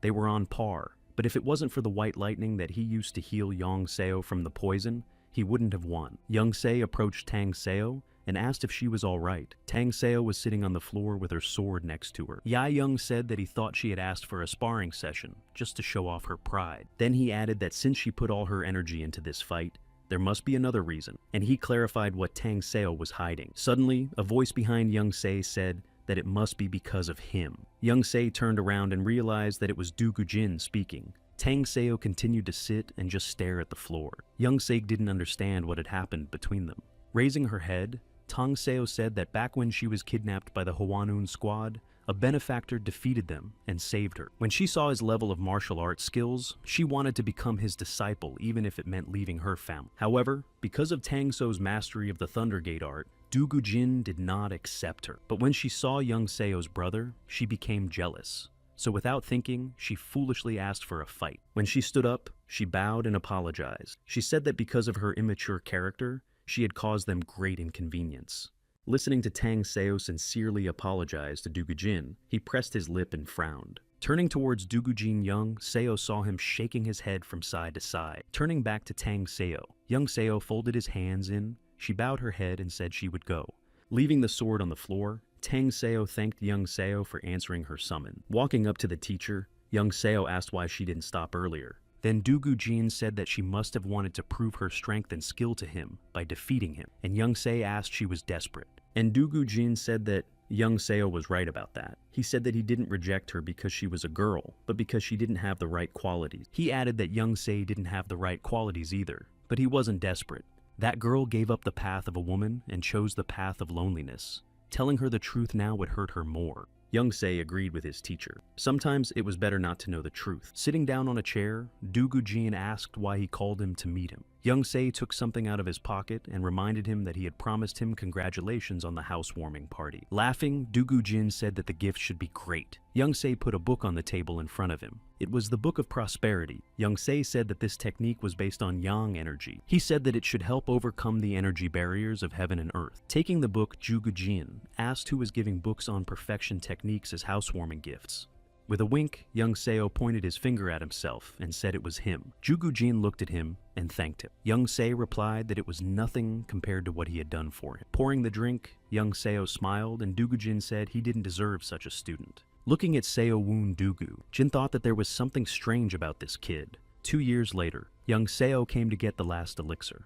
Taking the box, young Seo said that he would finally finish taking the 1,000 poison elixir. Thanks to this elixir, young Se's internal energy had increased a lot recently. Yeon Seo has also mastered the white lightning technique. Therefore, as the name of the elixir suggests, Most of the poisons no longer affect him. Folding his hands, Young Se thanked Sister Tang. Turning around, he said goodbye to her. Tang Seo told him that they would meet again soon. Young Sai didn't understand and looked back. When Young Se heard Young So leaving, Jonga shouted and asked why. Because of her boisterous voice, customers started to turn around, and Young Seo asked if she had advised him to leave. Then Young Se reminded him that he had to participate in the Flame Phoenix competition. Jonga pointed her finger at him and said that he was arrogant. Young Seo replied that she herself helped him fulfill that plan. The Flaming Phoenix competition is one of the biggest competitions in Murim, where the best warriors compete. By winning, Young Se will undermine the Heavenly Demon Sect's plan. It will be a great achievement that everyone will be forced to recognize. If Yeon Seo wins, he will take another step towards becoming a Murim elder. Waving his hand, Jonga asked if he would say anything. Jonga opened one eye and asked where Young Se was going. He said Jejiang. Young Se was going to go to the Hwayang shopping organization and meet with its leader. Jonga's panting remembered that he invested all his money in the competition. Young Se said he knew Jonga asked him about it, and Jonga asked how Young Se knew that spice prices would go up. Putting his fingers on his head, Young Seo cheerfully said that he can't actually predict the future by the stars. Watching Dugusun practicing, Young Seo thought that the teacher's son really had a talent. Young Se also thought that in his past life, Sun should have died, but Young Se had saved him. He wanted to see how he would grow up. Mrs. Moon Hai came out of the house. She was holding a tray with 2 bowls. When everyone had eaten, Dugujin told his wife not to worry about him because he would be able to take care of himself. Turning to Young Se, Dugujin said that he had become a real warrior and that he was thinking of sending him to the competition. He hoped that Young Se would be able to achieve the goals he had set for himself. Smiling, Young Se said goodbye to his teacher. Jong Ga looked at him. For Young Se, this was the real beginning. He walked ahead smiling, and Dugusun waved at him. The coachman came to the carriage and told the people to get ready because they would be leaving soon. Suddenly, Tang Seo came up to them and said she was happy to see them. Young didn't understand what she was doing here. Sitting at the table, Dugujin said that clan leader Tak had requested that Seo Yeon go to the competition with him. He asked if Seo Yeon Seo was willing to accompany her. Yeon Seo replied that he was afraid that it would be an inconvenience. Even if the teacher asks him to, Young Seo can't just agree to such an unexpected offer. So then, Young Seo politely declined. Tang Seo said she heard that he refused to fulfill her father's request. She thought it would be appropriate to go over and talk to Young Seo in person. Tang Seo came closer and asked Young Seo if she could go with him. Jong Ga jumped behind her and asked why Young Seo was silent, and if they could go together. One head is good, but 2 or even 3 is better. Putting her hand on Tang Seo's shoulder, Jonga said that she was from the Tong clan and therefore a martial artist. Cha Ga also said that Tang Seo knows how to use poison and avoid traps, so it would be safer with her. After thinking for a while, Young Se said that sounded convincing. The girls got excited. Yeon Seo looked at them and smiled and said he thought Tang Seo would help them a lot. A secret cave created by Jeonggi Ja, who was the best martial artist among the warriors of the past generation. In the place where he spent his last years of life, he left behind all his artifacts and treasures. In his past life, Young Se didn't discover it until 5 years later. This cave is full of traps to protect the treasure from kidnappers. That makes it almost impossible to get inside the cave. But together with Tang So-yeon, who knows how to avoid the traps, they can get into the cave. Thinking of all this, Young Se told Sister Tang to go with them. Bowing to him, Tang Seo thanked him, and Jonga ran up to him shouting that Young Seo was good. With a wink, Jonga pointed at herself and introduced herself, saying she could just call her Gari Young and called Tang Seo sister. This confused Tang Seo, and she questioned, and Jonga said that if she didn't like being called that. Smiling Tang Seo replied that it was okay, and she hoped they would get along well. The journey was very peaceful. Young Seo reflected that he had lost his past life due to the betrayal of the Heavenly Demon Sect, and at that time, he thought it was the end. But the rebirth gave Young Se a chance for a new life, to live a different life from the last one, which was like hell, and to fulfill his dream of becoming a Murim elder. 9 years of training for this day. The bastards from the Heavenly Demon Sect, who gave him another chance. They had no idea how grateful Young Se was to them, and Young Se decided that in this life, he would repay them tenfold for their betrayal. Taking something out of her pocket, Jonga asked if Tang Seo wanted to see what she had bought recently. Taking out a hairpin, Jonga put it in her hair and asked if it was beautiful. Tang Seo replied that it was really beautiful. Watching Tang Seo laugh, Young Seo thought that he didn't know she had such a feminine side before. Someone walked up to them and windowed them. Yunga looked out from behind Tang Seo. The man asked if they had ever seen such fearless breast pumpers before, and then the man shouted, "How dare they stop in this meth without Mung Ho Chai's permission?" In front of them stood an outlaw who said they would have to pay to travel this road. The coachman came up to them and said that he would just pay them, and they could take it easy and go back to the wagon. When the coachman ran to the bandits and told them to take the sack, the bandit replied that it was good that he was so cooperative. Suddenly, someone shouted, "Leader." The bandit, looking forward, opened his eyes wide. He noticed that those girls were nice. The other bandits offered the leader to take them with him. Laughing, the leader said that before they took them, maybe he should teach them something. Waving off the coachman, the bandit said that money is money, but he would take the girls. The coachman said he'd pay them more. But the bandit just pushed him, and the coachman fell to the ground, and the leader went forward. Approaching Tang Seo, the leader smiled and asked if she was going with her brother. Looking at her and getting no answer, the leader asked what's wrong with this broad's face. Frowning and spitting, he said he was in a good mood and swore. He shouted that they were too brave, and Jongga wanted to answer him, but Tang Seo held out her palm to stop her. The other bandit clucked and said that no one would marry her with that face. The leader turned on him. Stabbing his sword into the ground, the leader said he wasn't going to marry her. Raising his hand, he said that he could make her his concubine, for example, and if you cover part of her face, she is not so bad. Looking at his allies, the leader said that today they would already have 4 brides. However, when he turned around, he had several nails sticking out of his chest. The leader didn't realize what had happened. Looking at Tang So, standing in front of him, the leader noticed blades sticking out of her hand and brightly colored liquid dripping from them. His mouth was foaming and his nose was bleeding. Then the leader realized that this girl was poisonous. Then he fell to the ground at Tang Seo's feet. His henchmen shouted that those bastards had killed their leader. Hearing this, young Seo exhaled and Jongga grinned. Meanwhile, Tang Seo told them that they wouldn't die quietly either. The bandits shouted that she was a conniving girl and massacred their leader. Raising their weapons, they said that they couldn't let her go alive. However, Thane answered them that they would not have them alive. The opponents rushed at her, shouting that she was an insolent wench. Tang So stood silently. Then she jumped up and flew straight into the center towards her opponents. They parted. As she landed,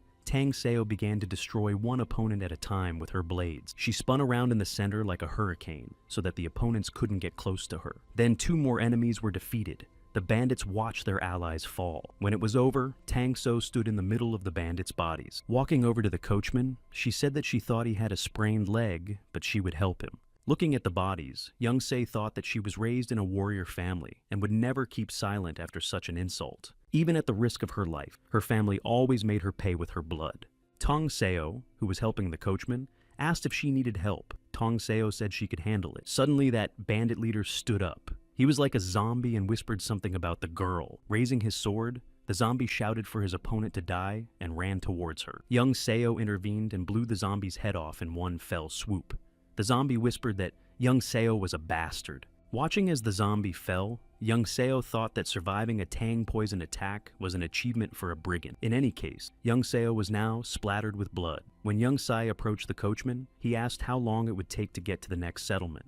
The coachman replied that it would take a few days to get over this mountain, but even if they drove without stopping. Brushing the blood off his shoulder, Young Se thought he hated the feeling of blood on himself. Tang Seo approached him. Bowing her head, she said she should have prevented this misunderstanding and apologized. Yeon asked who could have known that the brigand would survive the poisoning. Tong Seo agreed and said that she was ashamed to ask this, but could Young Seo do her a favor? Yeon Seo asked what kind of favor, and Tang Seo said that the bandits seemed to have kidnapped women in the city.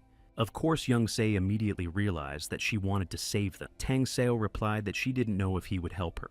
But after hearing that, she couldn't let it go, and so she asked him for help. Without getting an answer, Tang Seo added that if it was difficult for Young Seo, she could do it alone. However, Young Seo said that they would go together. Turning to the coachman again, Young Seo asked if he knew where Meng Tao Tai was. In the city, a nasty laugh could be heard coming from the house, telling her to come over to him. Leaning over to the girl, the robber asked her what was wrong with his body, and she whispered for him to help her. This brigand's name was Mak Pyung, and he is a creditor of Meng Tao Tai. His ally ran into the house and informed him that they were being stormed. Turning to him, Pyung asked if they were soldiers, and asked how many. The brigand replied that they weren't really soldiers, and told him that one man and one girl had come at them from different directions. Turning to the girl again, Pyung stroked her cheek and asked that he had come to tell her that there were only 2 of them. However, the bandit said he didn't know about the guy, but the girl was using poison, and he thought she was from the Tang clan. Pyung jumped up and pushed the woman away and shouted why the Tang clan wanted them. The brigand replied that their guys ran into them when they were trying to collect tribute. Scowling, Pyung turned away and said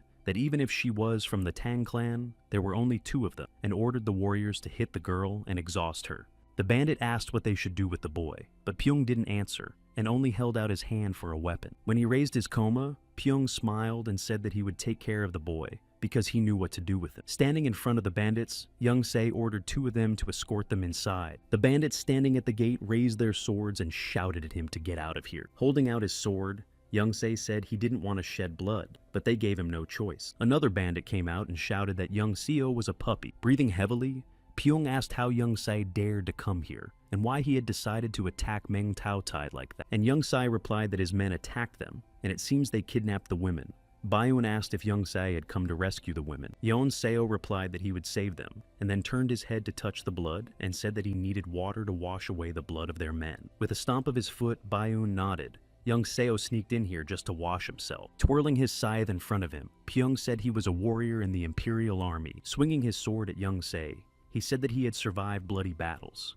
As he came closer, he said that Yeon-seo would soon be a dead man. As soon as he said that, Yeon took a step forward and swung his other foot forward. When he got hit, Bayun shouted that he didn't care about Young-se. However, the blow was so strong that it sent him a kilometer back into the courtyard. His comrades who were standing at the entrance saw that Bayun didn't move and shouted, "Sir." Young-se approached them and leaned on the outlaw and asked if they could take him inside now. They said yes. Sitting on a branch, Jong-ga watched Young-se leave. She felt like she didn't know him at all. Young-se agreed to this trip without expecting any reward for it. However, he had put a lot of effort into it. At such a young age, he had already surpassed many martial artists. Jong-ga also remembered Dugu Jin, saying that with Young-seo's skills, he could easily become one of the top 100 martial artists. Maybe Young-se would be the hero that would change Murim forever. As Young-se followed the bandits, he thought about how he could wash up quickly. When it was over, it was already dawn, and the captives were freed. Standing at the gate, they bowed and thanked the defenders, not knowing how to repay them. Standing behind Yeon-seo, Tong-seo thanked him for helping her. Turning around, Young-se replied that they had to do it. After that, they set off again. After a while, they arrived at the town of Somzo. The people in the square were talking to each other, asking if they had heard the latest news. The people were discussing that this time, they had defeated the bandit Meng Ho-che and rescued the women he had kidnapped. Sitting in the tavern, Young-seo and Tong-seo heard people discussing that the women were rescued by a boy and a girl, and that she was the daughter of the Tang clan leader. Jong-ga looked back at the people who were saying that the 2 of them had slaughtered 50 people in the assault. People thought that these 2 were real heroes. This phrase made Jong-gu laugh, and she leaned over to Young-se and asked if he had heard that he was a real hero now. Then she exclaimed that it was mostly due to Seo Yeon-seo's sister. Tang-seo tensed up when she heard her name and wiped her mouth with a napkin. Jong-ga leaned back and asked why Young-se had decided to give them all the spoils without any conditions, and it was the first time she had seen him give anything away. As Young-se continued to eat, he thought that because of his investment in spices and incense, the spoils were a drop in the bucket. He decided it was better to do a good deed like Tang-seo wanted. If he could impress upon her that he didn't care about such things, and that he was willing to do good deeds, next time, she would definitely obey him. Simply put, this was just a stone in the foundation of the attack on the demonic sect. Jong-ga leaned over to see if he could hear her, but Young-seo thought that fame was never given for nothing. He only killed them for his own gain. But the rumor had already spread and become a rumor. To become the head of the Murim, you need to have an impeccable reputation, in addition to your fighting skills. In his previous life, Young-se would have preferred to be feared, but in this life, he will gradually gain a good reputation. And if he reveals his identity after achieving his goals, those who long for the appearance of that righteous knight and make him a hero. Young-se thought that this battle was useless, but he found out something for himself. A girl came up to Cho-ge and whispered something in his ear. Turning to Young-se, Cho-ge said that they had a problem. Young-seo asked what kind of problem. She said that a demonic sect brigand had recently appeared in the area and had killed a disciple of the volcanic sect yesterday. After listening to her, Young-seo asked what this had to do with them. Jong-ga said that the volcanic sect got angry and decided to cordon off the entire island because of that. So they can't leave the island until they catch the robber. Young-se got up and said he would go look for him on the streets and they should go back to the guest house. As they walked down the street and looked around, Young-se thought that this was another headache, although there was no need to hurry, but he didn't want to waste time. Clenching the hilt of his sword, Young-se thought that he didn't want to be the one to catch the criminal. He's even thinking of killing him instead of arresting him, but if he loses to the man with no name, the volcano sect will think that's Young Sei's way of saying they don't have enough power. It's like beating a beehive. Young Sei decided that he'll just check the place out, and then it's up to him. Suddenly, a man approached him and asked him to stop, asking if Young Sei wanted to avoid being searched. Yon Seo asked what he was talking about, and the man said that he seemed to be trying to get away from him when he saw him coming. Young Se replied that it was a misunderstanding, and he didn't think there was any point in suspecting all the passers-by. The warrior said that the bandit who took the student's life was able to escape because of his disguise and transformation skills. He asked what Young Se's name was, but Young Se asked him if he didn't know that well-mannered people call out their own name before asking for someone's name. The warrior didn't like that and said that Young Se better cooperate with them or they'll be forced to say bad thing. Young Se hated these cheap threats and aggressive moves, but he didn't want to clash with a guy from a volcanic sect on his own turf. When Yeon gave his name, the warrior switched that he wasn't from around here and asked if he had any ID. Young replied that his friends at the guest house nearby could verify his identity. The warrior asked if they could verify his identity. When they got to the guest house, Tang Seo came out, and the warrior told him that Yeon said she could verify his identity. First, he asked her name, and Tong Seo introduced herself. Folding his hands, the warrior introduced himself as Jung Woo, a disciple of the volcanic sect. Looking at him glumly, Young Seo couldn't believe that, without asking for permission, he just started talking to her. After hugging Young Se, Jung-woo said that if Young Se had told him where they were from the beginning, he would never have made them so uncomfortable. He also said that Yeon Seo must have really wanted him to meet Tang Seo, and Yeon Seo was already burned by Jung-woo's hand on it. Young Ga came out and asked why Young Seo and all of them were standing there. Seeing her, Jung-woo opened his mouth and asked who she was. Young Seo pulled his face away from him and wrinkled his nose.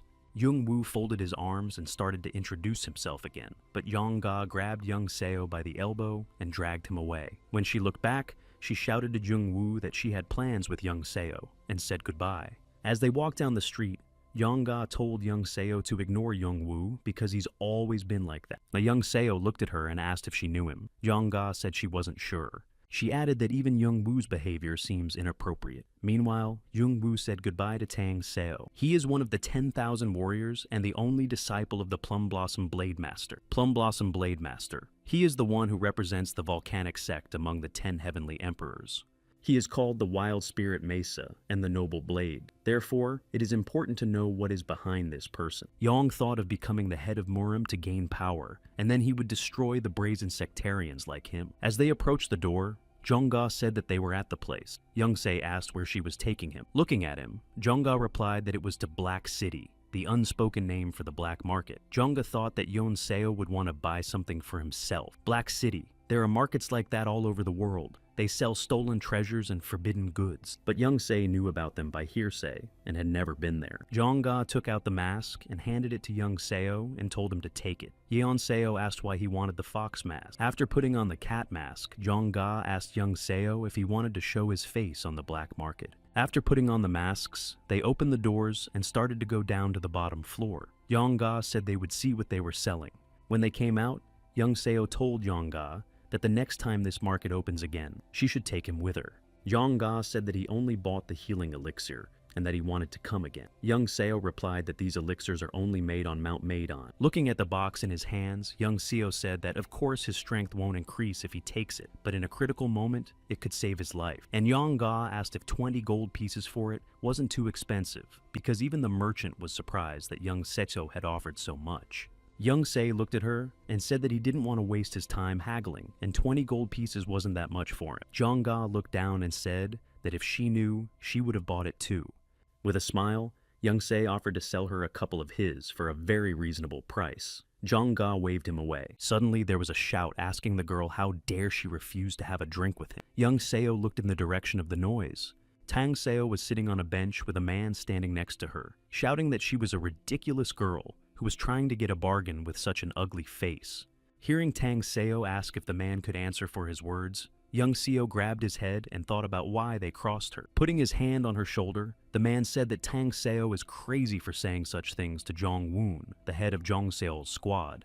Tang Seo was approached by Jong-ga and Jong-un fell to the ground. His comrade next to him exclaimed and reached out to him. Jong-un's nose was bleeding and he trembled. He realized it was a matter of poison. Tang Seo, on the other hand, said that he needed to answer her question. Wrinkling his nose, Jong-un shouted that she was a coward. His mouth was already leaking saliva. Young Seo came up to them and asked Jong-un if he had decided to molest a member of the Tang family without being prepared to be poisoned. Hearing that Tang Seo belonged to the Tang clan, Jong-un looked at her and was stunned. On his knees, Jong-un started to say that he didn't know and had done such a stupid thing and begged for forgiveness. Looking at him, Young Se realized that Jong-un was a healthy guy because he was able to resist the poison. Apparently, his squad is trained to resist poison. Jong-un kept saying he was drunk and lost his mind. Young Seo asked his sister Tang Seo if he could take care of Jung-woon, and she said she couldn't be indebted to him again. But Young Seo said that he had an idea, and so could Tang Seo give in to him this time. Closing her eyes, Tang Seo agreed and said that brother Yeon Seo could take care of it. Young Seo thanked her.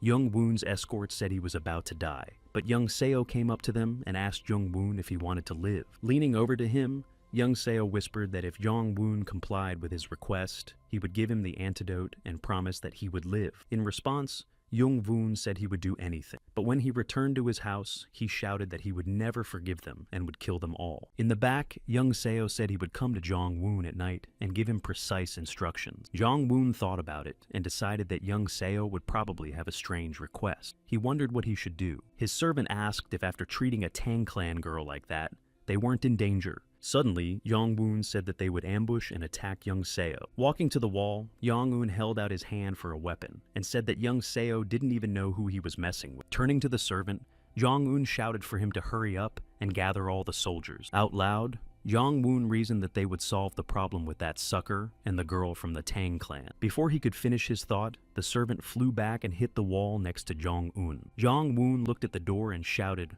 "What the hell was that?" But then he saw Young Se in the doorway. As he walked inside, he clenched his fist with lightning bolts shooting out of it, and he asked Jong-un if he had warned his men that he was coming tonight. He continued to say that his men were hurt for nothing, and asked why Jong-un had taken the axe. Jong-un was trembling, and sweat was rolling down his face. Stammering, he replied that it was for nothing, and then asked what request Young Se was talking about. And Young Seo said that there was nothing unusual about it, he just needed to find the criminal that the volcanic sect was looking for. It didn't matter to Young Se whether Jong-woon did it through connections or with his own soldiers. But by all means, Jong-un must find out where the criminal is. Jong-un said that the sect would probably catch him soon, and Young Se replied that he's not asking them to catch him. Jong-un should just find out where he's hiding and report to Young Seo. At that moment, Young Se thought that if he finds out where the culprit is and reports it to the sect, the city will be reopened, which is a great trick. Smiling Young Seo said that Jong-woon shouldn't worry because he would report the whereabouts of the criminal to the sect himself. Jung-woon remained silent, and Young Seo turned around and walked towards the exit, saying that Jung-woon must have understood and he would leave him alone. When Jung-woon raised his axe behind him, Young Seo stopped and raised his index finger to say that he had forgotten the most important thing. He said that Jong-un must find out everything before the volcanic sect otherwise, and Young Seo's hand started shooting lightning bolts. At this moment, Jong-un felt like he couldn't take a breath. His eyes opened wide. As he flew upwards, Young Seo said that he would wait. Jong-un was left alone in the room. After Yeon Seo left, Jong-un collapsed on the floor. The guard kept making him shiver. Sitting on the floor, he thought how he could make it faster than the volcanic sect. Behind his back, there was a whispering leader, and Jong-un turned around and saw a servant there, who was holding out his hand to him. As he turned away, Jong-un panicked and thought that he needed to find the culprit faster. After a while, Jong-un told Young Seo that he had found the culprit. Sitting on a chair, Young Se thanked him for his hard work. Jong-un bowed, and Young Seo thought that their warriors knew how to find the right person. After letting Jung-woon go, Young Seo stood up and went to the table and picked up the mask. Putting it on, Young Se thought that while these Taoists were trying to catch the criminal, he should take a look at the show. Hiding in the shadows, Young Se saw that the sect had already surrounded the criminal. Looking closer, Young Se realized that the warriors were lined up in Plum Blossom. Young Se remembered that this was the Vulcan sect's crown attack. Even though this Taoist sect only had warriors of the first Zenith level, this attack allowed them to defeat higher level warriors. When a criminal is trapped by his own demonic energy, it drives him insane and destroys him from within. Jung Woo ordered his colleague to finish the criminal, but he told him to wait. With all his might, The criminal screamed that they were damn Taoist bastards. The warriors shouted for everyone to remain calm and leave the formation. The criminal rushed at one of the warriors with incredible speed. Jung-woo ran towards them. He shouted for the criminal to stop, and he looked back at him distractedly. The criminal turned around and got down on one knee and called Jung-woo a puppy. He flew at him with his sword raised. However, the culprit slipped away, and the warriors shouted that he had broken free from the encirclement. Young-se, who was watching, thought they were idiots. One of the soldiers asked Jung-woo why he was distracted and missed him. After running into the city, the criminal stopped to catch his breath. Meanwhile, Young-se was following him on the rooftops. Looking at him, Young-se thought that those Tao scientist idiots had managed to miss the criminal, and if he escaped, his plan would be ruined. Young-se jumped down and walked toward the criminal, who turned around when he heard his footsteps. Clenching his fist, Young-se thought that if he left his sword mark on his body, his identity might be revealed. To avoid being seen by the volcano sect, Young-se would have to fight him with his bare hands. Suddenly, the criminal clenched his fist, and everything around him lit up with light. It was an innate rare talent to concentrate internal energy. Raising his sword, the criminal flew upwards, attacking Young-se. From side to side, he swung the sword. But Young-se also jumped up and avoided those blows, and kicked his opponent with his foot. He put his elbow out to defend himself. Young-se saw that the enemy wasn't even hit. Then the enemy waved his hand and Young-seo was thrown aside and hit his back against the wall. As he approached him, the criminal swung his sword again before his enemy could get up. He struck again and again, but Young-seo got up and ran away. Due to the inherent rarity of the enemy, it's hard to fight him while trying not to finish him off. At this rate, the sect will be here soon. Using magic, Young-se thought that if this technique didn't work. Flying upwards, Young-se did a somersault and put his hand on the enemy's head while turning around. Yeon thought that he would hit him from the inside. The area where the battle was taking place lit up with the light of blue lightning. As the enemy fell, Young-se turned around and thought he would leave him to the local martial artists. Suddenly, someone called out to Young-se saying they wanted to talk to him. A man came out from around the corner. When Young-se turned around, he thought that he hadn't even noticed the presence of the man all this time. Examining the stranger, Young-seo saw that he had the plum mark of the volcanic sect. Young-seo knew that only one person could go unnoticed and wear this sigil. It was the Plum Blossom Blade Samter Blade of Master Hyun-woon. After bowing to him, Young-se said he was pleased to meet him. Walking up to him, Hyun-woon said that Young-seo must already know him. In response, Young-se said, how could he not know about the first blade of the volcanic sect? Young-se wondered what the master was doing here. Looking back at the criminal, Hyun-woon said that the sect's adepts would take care of the criminal and they should talk in a quiet place. They went inside, and Hyun-woon asked why Young-seo tried to escape after he stunned the criminal. He said that judging from the fact that Young-seo was wearing a mask, he wanted to keep his identity a secret. Yeon said he was afraid of misunderstandings with the cult, and Hyun-woon said that it's not surprising since the sect is trying to show off its ferocity, but in any case, the sect is now indebted to Young-seo. Hyun-woon said that his disciple should have trusted him and not caused trouble. Young-seo said they parted ways quickly. By the way, Young-seo remembered that the idiot who accosted him on the street was a disciple of Plum Blossom Blade Master. Then Hyun-woon asked if Young-seo wanted to get something as a reward. Young-seo replied that he just decided to help, in hopes that it would help him leave. Young-seo also said that he was there too, so even if he wasn't there,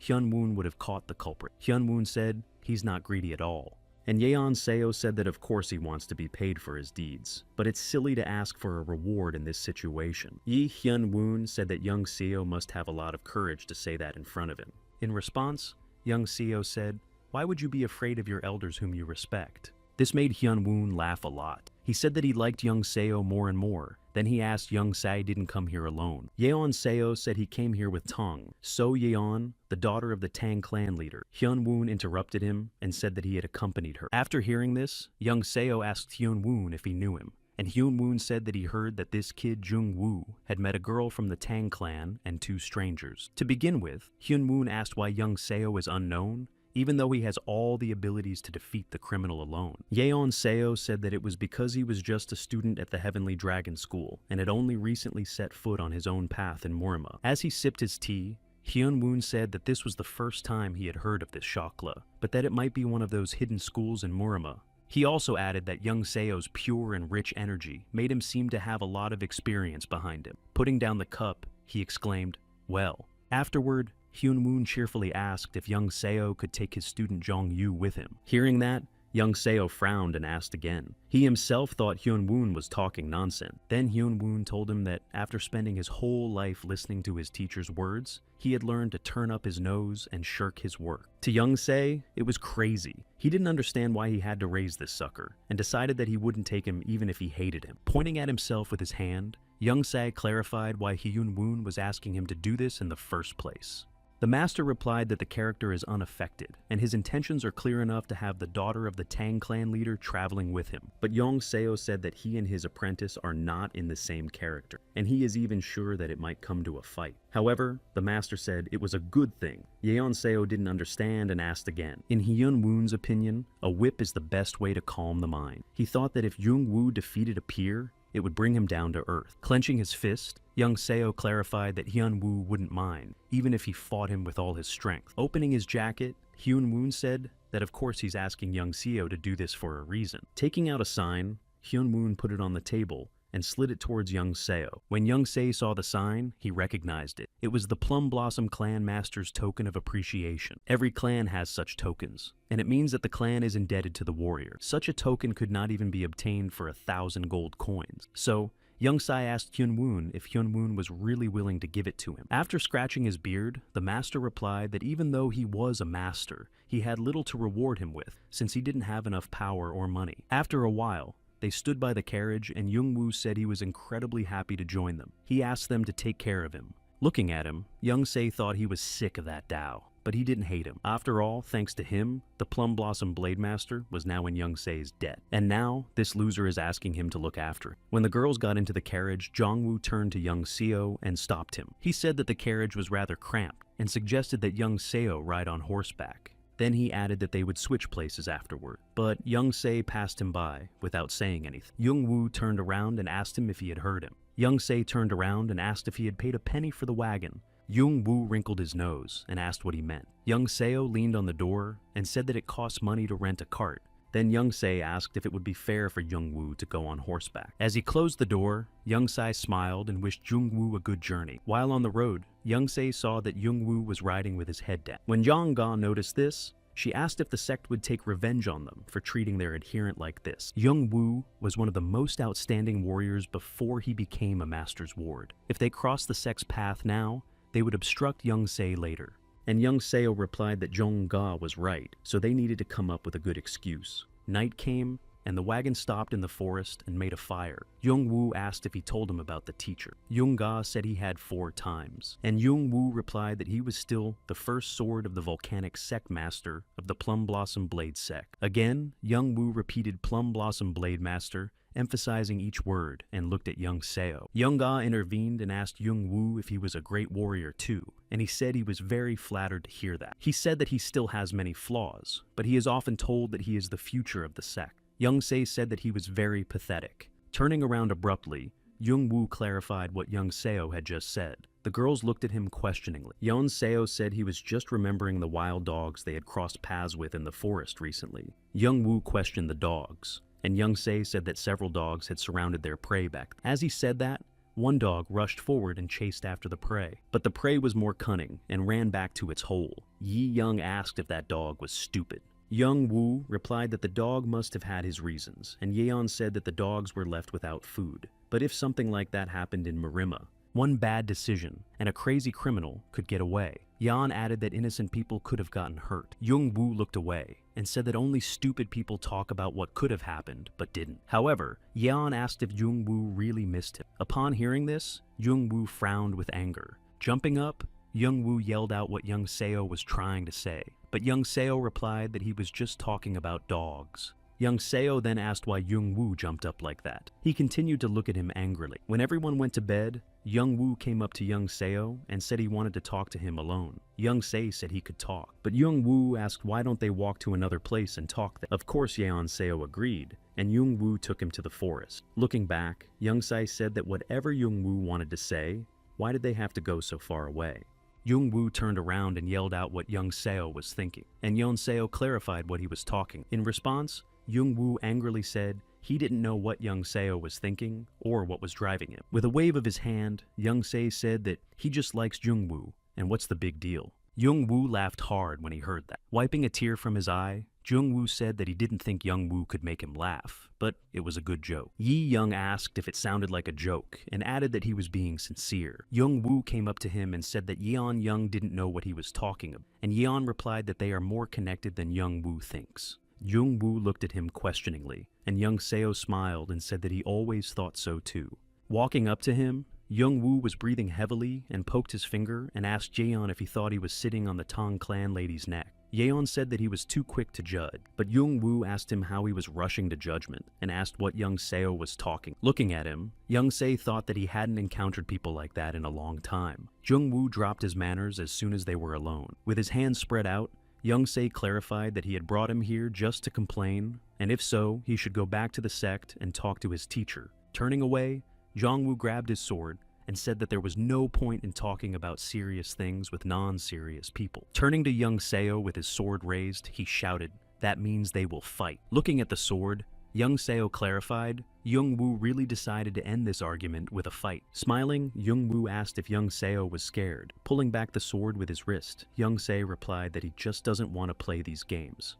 Turning away, Young Se said that if Young-woo had nothing else to add, he would go. He decided that was enough to piss him off. Hearing that Yeon yawned, Young-woo angrily asked if he was going to go to bed, and Young hoped that Jung would follow him. He hoped that Jong wouldn't hold back and start a fight, and then Jung-woo exploded and yelled, "How dare Yeon just run away?" Turning to him, Young Seo said that a warrior like Jong couldn't control his emotions, and tesk. Jong said that he didn't ask for such honorifics from Yeon, but he didn't like hearing his words anyway, and ordered Yeon to draw his sword. Taking the hilt, Yeon said he wanted to clarify something. He was trying to prevent this fight until the very end. Picking up the sword and slinging it on his shoulder, Yeon said that Jung-woo started this fight.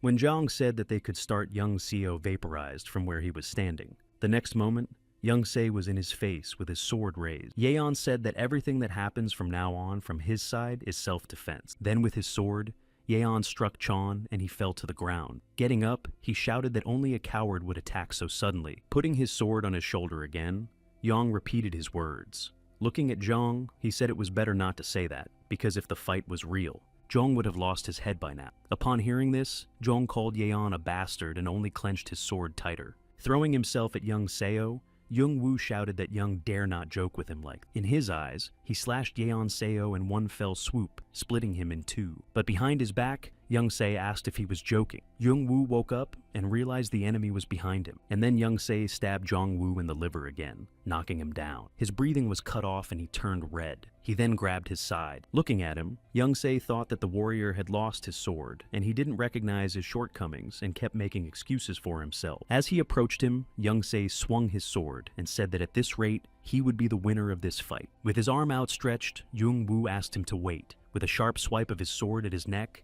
Young Se asked why he should wait. When it was over, Jung-woo was lying on the ground with a black eye, and Young Seo was poking him with a stick to make him wake up. When he opened his eyes, Jung-woo stood up and looked at Yeon. Then he ran away.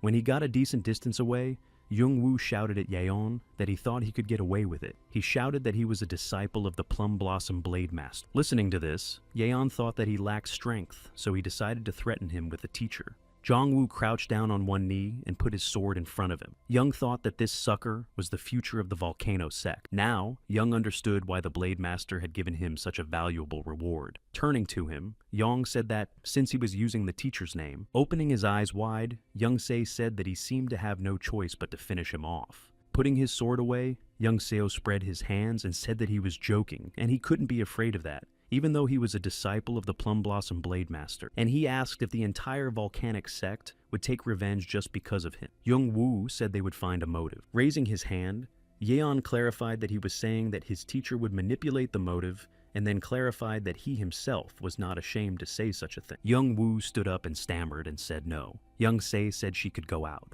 Tong Seo came out from behind a tree. Jung-woo tensed up when he saw her and asked the lady how she got here. She walked towards them, and Jung-woo asked how long she had been watching him. Tan replied that she had been watching since he forced Young Seo to fight. In fact, Young Seo had talked to her beforehand and told her that if Jong decided to talk alone with him, she could follow them.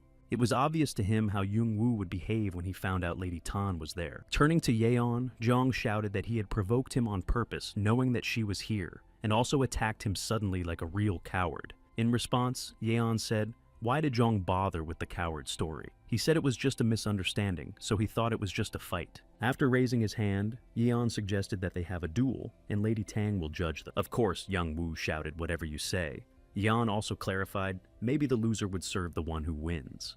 Pointing his finger at himself, Young Woo said, "That's fine, because that's what he was counting on." Turning around, he started to walk backwards. Jung thought he was trying to jump over his head, and he was careless last time, and that's why Yeon won. Turning around, Chan reminded himself whose disciple he was, and decided that he would be the next first sword of the volcano sect. Waving her hand, Tang Seo said that, "Let the fight between brother Yeon and adept Jung Woo begin then." Folding his hands on his chest, and without even pulling out his sword, Young Seo said that Jung Woo could attack first. Raising his sword, Jung Woo said that he would not hold back. He used the 36 Plum Blossom sword skill. The sword lit up with a green light, and Jung Woo rushed at his opponent, attacking with the 9 Plum Blossom transformations technique. When his opponent was close enough, Young Woo swung his wrists around to apply his martial art. Jung Woo was shocked that Young Seo was attacking without using his sword. Lightning bolts rang around Yeon. In Young Woo's opinion, Yeon Seo was an idiot if he thought he could stop him with his bare hand. But when Yeon pulled out his fist, the lightning bolts rushed towards Young Woo, who was approaching him. Raising his hand, Young Woo instinctively tried to defend himself. He thought of how he could attack with a sword of someone who had not drawn his own. As Young Se approached his opponent, he told the adept Young Woo to get his own. Then he punched Jong Woo in the jaw with his fist. The blow was so strong that Jong Woo flew towards the forest. When he hit the tree, Tang Seo said that the winner of this round was brother Yeon. A new day came, and the team moved on. Jeonga said that the wagon was shaking so much that she was going to throw up soon. Looking out of the window, Yeon asked Jung Woo if he can't even drive a horse properly. The battered Young Woo continued on his way, thinking that in the future, he would become the strongest warrior of the volcanic sect. Noticing the people on the road, Jung Woo stopped without realizing what was going on. There was a scuffle between groups of people. Some were shouting that they were the first to spot this prey, while others were yelling that this was their territory. Poking his opponent in the chest, the man told them to leave and stay off their land, and they told him to watch his mouth. Looking out of the window, Yong frowned and thought, why don't these bandits take a break? Another wagon pulled up beside them, and Young thought that someone else was going to the place where the Japanese pirates were rampaging. Next to the wagon were warriors. All of them had reached the first level, and some were already at the zenith level. The girl looked out of the carriage and asked the warrior to settle the matter. As the warrior passed by, Young Se noticed a flag behind him. One emblem belonged to the imperial family, and the other. This emblem belonged to the Chigal family. Noticing Young Se's curiosity, the stranger told him to leave it to them to solve the problem. In his past life, Young Se had asked the Chigal clan to help him destroy the pirates, so they sent their best warrior to help him. But who is this girl? Then the Chigal warrior Yeon gave that warrior the nickname Earth Dragon, but it was a man fighting beside him, not a woman. Looking out the window, Young Se turned to Jonggae and said he had something to ask her. After listening to him, Jongga said he wanted her to know who the lady in the wagon was. Yeon replied exactly. Winking at him, Jongga asked him if he fell in love at first sight. Tang Seo next to her closed her eyes. Young Se also closed her eyes and told her not to talk nonsense because he couldn't even see her face because of the veil. In fact, Jonggae was also curious about her, but she was going to find out later. It was night, and once again the team made a fire for dinner.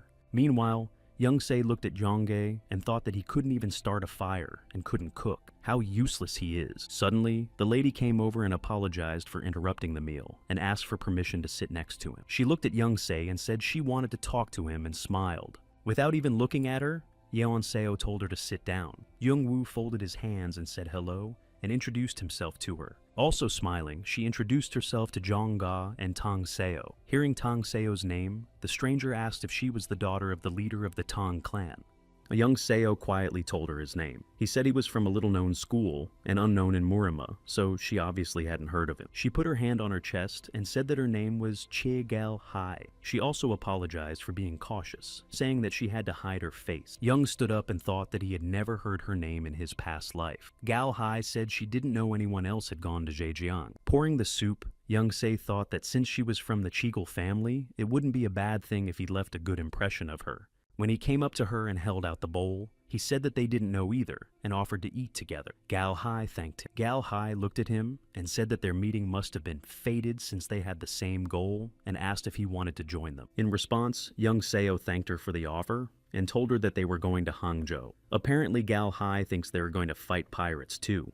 Just in case, Young-se clarified that they weren't going to fight. Gal-hai gasped and said, "That's what it is." Then she said she was sorry they were going to different places. Then she asked if they could go to Hangzhou with them. Looking at her, Yeon said there was no reason to refuse and asked why they were so eager to go with them. Smiling Gal-hai replied that she just wanted to make friends with him because she rarely leaves the house. Smiling back at her, Young-se thought she was hiding something. Then he said that they would go together tomorrow morning. Madam moved into the carriage with them and chatted with the girls all the way.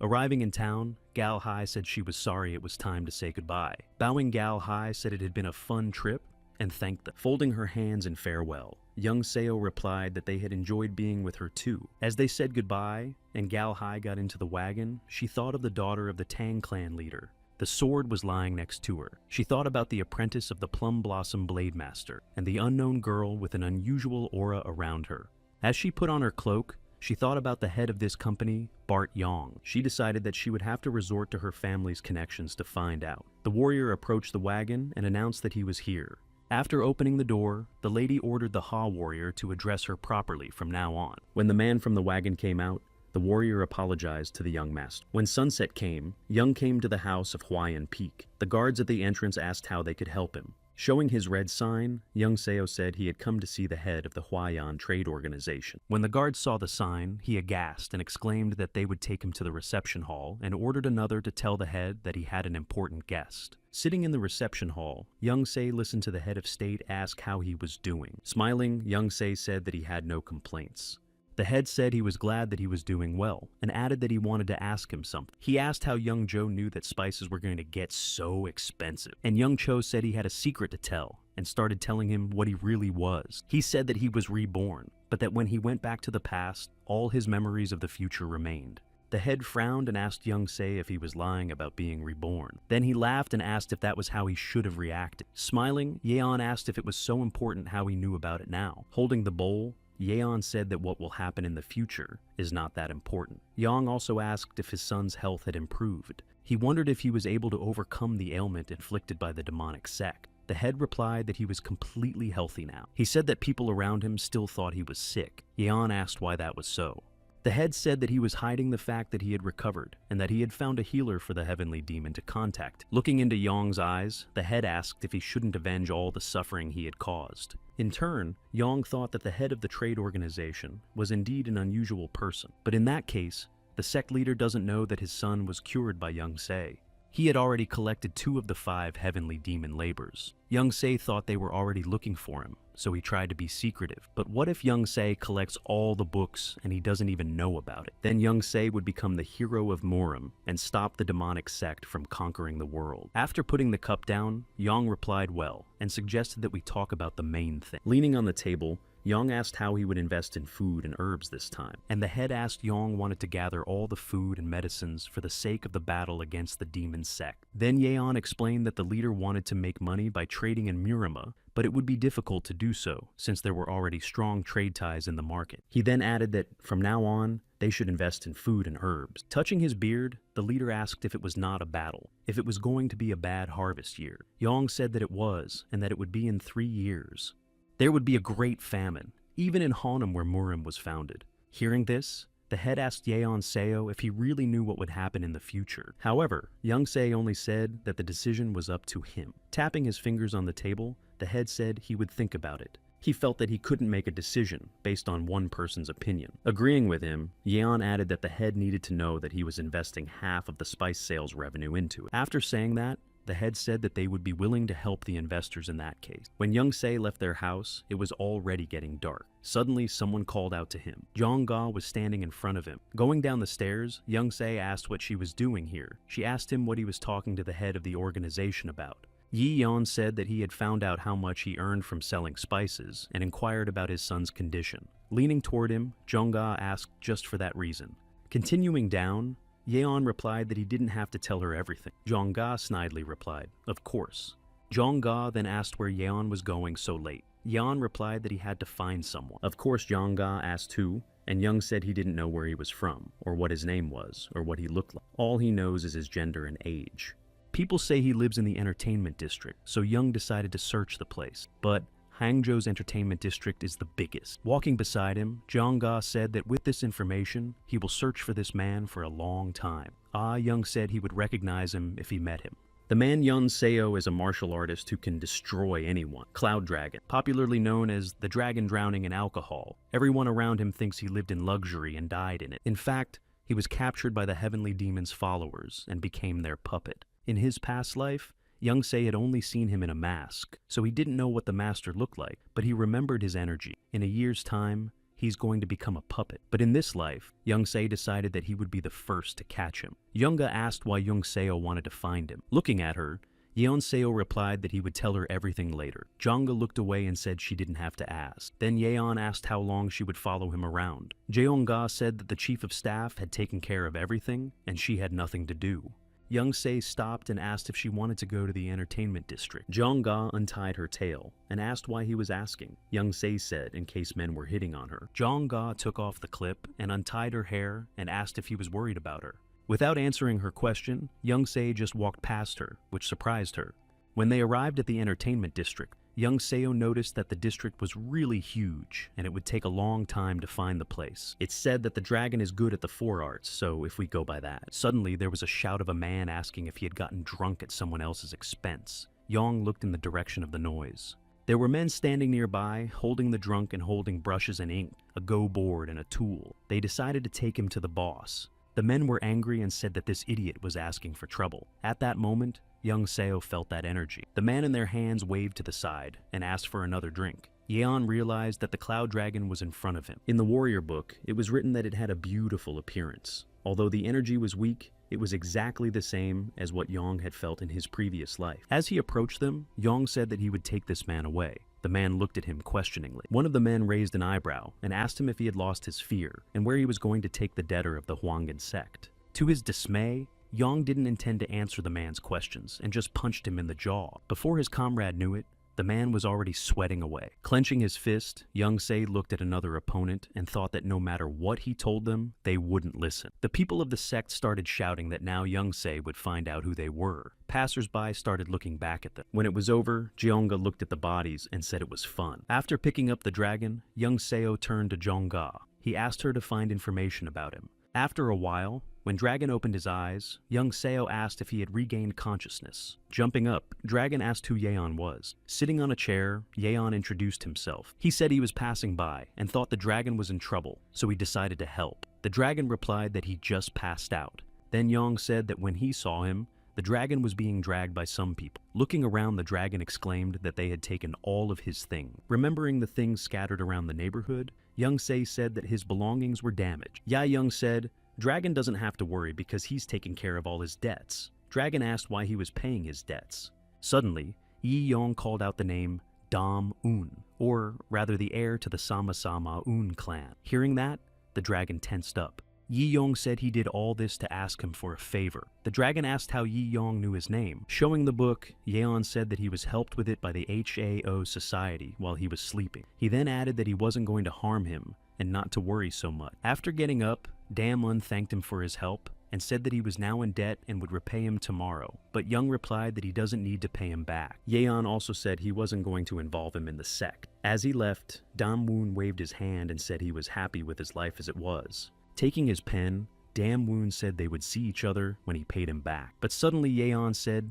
Cave of 1,000 Traps, and Damwoon let go of the pen. He looked back at him, and Yeon said he knew where it was and how to get to the treasures hidden in it. Dam-un thought to himself that not only had he paid his debts, but now he was talking about the cave. But what does he want? Smiling, Yeon said he would pay well if Damwoon would help him neutralize the traps in the cave. Walking down the street, Damwoon remembered how Yong had said that it might be hard for him to trust him, but why would he deceive someone who could really help him? Yon had said that he wouldn't force him, so Dam-un could come to him when he thought it over. Now Dam-un thought that any trap cracker would dream of entering the Cave of 1,000 Traps. After sitting down on the bench, Dam-un grabbed his head and wondered if he really wanted to do that. He promised himself not to return to the world of Morim. Looking at his hands, Dam-un decided that he should give up, because he hadn't used his martial arts or trap-cracking skills for 2 years. After pondering, he decided that he would never be able to destroy the traps in the cave. Suddenly, someone landed next to him, and then this stranger hit Dam-woon on the neck. The last thing he thought was no. And then, Cloud Dragon lost consciousness. Opening his eyes, Damon thought his neck hurt, and he didn't realize where he was. When he raised his head, he saw a warrior with a weapon and asked why the leader of the Huangan sect needed him. He then informed him that his debts had to be paid. Examining his fingernails, the warrior said that it was a little strange because the person he had seen for the first time had suddenly paid all of Daemun's debts. But Daemun shouted out what was wrong with that, and the main thing was that the debt was gone. Looking behind him, the warrior said that the problem was that the stranger had beaten up his men. Walking up to Daemun, the leader said that therefore, he would have to pay them compensation, for example, for the treatment of his warriors. Dam-un asked why he had to pay them, and the leader said he had nothing to do since they couldn't find the guy. Reaching out his hand and touching his face, the leader said that maybe Dam-un should just go with them, and then his debt would be paid. Looking at him, Dam-un asked where he should go with them, and the leader licked his lips and said that he would understand when they came. A voice came from outside telling the leader to stop all this. The leader and Dam turned around. Standing up, the leader asked who the person in front of them was. Dam-un recognized the man. Ya-young SEO told the leader that he thought he should not talk to Dam-woon but to him. Turning to him, the leader asked if he was the one who beat up his men. Suddenly, young Seo disappeared, and the leader said he was crazy. But young Se had already attacked him, and the leader drew his sword above him to defend himself. Something began to happen to the leader's face. Young Se thought it was a mask made of human skin. Then the leader swung his sword, but young Se disappeared again. The sect warriors screamed. Noticing that something was wrong with the leader's face, they asked if he was all right. Again, the leader swung his sword, and the blow killed his warriors. All of them fell to the ground. Standing in front of Yang knew that behind this sect was Sima Un's father, the leader of the Sima clan. Taking off his mask, the leader told Yeon that now he wouldn't be able to live after seeing his face. When Young Se saw who was in front of him, he thought he didn't realize it was him. Young Se found out that the reason why Dam-un was in debt was because of the Sama clan leader himself. The clan leader must have thought that if his son was in a bad situation, he would return to the family. Young Se thought that if he paid the debt, the clans that were angry with him would leave. But Young Se didn't think it would be like that. Maybe the Sama clan had joined the demonic sect to infiltrate their followers into the faction. But if that was the case, if the Sama clan was really part of the sect, they would have become famous. Yeon doesn't have any memories of this clan from the past. And if the clan isn't part of the sect, how could he really decide to kill Dam-woon without the entire clan's permission? After thinking about it for a while, Young decided that he had to capture him and find out everything to find out for sure. The leader approached him and asked why Young had paid off the sucker's debts. And Yeon replied that he just had enough money to do so. Laughing, his opponent said he was funny. Rushing to attack Yeon, the leader said that out of his post-off com, now trouble awaits him. He threw a punch, but Yeon put his sword up and was able to defend himself. When their swords came in contact, Yeon felt cold. The opponent pressed down on the weapon and Yeon was thrown backwards. Yeon thought that if this demon can wield an ice sword, then this is the demon that can destroy even the souls of the dead. The demon in front of him was a demon of pretense. His name was Sahong Gui. After hearing his name, the demon asked if Yeon knew him. Yong replied that he thought Hong Gui had died in Doan and didn't think he had actually become the head of the bandits.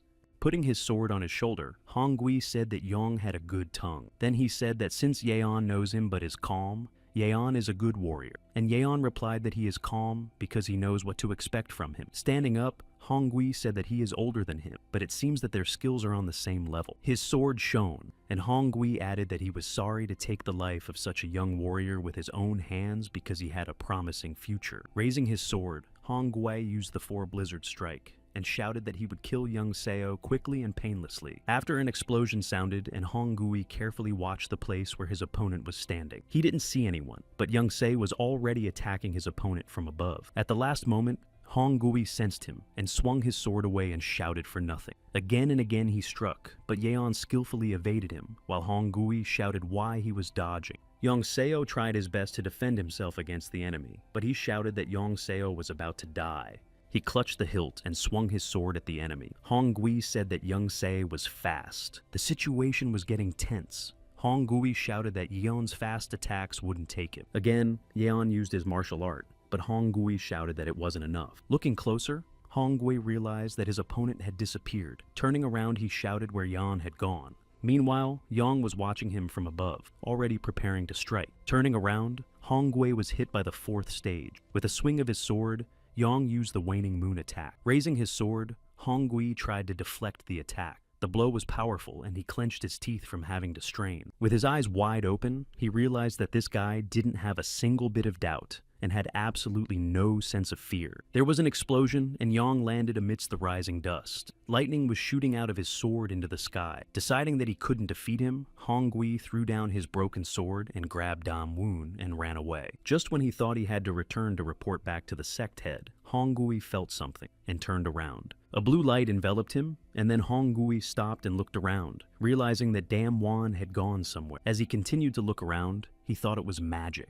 Behind him was Young Se, who said that it was clear how he had survived Dawan. Smiling, Young Se summarized that Hongui was a good runner. Turning to him, Hongui shouted that he was a bastard and asked how dare he. But afterward, Young Se seemed to pass through him. It was like there were holes in Hongui's body where light was coming through. And Young Se asked why he needed Damon. Hongui froze and asked how he could do that. His opponent trembled, and Yeon Seo grabbed his head and said that if he wanted to live, he had to tell him. Hongui whispered that it was all a demon. Young let go of him, and Hongui fell to the ground dead. With a mental swear, Yeon realized that Hongui was under the seal of death. After all, his enemy was not a demon, but a human. Dam Woon came up to him and asked if Hongui was dead. Ah Young replied that he had killed himself and asked when Dam Woon had time to cast the illusion. Dam Woon replied that while they were fighting, he was using his strategy skills and just wanted to protect them, but he was glad that he was able to confuse him like that. He also thanked Yeon for saving him, and Yeon said it was because he had paid his debt, but he had just done what he had to do. Dam Woon asked who the man really was, and Yeon Seo said he was a demon, and Dam Woon asked why.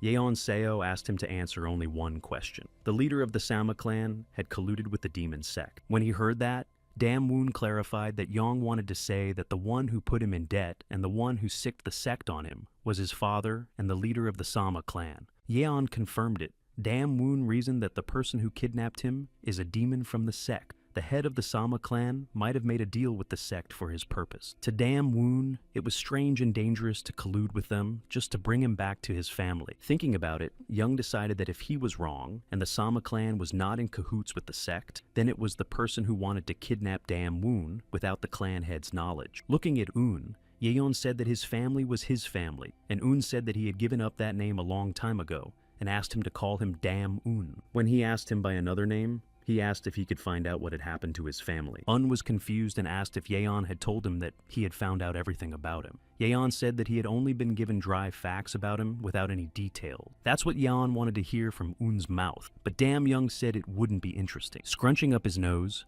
Un added that he didn't think this was a good place to talk. Putting down the bottle, Yeon said he brought it because he can't have this conversation sober, and offered Un a glass to drink. Holding out the cup for Yong to pour for him, Un said that he was born into the family of the leader of the Sama clan, and that he was named heir and educated as a child. In response, Yong said that he must have had a hard time, and Un said that he was pleased to be praised and called a genius, who appeared once every 100 years. After drinking a glass, Un continued to say that he had learned everything from magic to seals, and all his successes had delighted even his teacher. That's when Un realized he was an outstanding person. The problem was that it messed with his father's mind. With Un's help, his father was trying to bring back the greatness of the clan in a way that past generations had failed to do. So his father wanted Un to study at other schools, which was impossible since he couldn't pay. But his father realized that Dam Un's talent alone would not be enough for his son to achieve what his father wanted, no matter how hard Un tried. He couldn't beat the heirs of the other clans, so his father started borrowing money and gambling and trading opium to get rich. Moreover, he took the orphans for training and made them into a military unit. Yoon knew all this, but pretended not to understand. Un reassured him that he couldn't solve this problem alone, but the clan leader's actions were getting out of hand. He wanted to marry Un to the Gwanmun clan leader's daughter, so they could be allies, but Woon already had a lover. They had sworn eternal friendship since childhood, and promised to marry when they grew up. Then Un fell in love with this girl, and they both looked forward to a bright future together. He asked his father to call off the engagement, but neither he nor the Gwanmun clan agreed. With his head down, Un asked Yeon if he knew what happened after that, and Yeon asked Un if he thought he was trying to intimidate him. Grabbing his head, Un said he'd better do it. He said that he had secretly killed Un's lover's father with the help of a military unit. Un realized that love was over when he saw her father dead in her arms. That's when Un realized he was just a pawn, so he had no choice but to leave the clan. At that moment, It was as if something inside him was torn away.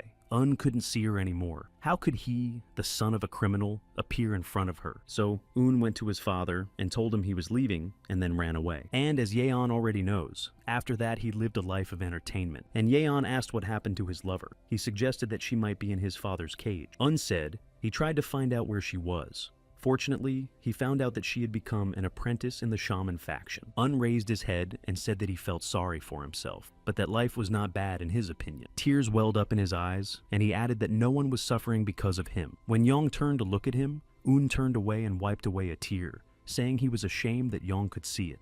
Picking up the cup, Un exclaimed that they had had enough talking and it was time for a drink. But Yeon said he didn't think his father would leave Un alone. Yeon then suggested that Un should come out of the shadows and deal with his father. However, Un whispered that it was impossible. Then Yeon suggested that he should go with him. Un replied that then Yeon would become an enemy to the clan and its allies, and then his father's squad would try to deal with him. Yong picked up the cup and drank and then stood up. Un asked where he was going, and Yeon drew his sword from its sheath, and Un clarified why he did it. Following that, Yeon swung his sword. From that swing, a hole appeared in the wall next to him. Un even moved backward. After that, Yong asked Un once more. Un said that he could be killed. Turning to Un, Yong said that he himself could wipe out the Sama clan from the face of the earth. Holding out his hand to him, Yong said he needed him, and that power, fame, and wealth awaited him. He added that he would give him everything even after they had restored justice. So, Young smiled and asked Damoon if he trusted him with his future. In the morning beside the wagon, Yong introduced Un to his companion. He still couldn't get Brother Yeon's words out of his head.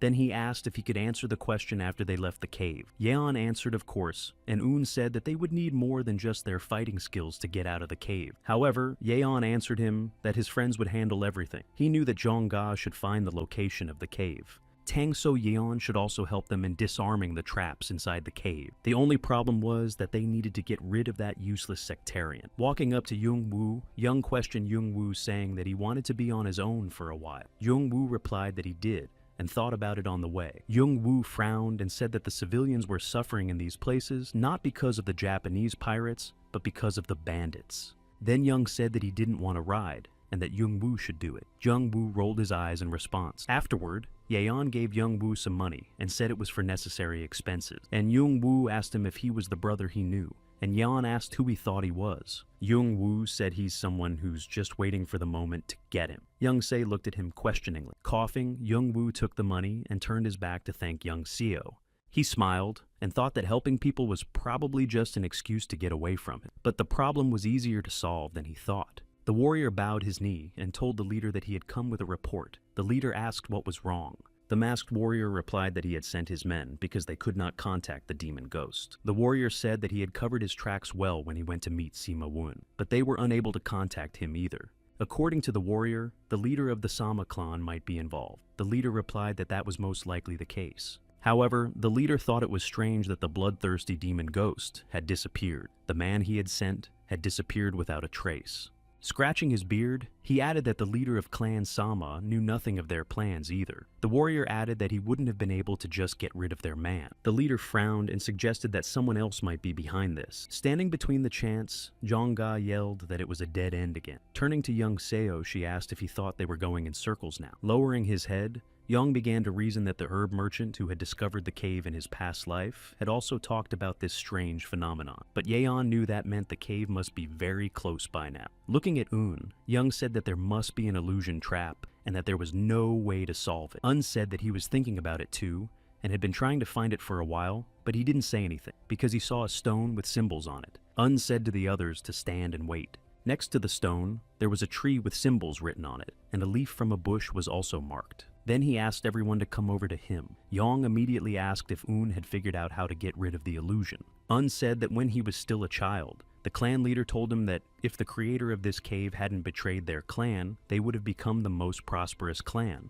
At that time, Un thought that there was a strained relationship between the cave creator and the clan, but apparently Un was wrong. Yong asked what he wanted to say, and Un, drawing something on the ground, raised a stick to keep Yong quiet. Drawing a diagram, Un said that perhaps the creator of the cave was a member of the Sama clan. Un stood up and walked forward, saying that, just like martial arts, a warrior's traps can also tell where he came from. As he approached the rock, Un said that this seal of illusion was similar to the one passed from warrior to warrior in the Sama clan. Touching the wall, Un used his skill and told everyone that the cave was here. He put his hand through the wall and said that if the creator was really from the Sama clan. After that, a cave really opened up in front of them, and Un said that this was the caves of 1,000 traps. Un smiled and said that it seemed to be easier to pass through this cave than he thought. And so, they entered this cave. Dam Un easily broke all the trap seals as he had expected, and the mechanical traps set all over the cave were removed by Tang So Yan. Thus they reached the last door. Stopping by it, Un said that there was a problem. He said that this seal could not be broken without entering the magic center. Raising his hand, Yeon said that's where he would go. Un shouted that he couldn't just go in like that, because if something went wrong, he would die. After saying that, Yong realized that Dam Moon still didn't trust him. Taking a step forward, Yong decided that this was more important than any riches in this cave. Putting his hand on Unun's shoulder, Yong thought that meant he would have to show him what kind of man Dam Un trusts with his future. And Yeon said that Un can't worry, but Woon said he realizes Yeon is ready for any challenge. From what he said, the traps out there are nothing compared to what they've already been through. Of course, Yeon knew he was right. The magic trap set on this gate is the Shadow Vanishing Seal. Unlike previous traps, it can only be destroyed from the inside. Someone will have to go right inside the sadness and destroy the magic center. In Yeon Seo's past life, many people tried to pass this cave. However, none of them returned. But after the attempts to pass through the cave stopped, due to the death of the warriors, one experienced daredevil from the Imperial Guards came back barely alive. His skills were at the level of the Ascendant. Yong had put off trying to pass through the cave all this time, because he wanted to reach the required level first. However, the warrior didn't tell him what he had to go through, and Yong didn't know what was waiting for him there. But if this trap could practically destroy a warrior of this level, it might not be easy for Yong. With a smile, Yeon thought that he couldn't just give up because of this. Passing by Un, Yeon said that if the seals could only be broken by destroying its magic center, then he would do it too. Going to the door, Yong asked to just let him do it, and Un turned around and asked him to wait. Taking the fan out of his pocket, Un said he would go with Yeon. He said that with it, Yeon would understand the method of destroying the center faster. Turning to the girls, Un said that only a very small number of people could enter the seal, so he asked them to stay and guard the place. The girls nodded, and Un went to the door, saying that he would open it. He put his palm on it, and the door opened. Looking at Yong, Un asked him to be careful, and Yong wished him luck. When they entered the cave, Yong was alone. As they walked forward, he shouted Un's name and asked if he could hear him. Dam Un disappeared as soon as the door opened and Yeon was left alone. Looking around, Yong thought that nothing had happened yet, but it was very hard to get his bearings here. He didn't see that a person had appeared behind him. When Young realized that someone else was here, he turned around and saw the man. He said he didn't expect to see Young Se here. Yeon knew they would meet again, but he didn't think it would happen. Reaching for his sword, Yeon grabbed the hilt ready to fight. Standing before him was the brother adept Suzerain Demon of the intoxicating crime. Holding the sword, Yong swore because he had not yet reached the level he had in his previous life. Therefore, he wouldn't be able to defeat the illusion of the suzerain now. Smiling, the suzerain said that they hadn't seen each other for a long time and that Young had nothing to say to him. In response, Young said that the fact that the suzerain acts like he knows him gives away the fact that he's not real. However, Yeon thought that it couldn't be that suzerain knew him in this life and that it was an illusion created by this magic trap. Raising his hand, Suzerain said that he was happy to see his younger adept brother again. He then asked why Yeon Seo looked more scared than happy. Lowering his sword, Young Seo said that it seems that Suzerain has a nasty temper in this life as well. The Suzerain said it's only natural that he's a memory. Analyzing his opponent, Yeon Seo concluded that Suzerain was an illusion without a real physical body. However, what would happen if he died at his hand? Suddenly, there was a shout from his brother, and behind Yong's back appeared Un, who asked if he was here. With an outstretched hand, Yeon asked Un not to come close because it was too dangerous, and Un stopped. Then Yeon said that this person was not real, but an illusion, and asked what kind of magic trap it was. Turning to look back, Un said that he didn't expect that there was such a seal here either. Realizing that it wasn't just him, Un turned around. Behind Un stood a man.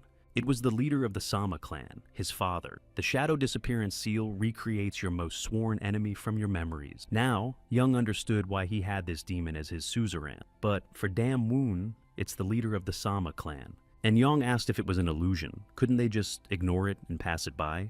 Da-moon said they can't. He said that this seal is designed to affect the psyche of the infiltrators. Their bodies might remain intact, but their psyche would be destroyed, and they would go insane. Suzerain came into the conversation and asked if they were done talking. He told Yang that he was still the same cocky guy who makes the elder wait. Yang clenched his sword and replied that there was no need to hurry, for the suzerain would die at his hands again. These words made suzerain laugh. He looked at Yang and said that he was still bluffing ineptly. Afterwards, suzerain asked what Yang could do to him, without even reaching the same level of skill.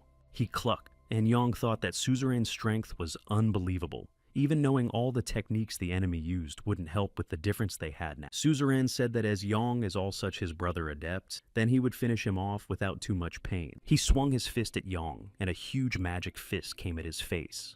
At the last moment, Yang bounced to the side, and Suzerain's attack passed him by. Looking at Yeon, who was crouching on one knee, Suzerain laughed and said that he was amused to see Yeon's Seo wound rolling on the floor. He told Yeon to turn around, and when Yeon looked to the side, he saw his opponent right next to him.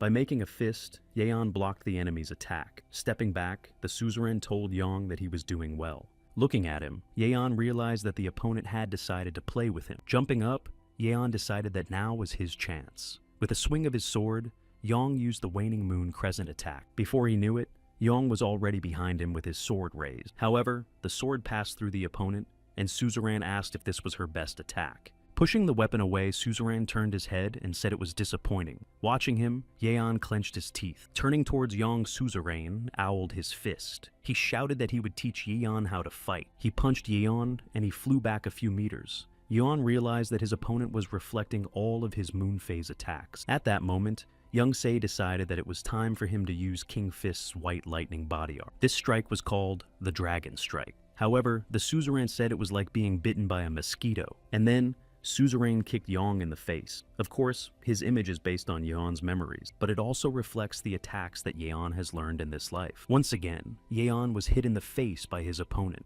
The blow was strong, and Yeon fell to the floor and rolled onto his back. As he got up, he leaned on his sword and thought that if he was lucky, he wouldn't be harmed by his opponent's attacks thanks to the White Lightning technique. At this moment, Suzerain asked how Young-se's mood was now. With a smile, Young-seo replied that he was still hanging in there. With his hands spread out, Suzerain said it was funny. He said that Young-se would die by his hand in this life too. Then Young-se asked when he died by his hand. Smiling, Young-se added that it was more likely that Suzerain had fallen by his hand. And Yeon added that in his past life, he died from the side effects of his own attack. Clenching his fist, Suzerain said that after his death, Yong would only have to talk. Yong realized that it would be disadvantageous for him to use his usual melee attacks, because Suzerain would repel them, so he had to keep his distance. As he entered the 21st phase, Young-se swung his sword and used the Waning Moon attack. However, Suzerain ran at Yeon through the attack. It seemed like he was crazy because he ran at him without even trying to repel the attack. As the Suzerain approached,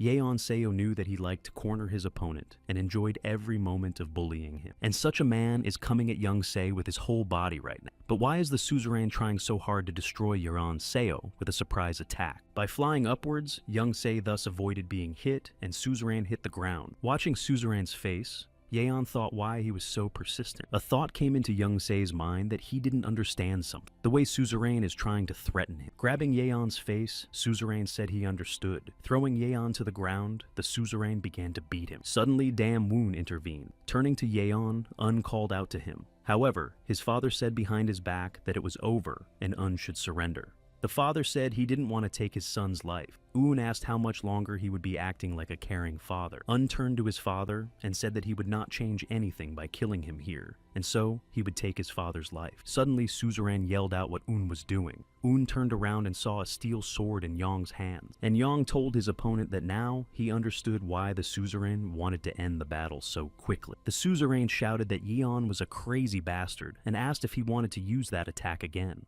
However, Yeon decided that it was a battle with his own memories anyway. He only needs to destroy the opponent before the attack destroys him.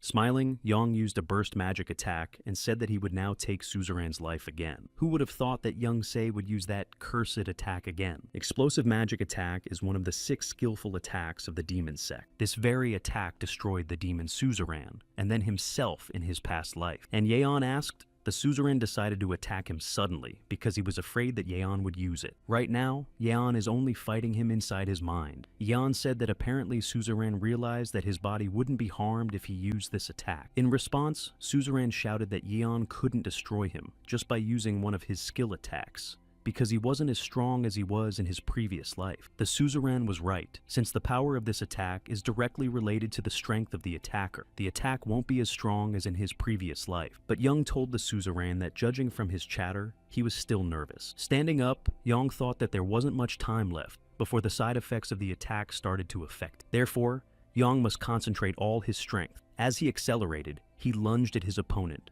Raising his fist, the suzerain shouted, "How dare Yeon!" And now their forces are in contact. Raising his sword, Yong flew up and swung it over his opponent's head. Both opponents were thrown backwards by the shockwave. Squatting down on one knee, Young-se braked. The suzerain was reflecting the attacks as if he wasn't worried about his life at all. Perhaps it was because he realized that he was just a memory. Then Yong decided that he couldn't drag this out any longer, and he needed to finish him off as quickly as possible. Raising his head, Yong saw that suzerain was attacking him. As he landed, suzerain destroyed the floor beneath him and yelled that Yong was trying to threaten him with such bastardized skills. After being wounded and flying backwards, Yong realized that he could no longer maintain his advantage. After catching up with him, the suzerain stabbed Yong in the stomach. Yong's eyes opened wide. With a smile, suzerain said that Yeon was finished. But suddenly Yeon grabbed his hand and turned to his brother Adept. With one hand holding his sword and the other, Yong drew his sword and asked if suzerain had said that he specialized in slashing attack. This attack tears the flesh and breaks the bones of the enemy. As he prepared to strike, Yong said that he would remind him. And so, Yong managed to land a decisive blow on his opponent. The suzerain coughed up blood. Grasping his side, Yong thought he was ready for the Adru, but the pain was still unbearable. If it wasn't for the art of white lightning, he would have died long ago.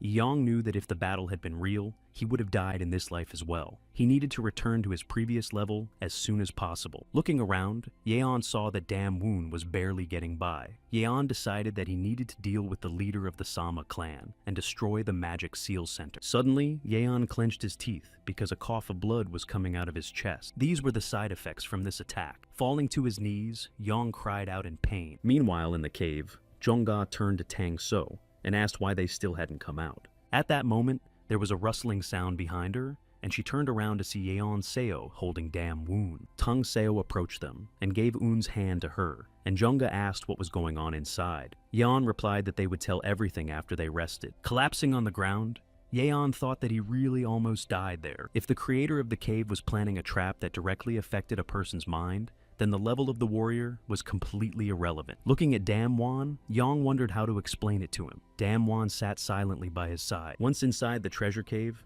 everyone was excited. They couldn't believe that Jung Ki-ja had left all this here. While the girls were looking at the weapons, Dam Woon walked over to Young Seo and asked if they could come out to talk. When they came out, Yeon said that the offer Young Seo made to him, he accepts it. Kneeling on one knee, Eun said that from now on, he would serve Yeon as a mentor. Smiling at him, Yeon said he will do his best to make sure Eun doesn't regret it. And Eun said that now, as his subordinate, he wanted to know something. He asked who Young Se was. The question Young Se was waiting for finally came out. Dam Woon witnessed everything that happened inside the seal. Of course, Young Se didn't know what Eun had heard, but it was hard for him to understand anyway. Yeon suggested that perhaps Young Seo was a member of a demonic sect, and added that since he had already decided to serve him, it didn't matter who Young Seo had been in the past. However, Yeon replied that he was the 5th disciple of the heavenly demon. Eun replied that he was right. Yeon said that he had been a disciple in his past life to be exact. Eun didn't understand him, and asked what that meant. Young Se replied that he had already said that he had already died, and then returned to the past. With a frown, Dam Woon replied that it was impossible to believe such a thing. Young So thought to himself that that was why he didn't tell anyone, because no one would believe him anyway, not even his teacher. And Dam Woon thought that even after everything he had seen inside that trap, how could he believe such an unbelievable confession? When Yeon said that Dam Un might not believe him, Un didn't let him finish and said that he believed it. He said that from the very first moment they met, things happened that he couldn't explain, but after Young Se's words, everything fell into place. Dam Woon asked if Young Seo knew him from his past life, and that's why he decided to help him. Yeon Seo confirmed it. and Dam Woon asked what kind of person young Seo was in his past life. Yeon said that the person Dam Woon saw inside the trap. It was the second disciple of the heavenly demon, Osuzerain demon of intoxicating crime, and in Dam Woon's past life, he was his subordinate. Hearing this, Dam Woon stammered and clarified that he was part of the demon sect, and Yang replied that it was probably the demonic entity that had been planted in his clan that had lured Dam Woon into the sect. Laughing quietly, Dam Woon replied that he didn't even know how to process all that. Lai Yong thanked him for believing him and apologized for hiding it all. Raising his hand, Dam Woon said that if it wasn't for Yong, he would have been part of the demonic sect or died inside the trap. What kind of life he would have lived then? Yeon said that the title of mentor was too burdensome for him, and decided that Dam Woon could address him as before. Dam Woon asked if it was customary for a follower to call someone he followed a mentor. Yeong replied that it sounds simpler than it is. He said that in order to live in the invisible demon cave, he spoke respectfully to everyone, but then he couldn't get used to it. Then Yeon said that Woon could speak respectfully, but without a title. Yeon said that Dam Woon should not call him mentor, but just call him leader. Young also decided that he would take care of the treasures and everything would be divided according to their agreement. Among the treasures was an amber sword, one of the famous swords made by Gu Ya-ju. And even though Young already had a sword, he decided that a spare sword wouldn't hurt. There was also a silk pao. Even the sharpest sword wouldn't be able to cut it. It's a treasure that can be worn underneath your best clothes, and human wisdom. Eating it would give you knowledge even Young Se couldn't comprehend. The closer they looked at the treasure, the more they saw things they couldn't find anywhere else. As Young Se thought, it was worth it. Dam Un fulfilled his promise and led them to this treasure, but he didn't even move from his seat. Holding out his hand, Young Se told him that it was time for them to leave. Un smiled and said he had something he wanted to show him before they left. He held a parchment in his hands and said that he would like to become famous for his charity in helping the people of Zhejiang province. Yang thought it was useless because of the robbers, and no matter how much wealth was given to the people, sooner or later, it would all be stolen. But Dam Woon asked if they could lure the outlaws to one place. Showing a parchment, Dam Un said he had the perfect bait for the outlaws. Looking around, Dam Un said that when they took all the treasures out of here, they would fill it with forgeries and he would spread rumors of untold riches. It would be a legend about the treasure left behind by the ancient sage. After thinking for a while, Young Se asked if it was because the robbers were robbing the villagers that Dam Un decided to draw their attention to something else.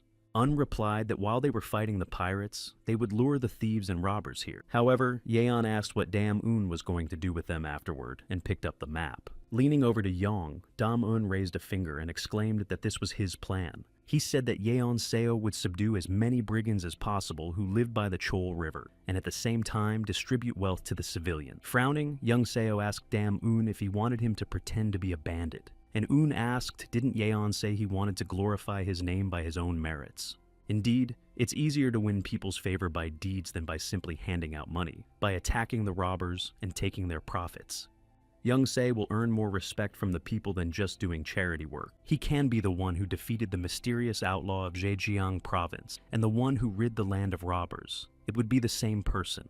Looking at the map, Yang thought that by following Dam Woon's advice, he would not only save money, but also gain a good reputation. After putting the map together, Yang realized that Dam Woon had come up with such a great plan in such a short time. As Yang thought, it was the right decision to invite him to Young's side. As they continued on their way, Yang, sitting in the wagon, reasoned that the battle at Beidong would not end before the Japanese pirates' invasion was over. In his previous life, the Japanese pirates would not be defeated until next spring, which meant that the Battle of Beidong would take place in winter. While Dam Woon and Tang Seo Young are studying the characteristics of their weapons, Young Seo will set up a military base, and when it's ready, they'll spread rumors of the treasure throughout the province. With a yawn, Yeon decided to take a nap while he had some free time. Suddenly, someone shouted, "Stop!" Thinking it was another bandit, he got out of the carriage. The man in front of him asked the commander who it was. They were stopped by a small group of men. Yang walked towards them, and one of them asked if this was Yang's wagon. The bandit smiled and said that if Yeon wanted to keep himself alive, he should get off the wagon and get away. Taking the hilt,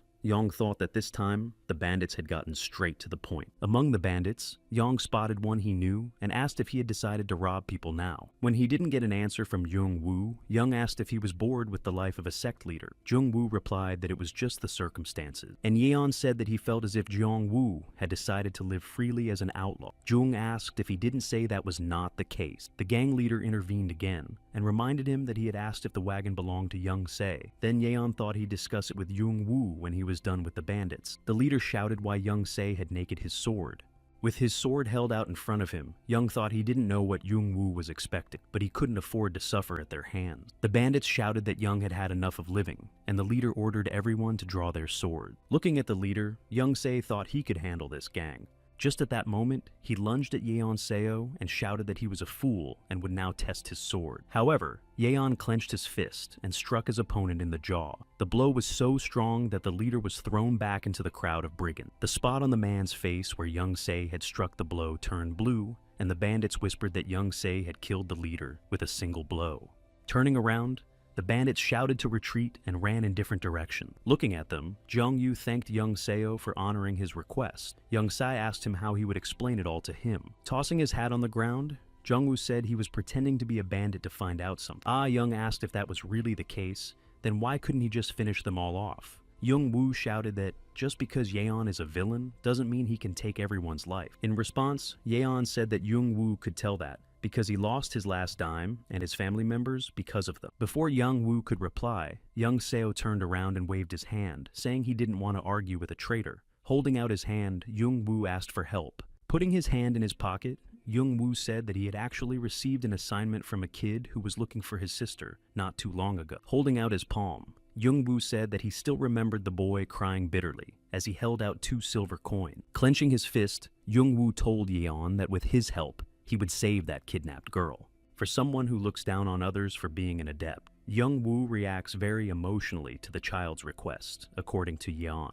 You can't even tell what kind of person Young-woo really is. So, Young-se asked Jong-woo if he had a plan. He turned his back and said he didn't. Then Young-seo asked if he knew where the headquarters of the bandits were, or how many of them there were, or where the place with the kidnapped people was. But Jong only recognized it. Folding his arms on his chest, Young-se clarified that he knew at least what they would do with the kidnapped people, and what they would do if the bandits killed the people. Without an answer, Young-se asked why he should ask for help without a plan or information. Young-woo said that's why he was asking for help.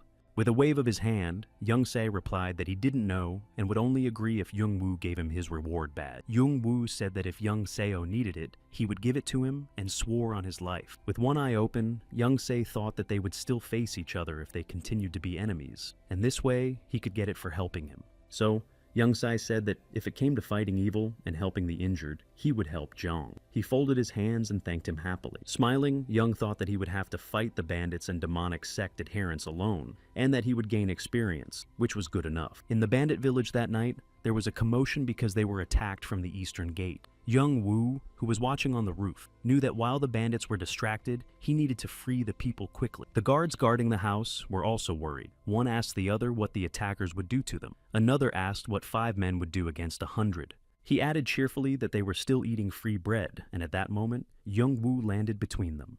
When the guard saw him, he shouted who he was, but a moment later, the grass was stained with blood. Looking at the bodies lying there, Young-woo put his sword away, and thought that now there was one less problem. Now it was time to find the keys to the prison, and Jong began to search the 2 men. After undressing them, Chan didn't understand what was wrong, because he was sure that the guards would have the keys. He thought that it would be too risky to break the door, because there were people inside and the sound could be heard by other bandits. Yong-ga landed next to him. Seeing her, Young-woo jumped up and said there was a problem. Handing him the keys, Yong-ga said he was looking for this. Immediately, Young-woo exclaimed how and where she got them, and Yong-ga boastfully replied that she specializes in it. Standing there with his mouth open, Young-woo kept asking how, and Yong-ga replied that they didn't have time to rest and talk. Remembering where they were, Young-woo exclaimed that they needed to free the people first. When the prison was opened, Yong-ga was escorting the prisoners down the street and showing them where to go. Young-woo asked her if it was dangerous to take the hostages out through the back gate,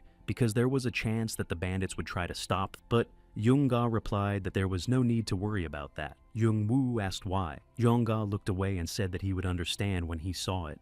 Tak-seo stood at that back gate and told the prisoners to pass through here. The poison bandits were lying on the ground, barely alive. Dam-un smiled and said that everything went according to plan. Jung-woo looked at him and asked about the plan. Raising his hand, Un said that in case the bandits decided to follow them, he had set this seal trap on this road. Looking at Untang Seo and Jong-gu, Jong-woo thought that these three were definitely unusual people, and how young Seo had found such talented people. Suddenly, Jung-woo assumed that if no one would follow them, then all the other bandits would rush towards brother Yeon Seo. In the next moment, Jung-woo disappeared and shouted that no matter how strong Jung-woo was, he couldn't handle 100 bandits. As he rushed through the village, Jung-woo thought that there were only a couple hundred bandits left, and prayed that young Seo would be okay. Running to the main gate, Jung-woo shouted young Seo's name, and then noticed him sitting on a pile of bodies. There was only one question in Jung-woo's mind as young Seo smiled, and asked if they had already rescued the hostages. Then Jung-woo thought that when everyone praised him as an outstanding warrior, he thought he was special. But now, looking at young Seo Woon, Jung-woo thought he was nothing. The team stayed at a house for the night. Young Woo came to young Seo's room and asked if he could discuss something with him. Young Se asked what he wanted to talk to Jong Woo about. Jong replied that he realized his inferiority by pretending to be a bandit. He also said that after leaving the Volcano sect and becoming part of Murim, he met many talented people. Now Jong understood his teacher's admonition to be strict with himself and to be modest. Hearing this, young Se was surprised that this kid who was nothing but prideful. Clenching his fist against his chest, Jung-woo said that this was probably why the teacher wanted him to go to Murim with young Seo. Clenching his fist, he said that he wanted to become strong and wanted to be a student that the teacher wouldn't be ashamed of. Kneeling down, Jong shouted that he knew young Seo hated him, but asked to be his coach. Yeon Seo stood up, and Jong lowered his head and said that he had no one else to ask but him, and despite his shortcoming. However, young Seo didn't let him finish, and said that he was going to do it anyway. Young Woo looked up at him in surprise. Jong asked what young Seo had just said, and Yeon Seo repeated that he said he was going to train him anyway. Looking at Young Woo, young Seo thought that one way or another, he needed to prepare him for the winter attack. Putting a hand on his shoulder, young Seo remembered that he was worried about what would happen to Jong Woo if he didn't train him, but he bowed first. After that, they went to a special training session. Young Seo said that Jung Woo's main flaw was his lack of experience, so he would give him training. Frowning, Jung Woo asked if they were just going to fight each other. Reaching for his sword, Yeon said that he was pretty savvy. In response, Jung Woo asked Yeon to just admit that he wanted to take him down. But Yeon asked if Jung Woo himself didn't say that he wanted to be strong, and that fighting was the fastest way to achieve that goal. Putting his sword on his shoulder, Young Se said that from now on, he will start attacking him during training and even during rest and when Jong Woo eats. And Yeon warned that Jong should always watch what's going on around him. Pulling his sword forward, Young Se said that if Jong wanted to make up for his lack of experience in a short period of time. In the next moment, Yeon was already in his face and said that there was no other way to train. When Yeon attacked him, Jong ducked down. Yang shouted that Jong needed to pull himself together, and he grabbed the hilt of his sword. As he drew his sword, Jong swung, but Young Se jumped up and stepped aside. To Yeon, such an attack was obvious. Young Seo attacked Jong from the back, and he fell face down on the floor, coughing. As Chan stood up, he saw that his nose was bleeding. This disheartened him, and he clenched his fists. Turning around, Chan shouted that Yang had attacked him from behind like a coward. Pointing his sword at him, Young Se said he had 30 seconds to retaliate. Then he added that if Jong didn't get up, he would be beaten up. Before he knew it, Jong was screaming for what? But Yeon kept up and told Jong to fight without recoil because he needed it to make up for what he lacked. Also, Yeon said that if he didn't, Jong might die. As he listened to this, Jong wrinkled his nose in anger. In order for Jung Woo's skills to improve, he needed to deal with unexpected attack. Rubbing his fists, Young Se thought that he needed to make him stronger before winter. When Young Se reached out to him, Jung Woo covered himself with his hand and shouted enough. There was silence, and Jung Woo opened his eyes and asked Young Seo if Young Seo had finished. But when he opened his eyes completely, he saw Yeon Seo swinging his sword at him, and said that there was no denying that it was very invigorating. The next day, Un came to Yeon Seo's house and told him that the magic traps would soon be completed. In response, Yeon says that as soon as he creates a fake martial arts manual, they will be ready to attack. Weapon-wielding martial techniques and attack repulsion techniques are not difficult to write since Yeon Seo knows them from his past life. The problem is that they're all techniques of a demonic sect, not to mention that the author of many of them is a heavenly demon. Thinking about it, Young Se said that's why he was most afraid of attracting the attention of the demon sect. Sitting down on the chair, Dam Woon asked if he could keep them from using these techniques. Young Se asked how. Raising his index finger, Un said that if they don't resist the temptation of using demonic techniques, they should put a seal on them. Taking a brush, Young thought that if he had to create a manual, then maybe he should make it more interesting. And so, the news began to spread. Il Song, who was the leader of the Black Bandits 2 centuries ago, left behind untold treasures. Of course, the bandits rushed out believing that the treasure was rightfully theirs. Rumor has it that those who make it through the ordeal will receive the treasure, but the bandits believed that the treasure should go to the worthy. At the next training session, Young Se praised Jung Woo for doing a good job and told him that they had finished. Jung Woo fell to the floor in joy. Young Seo then reminded him that he needed Young Woo's award plaque. When Jung Woo got up, he clarified that the day had already come. However, Yeon Seo said he would tell him the plan and Jung Woo should listen carefully. When night fell, Jung Woo asked if Young was sure he wanted to do this, and Young said he was, and put on a mask and told him that from now on, they were bandits. Bandits who capture other bandits. Young Woo also covered half of his face with a mask. At the tavern, a man told a friend that a treasure cave had been discovered on Mount Seoldu. The friend replied that everyone in the province knew about. Folding his hands, the man said that he had heard that people trying to get the treasure were dying every day, and assumed that they would all die out. But his friend warned him not to talk about such things, and the man looked around and said that he had lost all fear from the quiet life. Smiling, his friend asked if it was not, thanks to that hero in the fox mask. He heard that the hero was giving away his own loot to the victims. Young Seo and Young Woo sat at a nearby table and listened to the men discuss that 2 heroes were doing something incredible. But who were they? It was known that one was wearing a fox mask and the other was wearing a regular mask, but their identities were unknown. But that didn't matter to the men. What mattered was that a real hero had appeared. Looking at Jung Woo, Young wanted to say that they should go, but he was still eating noodles and through his full mouth asked him to wait until he finished. Getting up, Yeon reminded him that they had things to do, and if Jung Woo wanted to get out early, he should hurry up. Moving towards the exit, Yeon said that they had 2 more places to go today, and that was it. Jung Woo jumped up from his seat in a hurry. In the night, Jung Woo reported that all the Black Bandit squads had been destroyed in the cave. Leaning on his knees, he took a breath and said that all the hostages had been transported to the headquarters of the Hwayong organization. Young Se replied, "Good job." Then he said that part of the loot should be given to the hostages and they would take the rest. Jung Woo pointed his finger at himself and said he would take care of everything. Looking at him, Young thought that now Jung Woo was listening to him, and as he thought, the sudden attacks and beatings were good for him. Jong Ga flew over to them and called out to Young Seo. Turning to her, he asked her if she had done what he asked her to do. She handed Young Se a pergamut and told him that it was the next target. Young Se took it. While Yeon Seo was reading the parchment, Yong Ga asked Jung Woo if they were working too hard since he had already halfway done his reward plaque. After putting the parchment away, Young Seo summarized that they still had to go to Guju Geumhwa,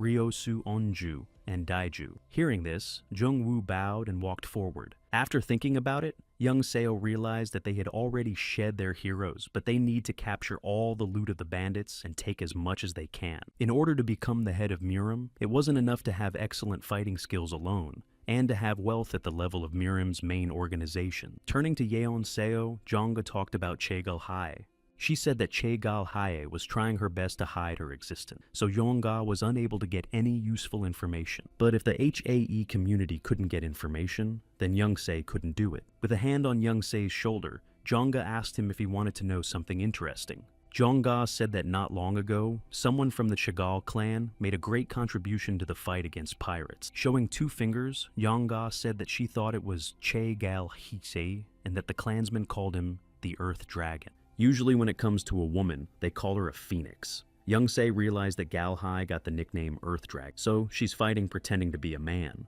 Youngse realized that the future hadn't changed after all. He was worried that the date of the battle and its details would be different, but Youngse didn't seem to have to worry about that anymore. Jungwoo approached them with a bag. Youngse told him that they were going to the next place, Daeju. A boat approached the ship, and the pirate told the arrivals to leave their weapons in the boat. As the pirate looked around the ship, the warrior thought that for pirates, they had a pretty good organization. A man appeared in front of him and greeted him, and the warrior noticed that he spoke good Chinese, and he replied that he still had some work to do. The captain came closer to him and asked why he was looking for him. This pirate is called the Red Demon. He is considered one of the strongest pirates at the level of a clan elder, or even higher. In response, the warrior asked if they had run out of supplies because the battle was dragging on. The captain replied that one guy had given them a lot of trouble. Then the warrior said that they would open the way to the city, and while they were distracting the soldiers, the The pirates could get food and other booty. Of course, it was not a bad idea for the captain, and he asked what Yonseo wanted in return. And the warrior answered that they wanted chaos, because that would give them control over the territory. Placing a box on the floor, the warrior said that it was a gift from the demon sect. Inside were 2 katanas, and the captain replied that they were very interesting items. Picking them up and pulling them out of the scabbard,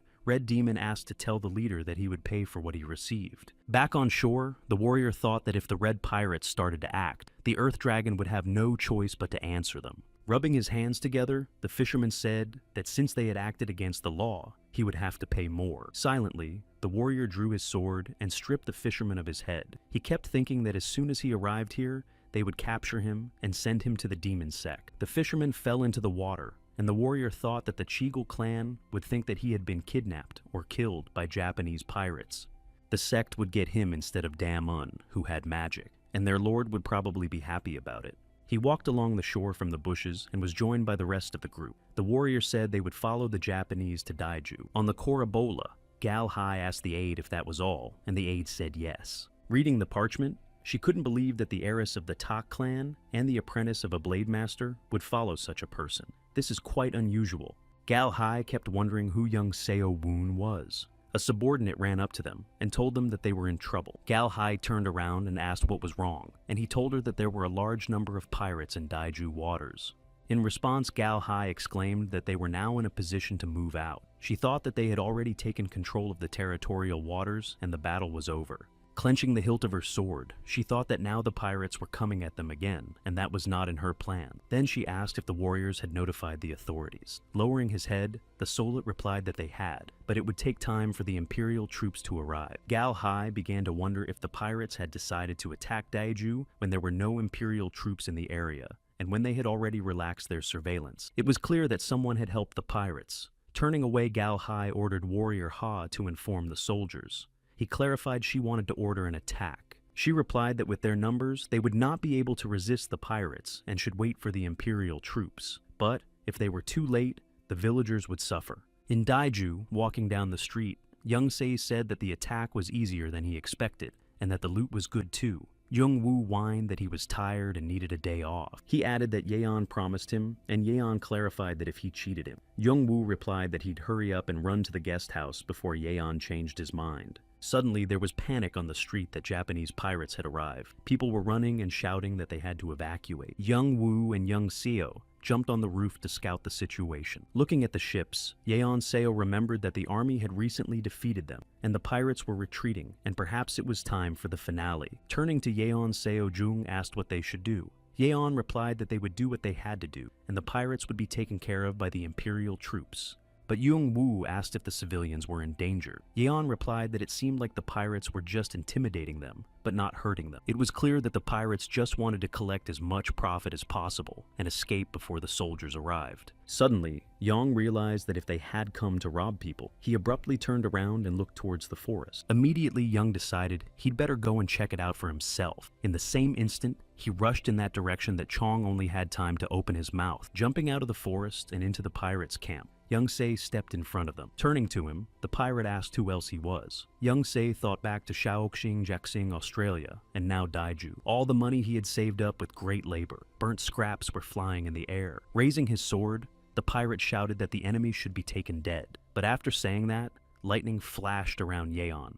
In a moment, the three were gone, and Young Se's sword was stained with blood. At that moment, Young Woo came to him and asked him what it was all about and why the warehouse had burned down. Young Se asked him to move the stuff to a safe place. Young Woo came closer and asked him to explain what happened, and Yeon said that there would be more pirates here soon. Looking at the sky that had turned red, Yeon added that the pirates would attack the place. Then Young Woo asked what Yeon would do. Young said he would destroy the Japanese pirates by taking something out of his pocket. Young Woo asked if this was a surprise attack that was different from the past. Young Se put on a mask. Without answering anything, he flew upwards. Young Woo shouted his name after him. Rushing through the forest, Young Seo thought that at first he didn't care what the pirates were up to. However, how dare they touch his belongings? Young decided that he would repay them tenfold, and then the pirates would be held accountable for harming Young Se. He drew his sword and attacked the pirates. Meanwhile, in the city, the pirates were putting everything in the cart and hurrying their ally. As they approached the cart, The pirate laughed and said that he had taken a lot. His comrade praised him and said they should hurry to the boat. But at that moment, young Seo landed right on the back of one of the pirates. The gang leader turned to him and shouted what the hell was going on, but young Seo drew his sword and his head fell to the ground. The two remaining men rushed towards young Seo, shouting that he was a bastard. But Yeon Seo was struck by lightning, first one and then the other, and both of them fell to the ground dead. A woman and her daughter sheltering near the counter noticed a fox mask on Yeon, and she shouted that he was the hero in the fox mask. But there was no end to the pirates, although their skill level is not high. Despite Yeon's superiority, they never retreated. On the contrary, they wanted to exhaust him. Yeon didn't think that ordinary pirates would be so well organized. Even in his previous life, they were almost impossible to deal with. That was why no one came close to the coast where their bases were. It would be better to come to different settlements for protection, so that more people would get to know Yong. A warrior arrived at the Seven Chagel ship again, and reported that a message had arrived from the squad that had first traveled to Taiju. He said that the squad had confirmed that one of the 4 large ships belonging to the Red Demon had entered the waters. When Gal Hai heard about the Red Demon, she immediately thought of what he had come here for. Standing in the middle of the square, young Se looked around and realized that he had wiped out almost everyone, except those who had fled to the ship. Suddenly, there was a rustle behind his back, and someone said that now, instead of his men, he had come himself. Coming closer, the Red Demon said that he decided to see what had happened here. Turning around, young Se saw a pirate on the roof, and the Red Demon asked if it was him. Young Se felt an incredible energy coming from the demon. Among the other Japanese pirates, are there any other warriors this strong? Jumping down to Yeon, Demon asked if he was answering, and suggested that he must still not speak this plebeian language well. When Yong attacked him, Demon said he just wanted to try out his new weapon. He swung his 2 katanas, and Yong drew his sword to ward off the attack. When the dust settled, the Red Demon said that young Se was a great opponent for him to try out his new weapon. Looking at him, Yeon saw that the Red Demon was strong. If he was in the demon sect, he would be among the top 100 strongest warriors. Among all those that young Se had fought against, the Red Demon was the strongest opponent. Right now, young Se didn't know if he could win with his current skill level. Besides, he was exhausted. Clenching his teeth, Yong realized that he was more excited than scared. Crossing his katanas again, the Red Demon said that it was his turn. As he accelerated, he jumped up and struck at Yong again, but Yong managed to put his sword up and deflect the attack. Clutching the sword with both hands, Yong thought that his opponent could hold such a heavy sword with one hand, but Yong couldn't resist for long, and the demon swung him backwards. As he got down on all fours, Yong thought that although his opponent was strong, he was slow because of his armor. That meant that he had to rely on his speed in this battle. So, Yeon began to orchestrate various attacks from all sides, but each time he struck, Demon Yong realized that his armor was strong enough to prevent him from missing the attacks. And Yeon trying to get ahead of him would only waste his energy. After the attacks, Yeon bounced back. Raising his weapon, the Red Demon asked if this was the limit of Yong Seo's abilities. He took a few swings in the other direction, shouting that it was too boring. As he dodged the blow, he thought that if he continued like this, his strength would run out and he would be in trouble. After that, Yong spread his arms and used the moon reflection attack. This attack hit the enemy, and the Red Demon howled. Then Yong accelerated and rushed towards the enemy, thinking that he needed to focus on one point. But when Yong's sword hit the armor, the Red Demon moved back under the pressure. Yong thought he had decided to dodge to soften the blow. He had no choice but to charge at the enemy with his last strength. A shout came from outside, demanding that Yeon stop. Yong turned around and saw that 2 pirates who had taken civilians hostage were standing nearby.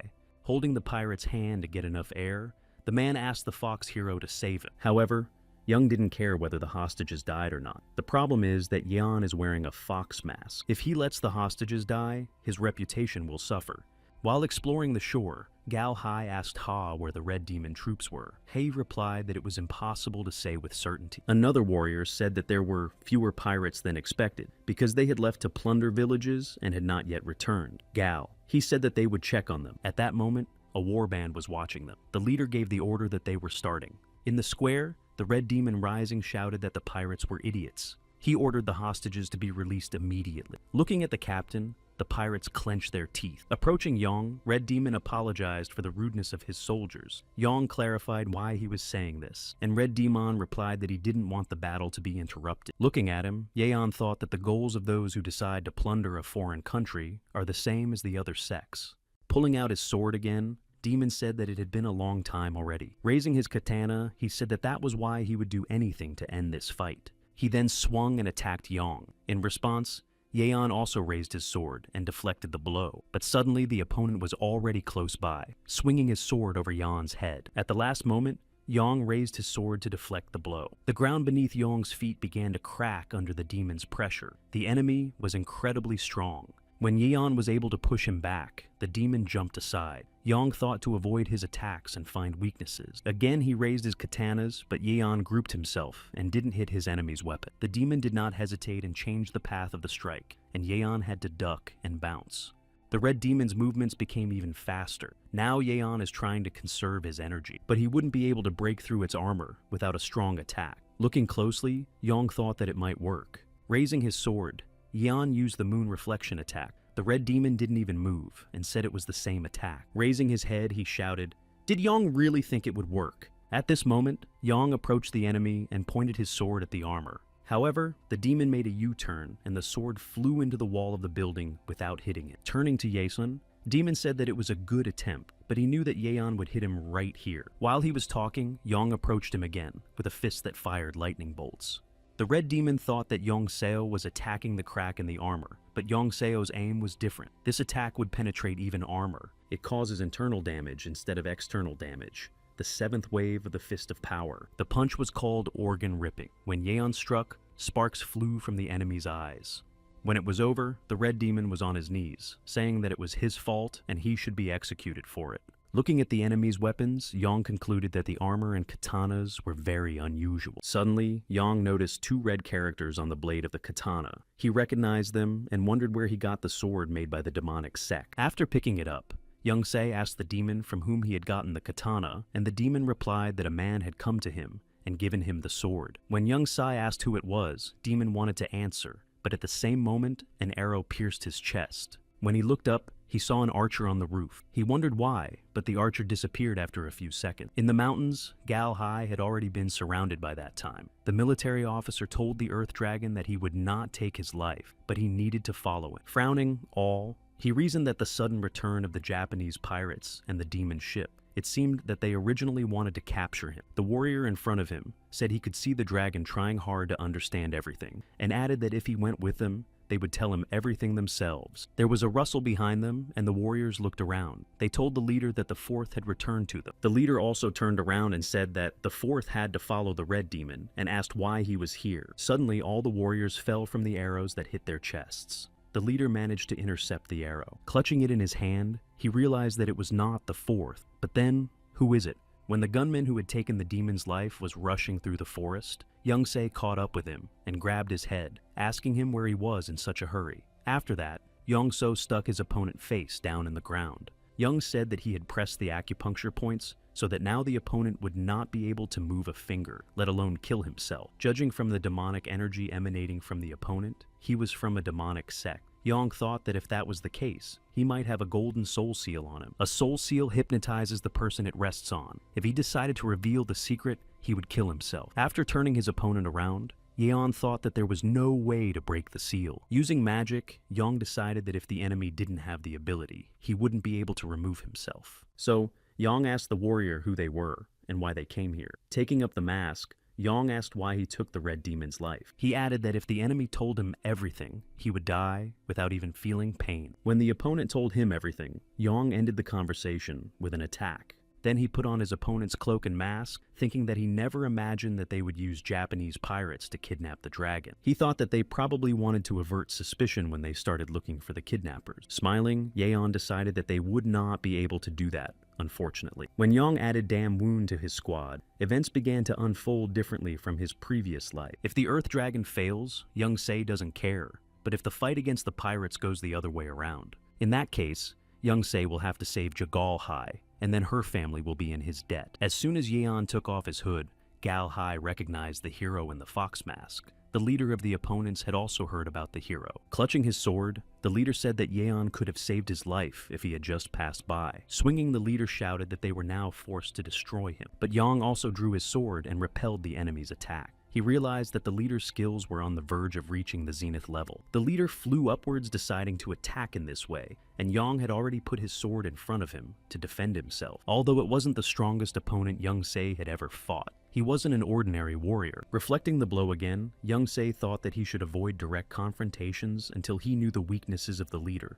With a swing of his sword, he threw his opponent several meters backwards with a shockwave. The leader shouted as he slowed down, wondering if Yang thought he could fool him with such attacks. Seeing 3 needles flying at him, the leader was shocked that his opponent was using a demonic attack. Reaching out and intercepting the needles, the leader said that Yang had cast an illusion to distract him and was now using the demonic attack. And the leader asked why a hero like Yeon was fighting like a coward. Hearing this, Yeon's eyes opened wide. He swung his sword and shouted how Yang would respond to this. Extending his arm, Yang intercepted the same needles. However, they stabbed into the armband and punctured it. After that, Yeon fell to his knee. Seeing this, the leader called Yang an idiot because he blocked the poison attack with his hand. Walking up to Yeon Seo, the leader asked what he was hoping for. Everyone else silently watched them. Returning to his opponents, the leader said that only if Yeon didn't have immunity to poisons, he wouldn't be able to survive. Suddenly, he put his sword to his throat behind his back and said that he knew it himself. Afterward,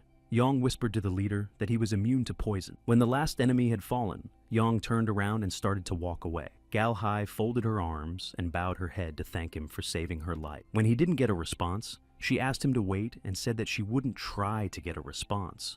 But could he come to the Chagall clan when he had time? But to that, Yeon didn't answer her either and just flew upwards. Gal Hai extended her hand, shouting for him to wait. When the Imperial army arrived, the warriors started shouting that they wouldn't pursue him because they needed to clear the area of pirates first. As she approached the Red Demon's body, he thought that it would take an incredible level of martial arts to defeat him.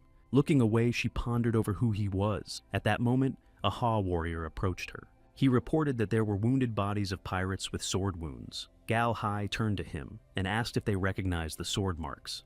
And Ha said that it was the sword of the Plum Blossom Blade Master's apprentice. That there was a master's apprentice here greatly surprised the mistress. On the other side of the city, Young Woo closed his eyes and apologized to Young Seo. However, Young Seo only asked how much treasure they had lost in response. Pirates burst through the gate, shouting that Yeon should be killed. Clutching his sword, Yeon said that until they got everything back, they would not stop. Young Woo turned away and said that if it was only about the treasure, Young Seo should do it himself because he wouldn't suffer for it. However, Young Se grabbed him by the scruff of his neck and dragged him forward while Young Woo shouted that he wanted to die. Time passed and spring came. Young Seo slapped Young Woo for doing a good job. Walking out of the training room, Young Woo raised his fist up and shouted that it was finally over. Holding out the money to him, Young Seo said that it was his reward. Hearing that, Jung turned around and Young Seo said he could eat and buy whatever he wanted and have fun. Leaning over the money, Jung said he was supposed to do Yeon's bidding for free, to which Yeon said he wouldn't take advantage of it.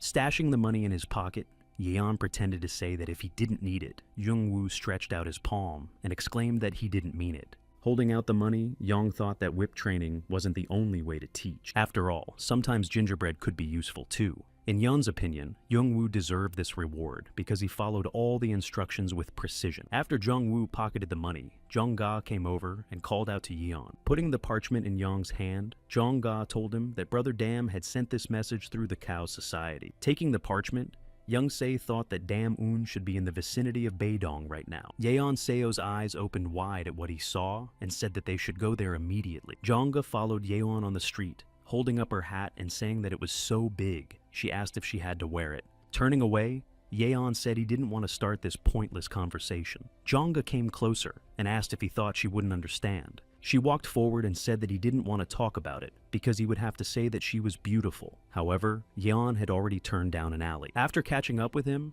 Yongga exclaimed that he was ignoring her and asked him to at least look at her. The man in the alley looked back at them. When they entered the tavern, all the customers looked at them angrily, and Yongga told Jongga that if she wanted to take off her hat, he wouldn't stop her. On the second floor stood Damun, who raised his hand and called out to the leader. Taking a seat at the table, Young Seo said the tavern was packed to the top with bandits and clarified why they were all here. Un replied that they had offered them a deal. Young Se questioned the deal, and Damun explained that in exchange for helping them eliminate the bandits in Baedong, they would ask for a huge sum of money. Smiling, Young couldn't believe that Un was asking for money to disarm the trap he had set. But the deal is more complicated than it seems. Un also said that he was afraid that negotiating alone would put him in a dangerous situation and wanted to ask Yeon to accompany him. Then Yeon clarified that Un had originally planned to profit from it. Dam Woon asked if practicality was less important than fame, and Yeon replied that they had no guarantee that he would keep his promise, and what would they do if the bandit leader ditched them. And Un replied that it's up to the leader, Young Se, then. Young Se thought he knew that Un had asked him to escort him because of that. Folding his arms across his chest, Yeon said that for now, they would proceed according to this plan. Jong-ga raised her fist up, and Un folded his palms and thanked him. While negotiating with the bandit leader, the latter angrily exclaimed what you said and stabbed his sword into the floor. Kwak Chul Jin shouted, "Damn Un, think he would agree to such an idiotic proposal." Standing behind Un, thought that he is a talented warrior who should reach the zenith soon, and is it really Kwak who commands the squad? Kwak replied that he didn't understand why he couldn't accept, since they were offering him knowledge of the martial arts left behind by Sa Il-sung. Kwak asked if the amount was too much. Yuan asked how much wealth his squad earned per year, and he must have some extra money. Raising his palm, Kwak ordered him to stop, and added that he wouldn't even listen to him. Taking out his fan, Un said that since he couldn't help them, they would just go to the leader of the other squads. Kwak said that no one would agree to that. Covering his face with the fan, Un said that he doesn't know that, and they are really asking for a large amount of money. However, it doesn't compare to the benefits that Kwak will get by gaining this ancient knowledge. Un turned away and said that since Kwak did not want to make this deal. Suddenly Kwak stretched out his hand and shouted for him to wait. Then he asked if Dam Un was sure it would help them in Beidong. And Un said that Kwak himself probably realized that the answer to that question was in the affirmative. Pointing his finger at him, Kwak asked, "What if they lose, and what will happen then?" Un replied that in that case he would not get any compensation. Un looked at him and added that Kwak could just slit his throat. When they went outside, Yeon said that they were able to come to an agreement with him, and he was going to visit Hawaiian's organization. As they left, Yeon said that Dong-un could rest here for now. Un replied that he would take care of his own business for the time being. Back at the inn, Un took his brush again and opened the parchment under the candlelight. After writing something, Un stretched and said aloud that he needed to do these things first. Walking over to the bed, Un placed the candle on the bedside table, then lay down and blew it out. On the roof of the opposite building, a man watched as the light in Un's window went out. This warrior crept into Un's room and drew his sword. Un was asleep and heard nothing. He raised his dagger over Un. When the bed was stained with blood, Un opened his eyes wide. The warrior thought he had pierced Un's stomach. However, when he looked at his face, he saw that there was actually a log under the blanket. Just like Yeon Seo Dam told Woon, the culprit had followed him. When he realized his mistake, he looked around. The criminal was quite stealthy, and Dam Woon would be in trouble if he wasn't prepared. Finally, when the criminal saw Un, he swung his dagger, but Un deflected the blow. At the same moment, Yeon climbed in through the window and told the criminal that he was fearless enough to come to their house. Hearing that, the culprit rushed out through the window. He jumped out and disappeared. As he was running along the rooftops, Young Se caught up with him and raised his sword to ask him where he was going. The criminal jumped into the square without escaping. Yeon jumped down after him. Examining his opponent, Yeon noticed that he was wearing leather armor. Although Yeon attacked him to grab him, he would only be able to leave a scratch on him. Abruptly turning around, the enemy fired 3 poisonous needles at Yeon. However, Yang was ready for the attack and just turned around a bit to let the needles pass him by. Looking at his opponent's weapon, Yeon realized that it automatically fired the arrows. Immediately, the opponent rushed towards Yeon Seo and drew his dagger. However, Yeon dodged this strike as well. He swung his sword at the level of his opponent's face, but he crossed his arms to defend himself. The sword left a wound on the enemy's arm. Also, Yang knew that among other things, he also possessed the stealth skill. After this blow, the enemy whirled away and ran towards Yang. It was obvious that the enemy had a good command of the blade. Once at a distance, the warrior asked how Yang knew he was coming. Yang lowered his sword and asked if he had been following him from the beginning. The warrior replied that Yang was a master of his craft, but even he could not deceive him. The warrior was sure that Yang couldn't see him through the veil of secrecy. Smiling, Yang thought, of course, how would the warrior know that? All his past life, Yang had lived like hell, always on the verge of death because of the threat of assassination. Yang didn't know if it was a curse or a blessing. Because of that, he developed the habit of always being on guard. After negotiating with Kwak, Yeon felt his energy for a moment. In response, Yang told the warrior to better let him know who gave him the task, but the opponent remained silent. Lifting his leg, Yang said what if the opponent wasn't going to tell. Flying upward, Yeon shouted that there was nothing left for him to do but to force the opponent. As Yang approached the opponent, released 3 small balls, and green smoke rose up around him. It was poison. As the opponent wanted to escape from the smoke, Yang's hand appeared, grabbing him by the scruff of his neck. Bending the opponent over, Yang whispered to him that this level of poison did not affect. With 2 fingers, Yang pressed the points on the enemy's body. Grabbing the enemy's face, Yeon told him to forget about escaping. After examining the enemy, Yeon concluded that there were no identifying marks on him. Perhaps there was an individual behind him, rather than an organization. With an outstretched hand, Yang closed them into a dome so that no one could overhear their conversation. The warrior looking at this said that it was unbelievable. Looking at Yang, he asked who he was, adding that it was amazing that there was a warrior with such talents and strength as Yang. Grabbing his opponent by the shoulder, Yang asked again, who gave him the task to kill Brother Dam? The warrior replied that he couldn't say. Raising his hand from which lightning bolts were shooting, Yang said that he would speak now. Before the hand touched him, the warrior shouted that it was the Society of 5 Ghosts. The massacre of Woon was ordered by the head of the society. Then Yang began to think that the Society of 5 Ghosts had a feud between him and the Western Province's squad. They probably wanted to prevent the Western Province from winning the battle at Beidong. Looking at the warrior, Yang decided that he could be useful. Deciding to look at the enemy's face, Yang took off his mask. The opponent told Yeon to stop. After taking off the mask, Yeon's eyes went wide and he thought about why this guy was here. It was Seo Ho Sung.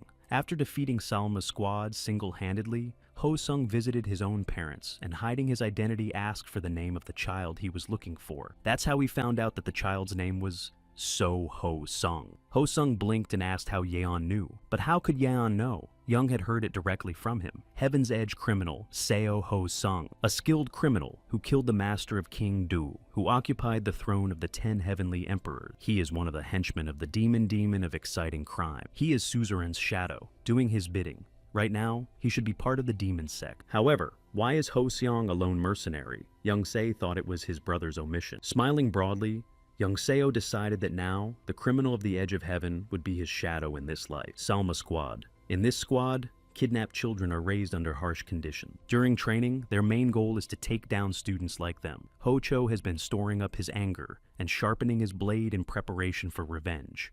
As soon as he reached the rank of warrior, he destroyed the entire Psalm squad, both leaders and other warriors.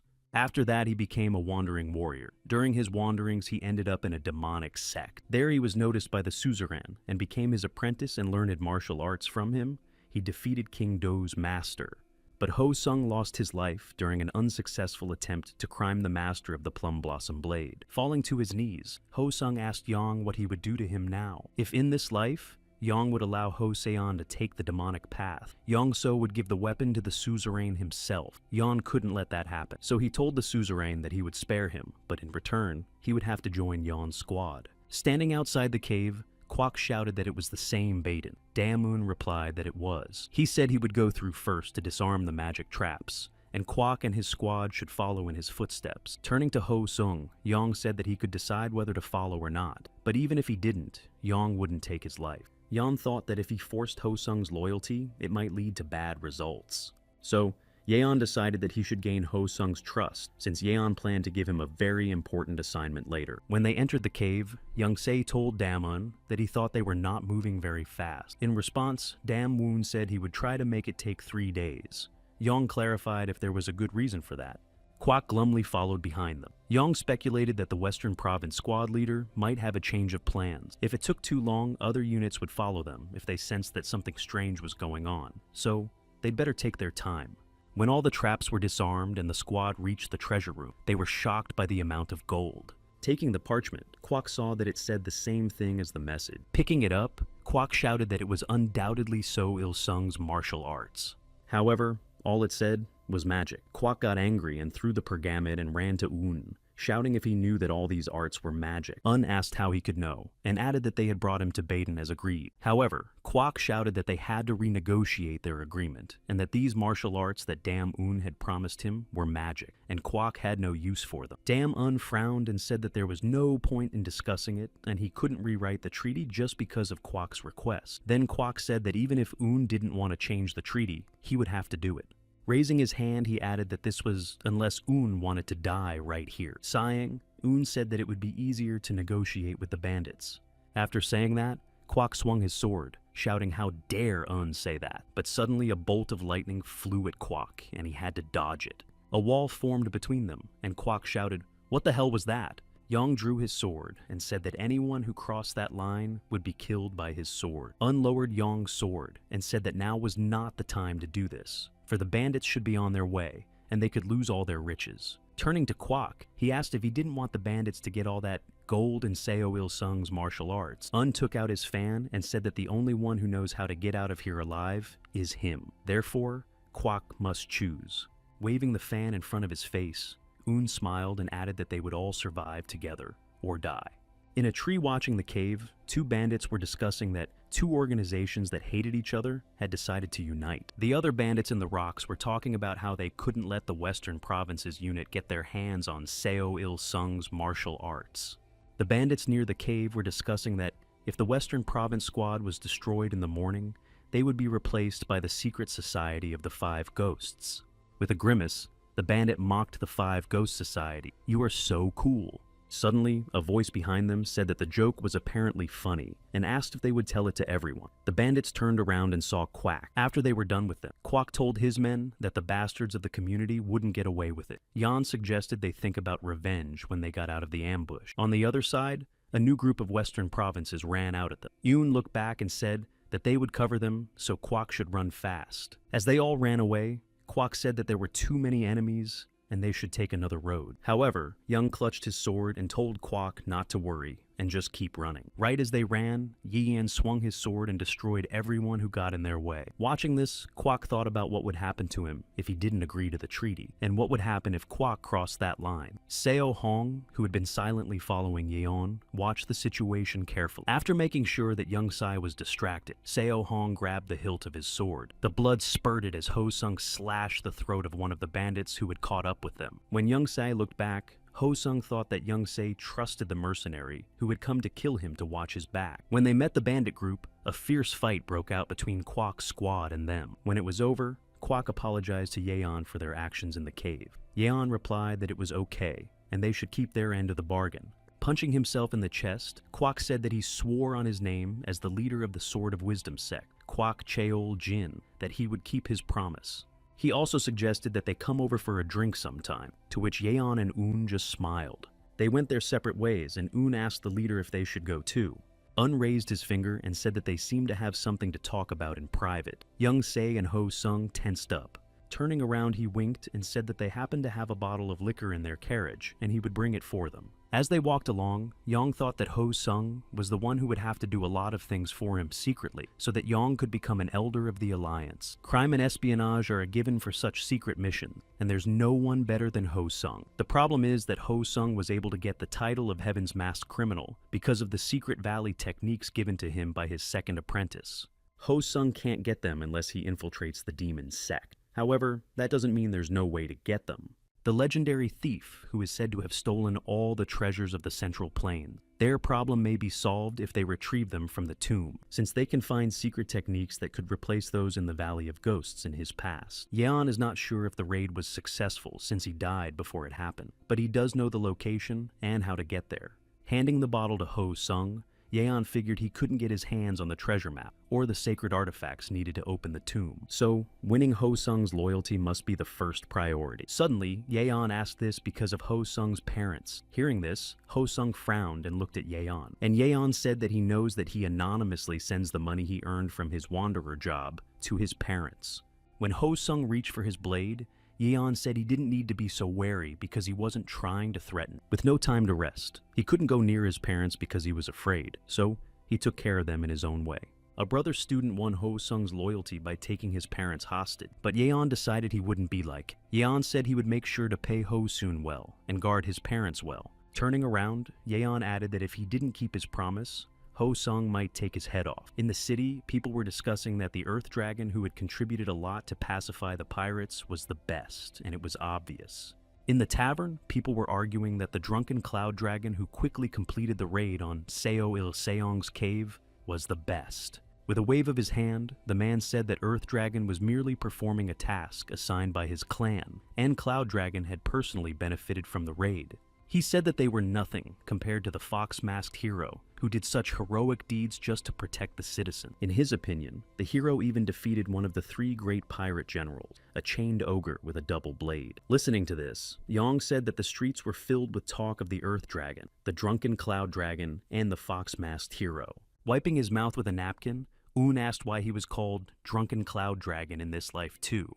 Yahyong said that Un had joined the Chaos sect after all, so it must have been bad for him. Dam Woon clutched his head. Yung Ga Tang Seo and Yung Woo entered the tavern. All the customers were enthusiastically looking around at the girls. Noticing Yeon, Jong-ga walked over to their table. Yeon asked why they were so late. Looking up, Jong-ga boastfully replied that they were going to the festival after all, so shouldn't she make an effort to prepare herself? Hearing this, Un and Yeon smiled, and the leader suggested they head to their next destination, to Hunan, where the Dragon and Phoenix martial arts tournament would be held. When they arrived in the city, Un noticed that the tournament was still 10 days away, but the streets were already full of people. With his hands down, Jong asked if they could even rent a room for the duration of their arrival, but Young replied that he knew they would and had sent a man ahead of time. Just then, Ho Sung walked up to them. Yeon asked him if he had found a place to sleep, but Ho Sung said there was a problem. Yeon asked again. He said that he had booked their rooms as Yeon had ordered and even paid in advance. But then a group of hooligans burst into the room and took it over. When Yeon asked who they were, Ho Sung said they were the Hwanbo clan. Yeon's eyes went wide.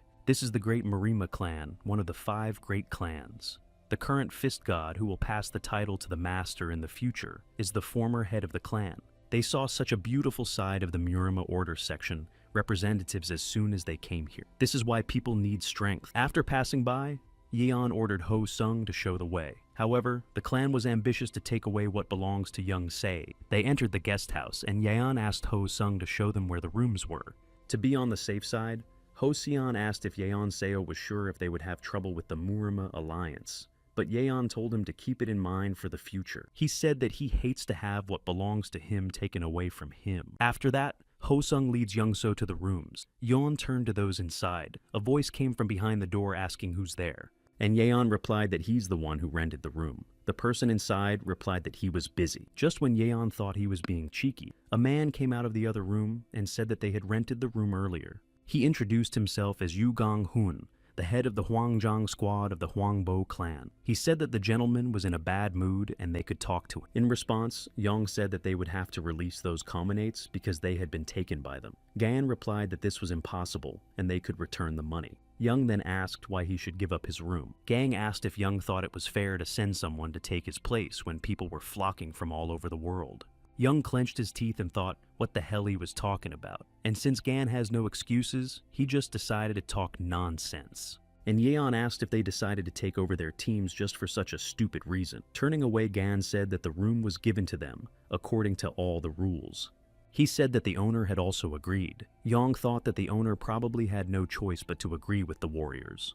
Grasping his head, Young realized that their conversation had failed. Then Young thought they had no choice but to beat them up and kick them out. So, he told Gan that since no one would give in to each other, they would have to decide by force who was right. So, Gang asked him seriously, and Young asked Gang if he thought he was joking. Looking at him, Gan said that if Young backed off now, he could avoid the embarrassment. Opening his kimono, Young Se said he would bet silk po on it. The master, who had been listening to their dialogue all this time, jumped out of the room at this phrase because he couldn't believe the bet. With a smile, Yong asked what bet he would make. After that, everyone went out into the forest to fight. There, Ho Sung asked if Yon was worried because he was a relative of the Hwanbo clan leader. Yon replied that there was nothing to worry about, and they had a reason to fight them. Yong looked around and added that their companions would be witnesses. Meanwhile, the gentleman in front of him exclaimed that he was lucky to get Silk Pao.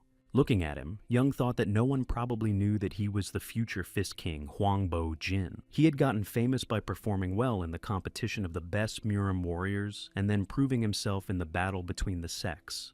However, Young Seo never crossed paths with him on the battlefield because all his merits were fabricated by the Murima Alliance and the Hwanbo clan. Simply put, he is a coward with fake medals who hides behind connections and power. Pointing his finger at Yong, Bo Jin shouted for him to take off his silk pao. Yeon looked at him questioningly. Bo Jin said that the terms should be equal and asked if Yeon was afraid to fight without him. Young couldn't believe that Bo Jin would rebuke him for being a coward while wearing gauntlets with protective plates. Even Young Woo isn't that brazen. Tapping on the grip, Yang said that it's not very comfortable to undress here. Raising his palms, Yeon suggested just fighting to 10 points, and if Bo-jin got them first, he would win. In response, Bo-jin questioned, and Yeon said he was giving him a break, but even so, he wasn't sure. Clenching his fists, Bo-jin shouted that Yeon was a coward and didn't believe he could beat him so much that he refused to take off his pao. But Yeon replied that Bo-jin has a long tongue and sighed. This made Bo-jin furious, and he called Yeon a bastard who doesn't value his life at all. Ho-sung, who was standing nearby,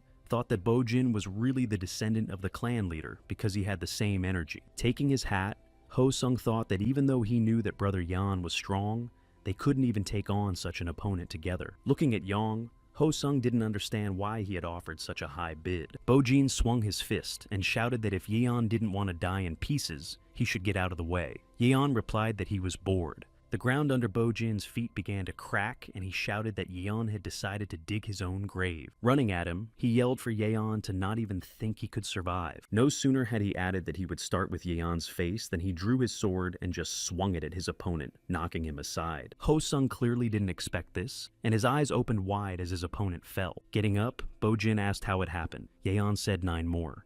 Raising his sword above his opponent, Yeon said they would finish quickly. When Yeon got close, Bo-jin did a backflip to dodge the attack. Watching him, Yeon thought that it was pure luck that Bo-jin had gotten his position. Wiping his mouth, Bo-jin cheerfully said that Yeon knew how to take him by surprise. Swinging again, he shouted that only this time it would be different. This was the Hwambo clan's crowning attack of 5 elements in a fist. Bo-jin told Yeon that he would freeze now, but at that moment, Yeon jumped up and struck Bo-jin's head with his sword. Then Yeon struck him in the liver. He thought he was about to find out how good the future Fist King was at martial arts. Yeon's attacks were instantaneous, and he struck one after another. Bo-jin had time to cover himself with his armored hands. Then Bo-jin received a sword strike to his stomach. Yeon, on the other hand, thought that no matter what, they were brazen bastards. From another blow, Bo-jin flew back to his subordinate. Looking at him lying there, they shouted "Mr." and Bo-jin only coughed. Standing in front of him, Yeon summarized that there was only a second left. Rising up, Bo-jin shouted why his subordinates stood as if they were standing still.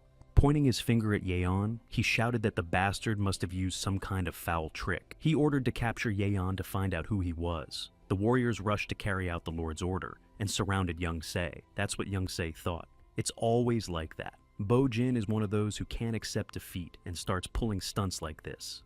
And those people are the backbone of the Hwangbo clan. In Yeon's opinion, the Murama clan has a bad future. In Murama, power and influence are more important. Yeon raised his foot high and struck the ground, causing the opponents to lose their balance. Yeon's lightning bolt struck all the opponents. Yeon was glad that he didn't even have to use his sword. Attacking Bo-jin's main subordinate, Yeon used the rock-shattering fist. Crossing his arms, the warrior hoped that he would be able to avoid the blow, but the blow was so powerful that he was thrown back into the rock. As he approached Bo-jin, who had just gotten up, Yeon asked him if he had forgotten his bet. Not receiving a reply, Yeon reminded him that he had bet Silk Pao and Bo-jin his mitten. Clasping his hands together, Bo-jin shouted that it was a gift from the clan leader for his coming-of-age ceremony. Then Yeon asked why he should pay attention to it. Bo-jin asked if Yeon wasn't afraid of the Hwambo clan's revenge. Yeon was plunged into a sense of deja vu because he had heard something similar from another person. And Young asked Bo-jin if he thought it was fair to take away the rooms in the inn without accepting the results of the duel, and now threatened him with his clan. Looking at the lying warriors, Yi Yong asked if they were the pride of the clan. He then asked if Bo-jin was afraid of being expelled from the clan for not defeating a warrior. Holding out his palm, Bo-jin asked young Seo to wait and explained that they had a good reason to occupy their rooms. He said that they had some very important guests coming, and they couldn't receive them in the rooms of a cheap guest house. Yi Young clarified what kind of important guest it was. Bo-jin said it was Seo Hyun Gom and Fist of Courage, an elder of Murim and one of the most important people of Murim. And Bo-jin asked now that young Seo understood. He started to say that if they found out what Yeon was doing here, he would be in big trouble. Yeon thought it was really important to have strong connections. Bo-jin yelled that now Young realized what he had done, but Yeon said that he had to deal with the winnings and he would keep the room mitten. Bo-jin called him a crazy idiot and asked if Young didn't realize the consequences. Yeon replied that what Bo-jin was implying wouldn't happen because his men were there for him. He said that she was the daughter of the Tang clan leader and a disciple of the Plum Blossom Blade Master. Opening his mouth, Bo-jin asked how these two ended up here. Young only smiled. Taking up the hilt, Yong said that it was time to deal with the rest, and Yeon asked if Bo Jin might not want to give up his gauntlets peacefully. Looking at Dongjong Lake, Young thought that he didn't really need Bo Jin's mittens, and just wanted to make him angry. He knew that Bo Jin had probably already told the elders what had happened. Yeon wondered what would happen now. Since Yeon had an excuse, he could relax. Someone walked up to him and asked if he was Yeon's Seo Woon. Turning around, Yeon saw the person behind him and thought it was amazing how fast a guy with such a fat ass was. In front of him stood Seo Hyun Gom, the elder of Murim. This is Young Se's purpose in life. A man who is the embodiment of injustice and abuse of power, yet is still respected by the people. Folding his hands, Young Se said he welcomed Elder Murima. Seo Hyun approached him and told him that he had heard that a scion of the Hwanbo clan had treated him harshly. Yeon responded by saying that they had a little fight. Seo Hyun said that Bo Jin's security team was weak to say the least. Putting his hand on Yeon's shoulder, Seo Hyun said he wasn't going to tell him off. Yeon looked at him. Laughing, Seo Hyun said he was amused to see the old man angry. Looking at him, Yeon thought that Seo Hyun might want to get closer to him. Maybe he doesn't get along with other people in power, or perhaps he knows that there is a disciple of the Plum Blossom Blade Master in Yong's squad. After thinking about it, Yeon decided he would have to be nicer to Jungwoo for a while. Seo Hyun said he would like to talk to Yeon and asked if he had a moment. Yeon Seo smiled and said that he would be willing to make time for him. They went to the gazebo, and Seo Hyun said that compared to what the people of the Hwanbo clan had said about Yeon, he was quite a courteous young man. And Young said that maybe Bo Jin hadn't told him the whole story. Seo Hyun poured a drink and added that the kid had always been a mean person. Holding the glass, Young asked if the Taoists of the Volcano sect were forbidden to drink alcohol. Seo Hyun replied that among the elders there were those who wore monks' robes with shaved heads, but did not give up alcohol and meat. To this, Yeon thought that they were given freedom that wasn't restricted by old-fashioned rules, as expected from Elder Murim. Then Seo Hyun said that he was actually a little surprised, because he didn't think that anyone would be able to defeat Bo Jin and his warriors in a duel. Ah Young replied that he was just lucky, but Seo Hwan asked how lucky he was to defeat them without getting a single abrasion. He added that moderate modesty leads to deception. Yeon said he listened to him carefully. Afterward, Seo Hyun asked Yeon Seo if he was going to participate in the competition. Yeon confirmed what he said. And Seo Hyun asked Yeon Seo if he wants to join the Murima Alliance. Yeon confirmed that too. Then Seo Hyun said he would answer honestly. Then he asked if Yeon Seo wanted to join his faction. He said that with Yeon Seo's skills, he would be the best at the competition, and he could even win the competition. The problem is only one person. Because Fist of Courage doesn't like Young Seo, he won't be able to show his skills to the fullest. Seo Hyun also added that if it were him, he would try to reform Young Seo. However, Fist will just cut off all paths to the top. Yeon asked what benefit this would bring to Seo Hyun. He said that by having his support, Yeon will have a chance to prove himself, and because of Yeon's exploits, Seo Hyun would be able to raise his position. Young thought he had an eye for recognizing talented warriors, the courage to recruit someone who isn't even in the alliance, the ability to speak persuasively. Seo Hyun doesn't have a single flaw. He's like the Heavenly Demon's second apprentice. If you cross him, you'll be in trouble. However, his proposal goes against Young Se's plan, thanking him for appreciating his abilities even though Young Seo is not famous in Murima. Yeon replied that he couldn't accept his offer. This really surprised Seo Hyun. Yeon's goal is to become an elder of Murim. With Seo Hyun's support, the path will be shorter. No superior would want a subordinate to oust him. Seo Hyun frowned and said he wanted to hear the reason for the refusal. Yi Young replied that his offer was tempting, but he had his own plans and didn't know what responsibilities he would have if he joined the alliance. Putting the stack on the table with a clatter, Yi Young said that he could definitely promise one thing. Wiping his mouth, Yeon said he wouldn't join the faction. Seo Hyun replied that it was surprising. Immediately, Yeon said something that tickled his curiosity before he could ask. Seo Hyun said he was glad to see a warrior with unwavering principles. When Yeon thanked him, he said that their meeting was fated, and that's why he wanted to give a gift to Seo Hyun. He reached into his pocket. Yeon handed him the money and said that the gift was small, but would Seo Hyun accept it? Looking at it, Seo Hyun asked if it was money, and asked where Yeon got the money from. Young stood up and held out the money, and said he shouldn't belittle himself for having more money than he thought. Taking the money, Seo Hyun admitted that he was sorry when Yeon rejected his offer, but now he doesn't have that feeling. He looked at Yeon, and said that he hoped they would have a good relationship in the future. Just as Yeon thought, the bribe worked. Smiling, Yeon replied that he would really hope so. He knew that one day such an investment would bring him a big profit. Then Yeon added that he would like to ask Seo Hyun something, if it was okay with him. He replied that he couldn't receive such a gift and not fulfill the request. As he stood in front of the house, Yeon Seo thought about the fact that today he would meet an important person that he wouldn't have met without his relationship with Seo Hyun.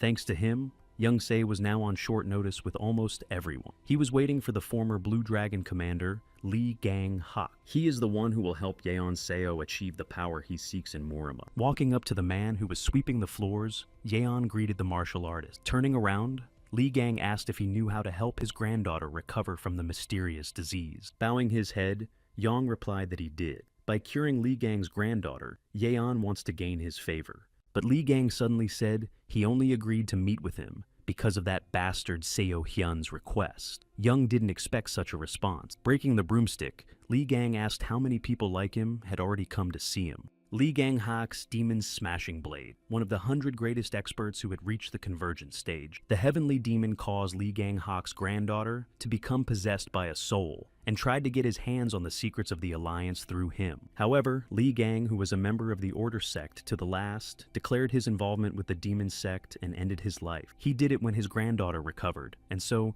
Yeon decided to gain his trust by curing his granddaughter and creating his own support group for himself. However, Yeon had a bad feeling. Lee Gang said that even the great doctor from the Murim Union couldn't find out the name of her illness and refused. So how can Yeon, a person who is not even a doctor, be able to help him? Yeon replied that it's not a disease a doctor can cure. Yi Young said that his granddaughter had fallen under the power of soul possession because she was practicing the wrong chi accumulation technique. After hearing this, Lee Gang was shocked, and Yi Young summarized that he knew a cure for the disease. Putting his hand on his chest, Young asked him to take him to his granddaughter first. Suddenly, Lee Gang attacked him, and his fist was right next to Yeon's face. However, Yeon leaned over at the last moment and was able to avoid the blow. Bouncing to the side, Yeon shouted out what Lee Gang was doing. Raising his head, Lee Gang called Yeon a bastard and asked who he was. Looking at him, Yeon realized that something was wrong. Lee Gang should be willing to even grasp at straws to cure his granddaughter right now. So, why is he acting so hostile? Lee Gang said that not long ago someone came to him and said the same thing. That surprised Yeon. Then Yeon asked if it was the demon sect. Lee Gang didn't understand how Yeon knew that. Clenching his teeth, Yeon thought it was bad because Lee Gang had already made contact with the demon sect, and he might take Yeon's life to keep the secret.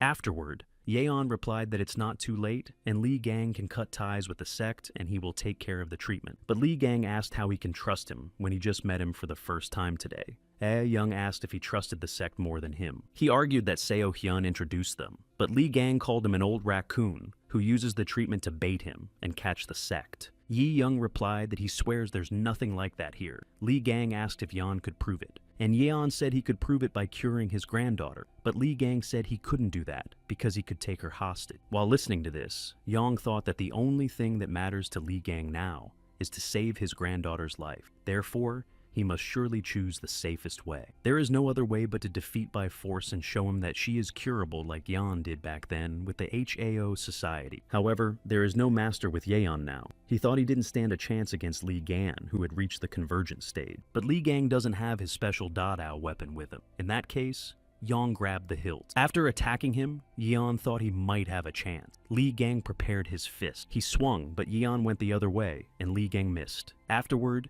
Yeon raised his sword, but Lee Gang leaned back and avoided the blow as well. Clenching his teeth with all his might, he struck the ground and the tiles beneath him cracked. Bouncing back, Yeon thought that his opponent didn't have a gap he could fit through. Watching Lee Gang bring his fist in again, Yeon thought that if this was the power of the fist, he should block it at all costs. Now that Yeon couldn't use his sword power, the only thing he could use was Jeonlu and the White Lightning art. Against his opponent's blade, Lee Gang set up his fist and held back the attack. When Yeon flew aside, Lee Gang said that he was a brat who was barely 20 years old, blocked his aura with his fist, and said that he was a monster. Wiping away the blood, Yeon thought, who else is a monster? Because he has so much power even without a weapon. It's a monstrous old man. Clutching his sword, Yeon thought that it wasn't useless. He's not perfect, but if Yeon fills the sword with lightning chi. Rising up, Yeon suggested to see this through to the end. Lee Gang raised his head. Pointing his sword at his opponent, Yeon began the 20th phase of using the falling moon. Then, he swung his fist using the thunder fist strike of the first phase. Following that, Yang used the rock-crushing fist. Li Gang's fist and Yang's fist made contact. The pressure was so strong that there was an explosion, raising dust all around. This frightened the guards, and they all rushed to where the head of the manor was. Surrounding Yang, the guards shouted that he was a scoundrel who had attacked the head of the manor. They said that he would have to pay for it with his life. Looking at them, Yeon thought he was in trouble because he planned to get it over with before the guards arrived. But suddenly, Li Gang ordered the guards to be quiet and told them that Youngsei was his guest. Li Gang's hand was trembling, and he said that he kept saying that he had an apprentice, and it looked like he had finally found someone with broken channels. Smiling, Li Gang added that Yang had used a sword instead of fist holds, so he didn't immediately recognize him. Hearing this, Youngsei clarified that he knew Master Dugujin, and Li Gang replied that it was as expected from the current successor of the Heavenly Lightning School. He said that long ago, he had briefly teamed up with Dugujin while rescuing the great monk of the Eternal Cloud. Be that as it may, he continued to roam the Central Plains in search of a disciple. Standing up, Li Gang said that it looked like he had indeed found a real monster, and clarified that their match was over. Wiping away the blood, Li Gang said that Yang had won, and it looked like the back waves of the Yangtze River were pressing on the front waves. Getting up, Yeon said that if Li Gang had Dada with him, the result would have been the exact opposite, and Li Gang asked if he was comforting him. Turning around, Li Gang called Youngsei to come with him. Once inside the house, they went to the granddaughter's room. There, Li Gang said that ever since she started suffering from soul possession, she had been having seizures whenever she was in the sun. Yi Yong replied that the obsession was caused by studying tightly concentrated the martial arts with a yin body constitution. And Li Gang asked if Yeon was sure he could cure Yeon because he didn't even seem to know her symptoms. Then Yeon asked how he could know what he hadn't seen yet. Li Gang said that the demon sect member who came to find him already knew about it. Young sat down and took the Dachoku by the bow and asked if it was not a matter of course that they had come at the behest of the one who had created the martial arts book. Taking out the book, Li Gang handed it to Yang and told him to try it. After reading the book, Yeon saw that it was the ice flower art, and luckily it was exactly as he had memorized it. Turning to Li, Yang Yeon asked why he allowed her, and said he didn't think he was the type to neglect his granddaughter. Turning away, Li Gang replied that he wanted to support Young-ah's dreams. Yeon-ah reinterrogated the dream, and Li Gang said that she wanted to become a strong and beautiful lord like the Empress of the North Sea. Rising Yang asked he let her learn such a dangerous martial art just for that reason. Li Gang said that he had also prepared a 10,000-year-old fire carp inner pill to deal with the side effects of the art. This pill is a treasure amongst treasures that is as high in rank as a lesser cycle pill. It contains yang energy, so it can negate the side effects of the ice flower art. If it were a normal ice flower art, the problem could be solved with this pill, but possessing a soul is different. Ya Yong informed Li Gang that he would start the treatment right away. He only frowned at it. When he came out, Li Gang asked if everything went well, and Yeon replied that the treatment was of little use, and he just handed over the relevant records to her. With a wave of his hand, Yeon said that his granddaughter was very smart and was doing well in her studies. Li Gang said that the sect member personally regulated the patient's energy, and Yeon replied that if he was told that the martial arts book was faulty, Li Gang would try to find the person who did it. With a thumbs up, Yang said that he would visit his granddaughter regularly for treatment, and that in about a month she should be back on her feet and better. When Li An thanked him, Yeon said he wasn't doing it for free and would have to pay for rejecting his offer. Scratching the back of his head, Li Gun said he regretted it and had no excuse. Lastly, Yeon asked Li Gang not to let the rumor spread that he was treating his granddaughter. Li Gang asked what the reason was, and Yeon said that the ice flower art was one of the 5 martial arts books written by the heavenly demon. Yi Yong had treated 3 people who had fallen victim to soul possession thanks to these books. And Li Gang summarized that Yeon wanted to keep Heavenly Demon in the dark until he could save the other 2 as well. Yang also asked him to tell him about the demon sect members who came to him and what they looked like.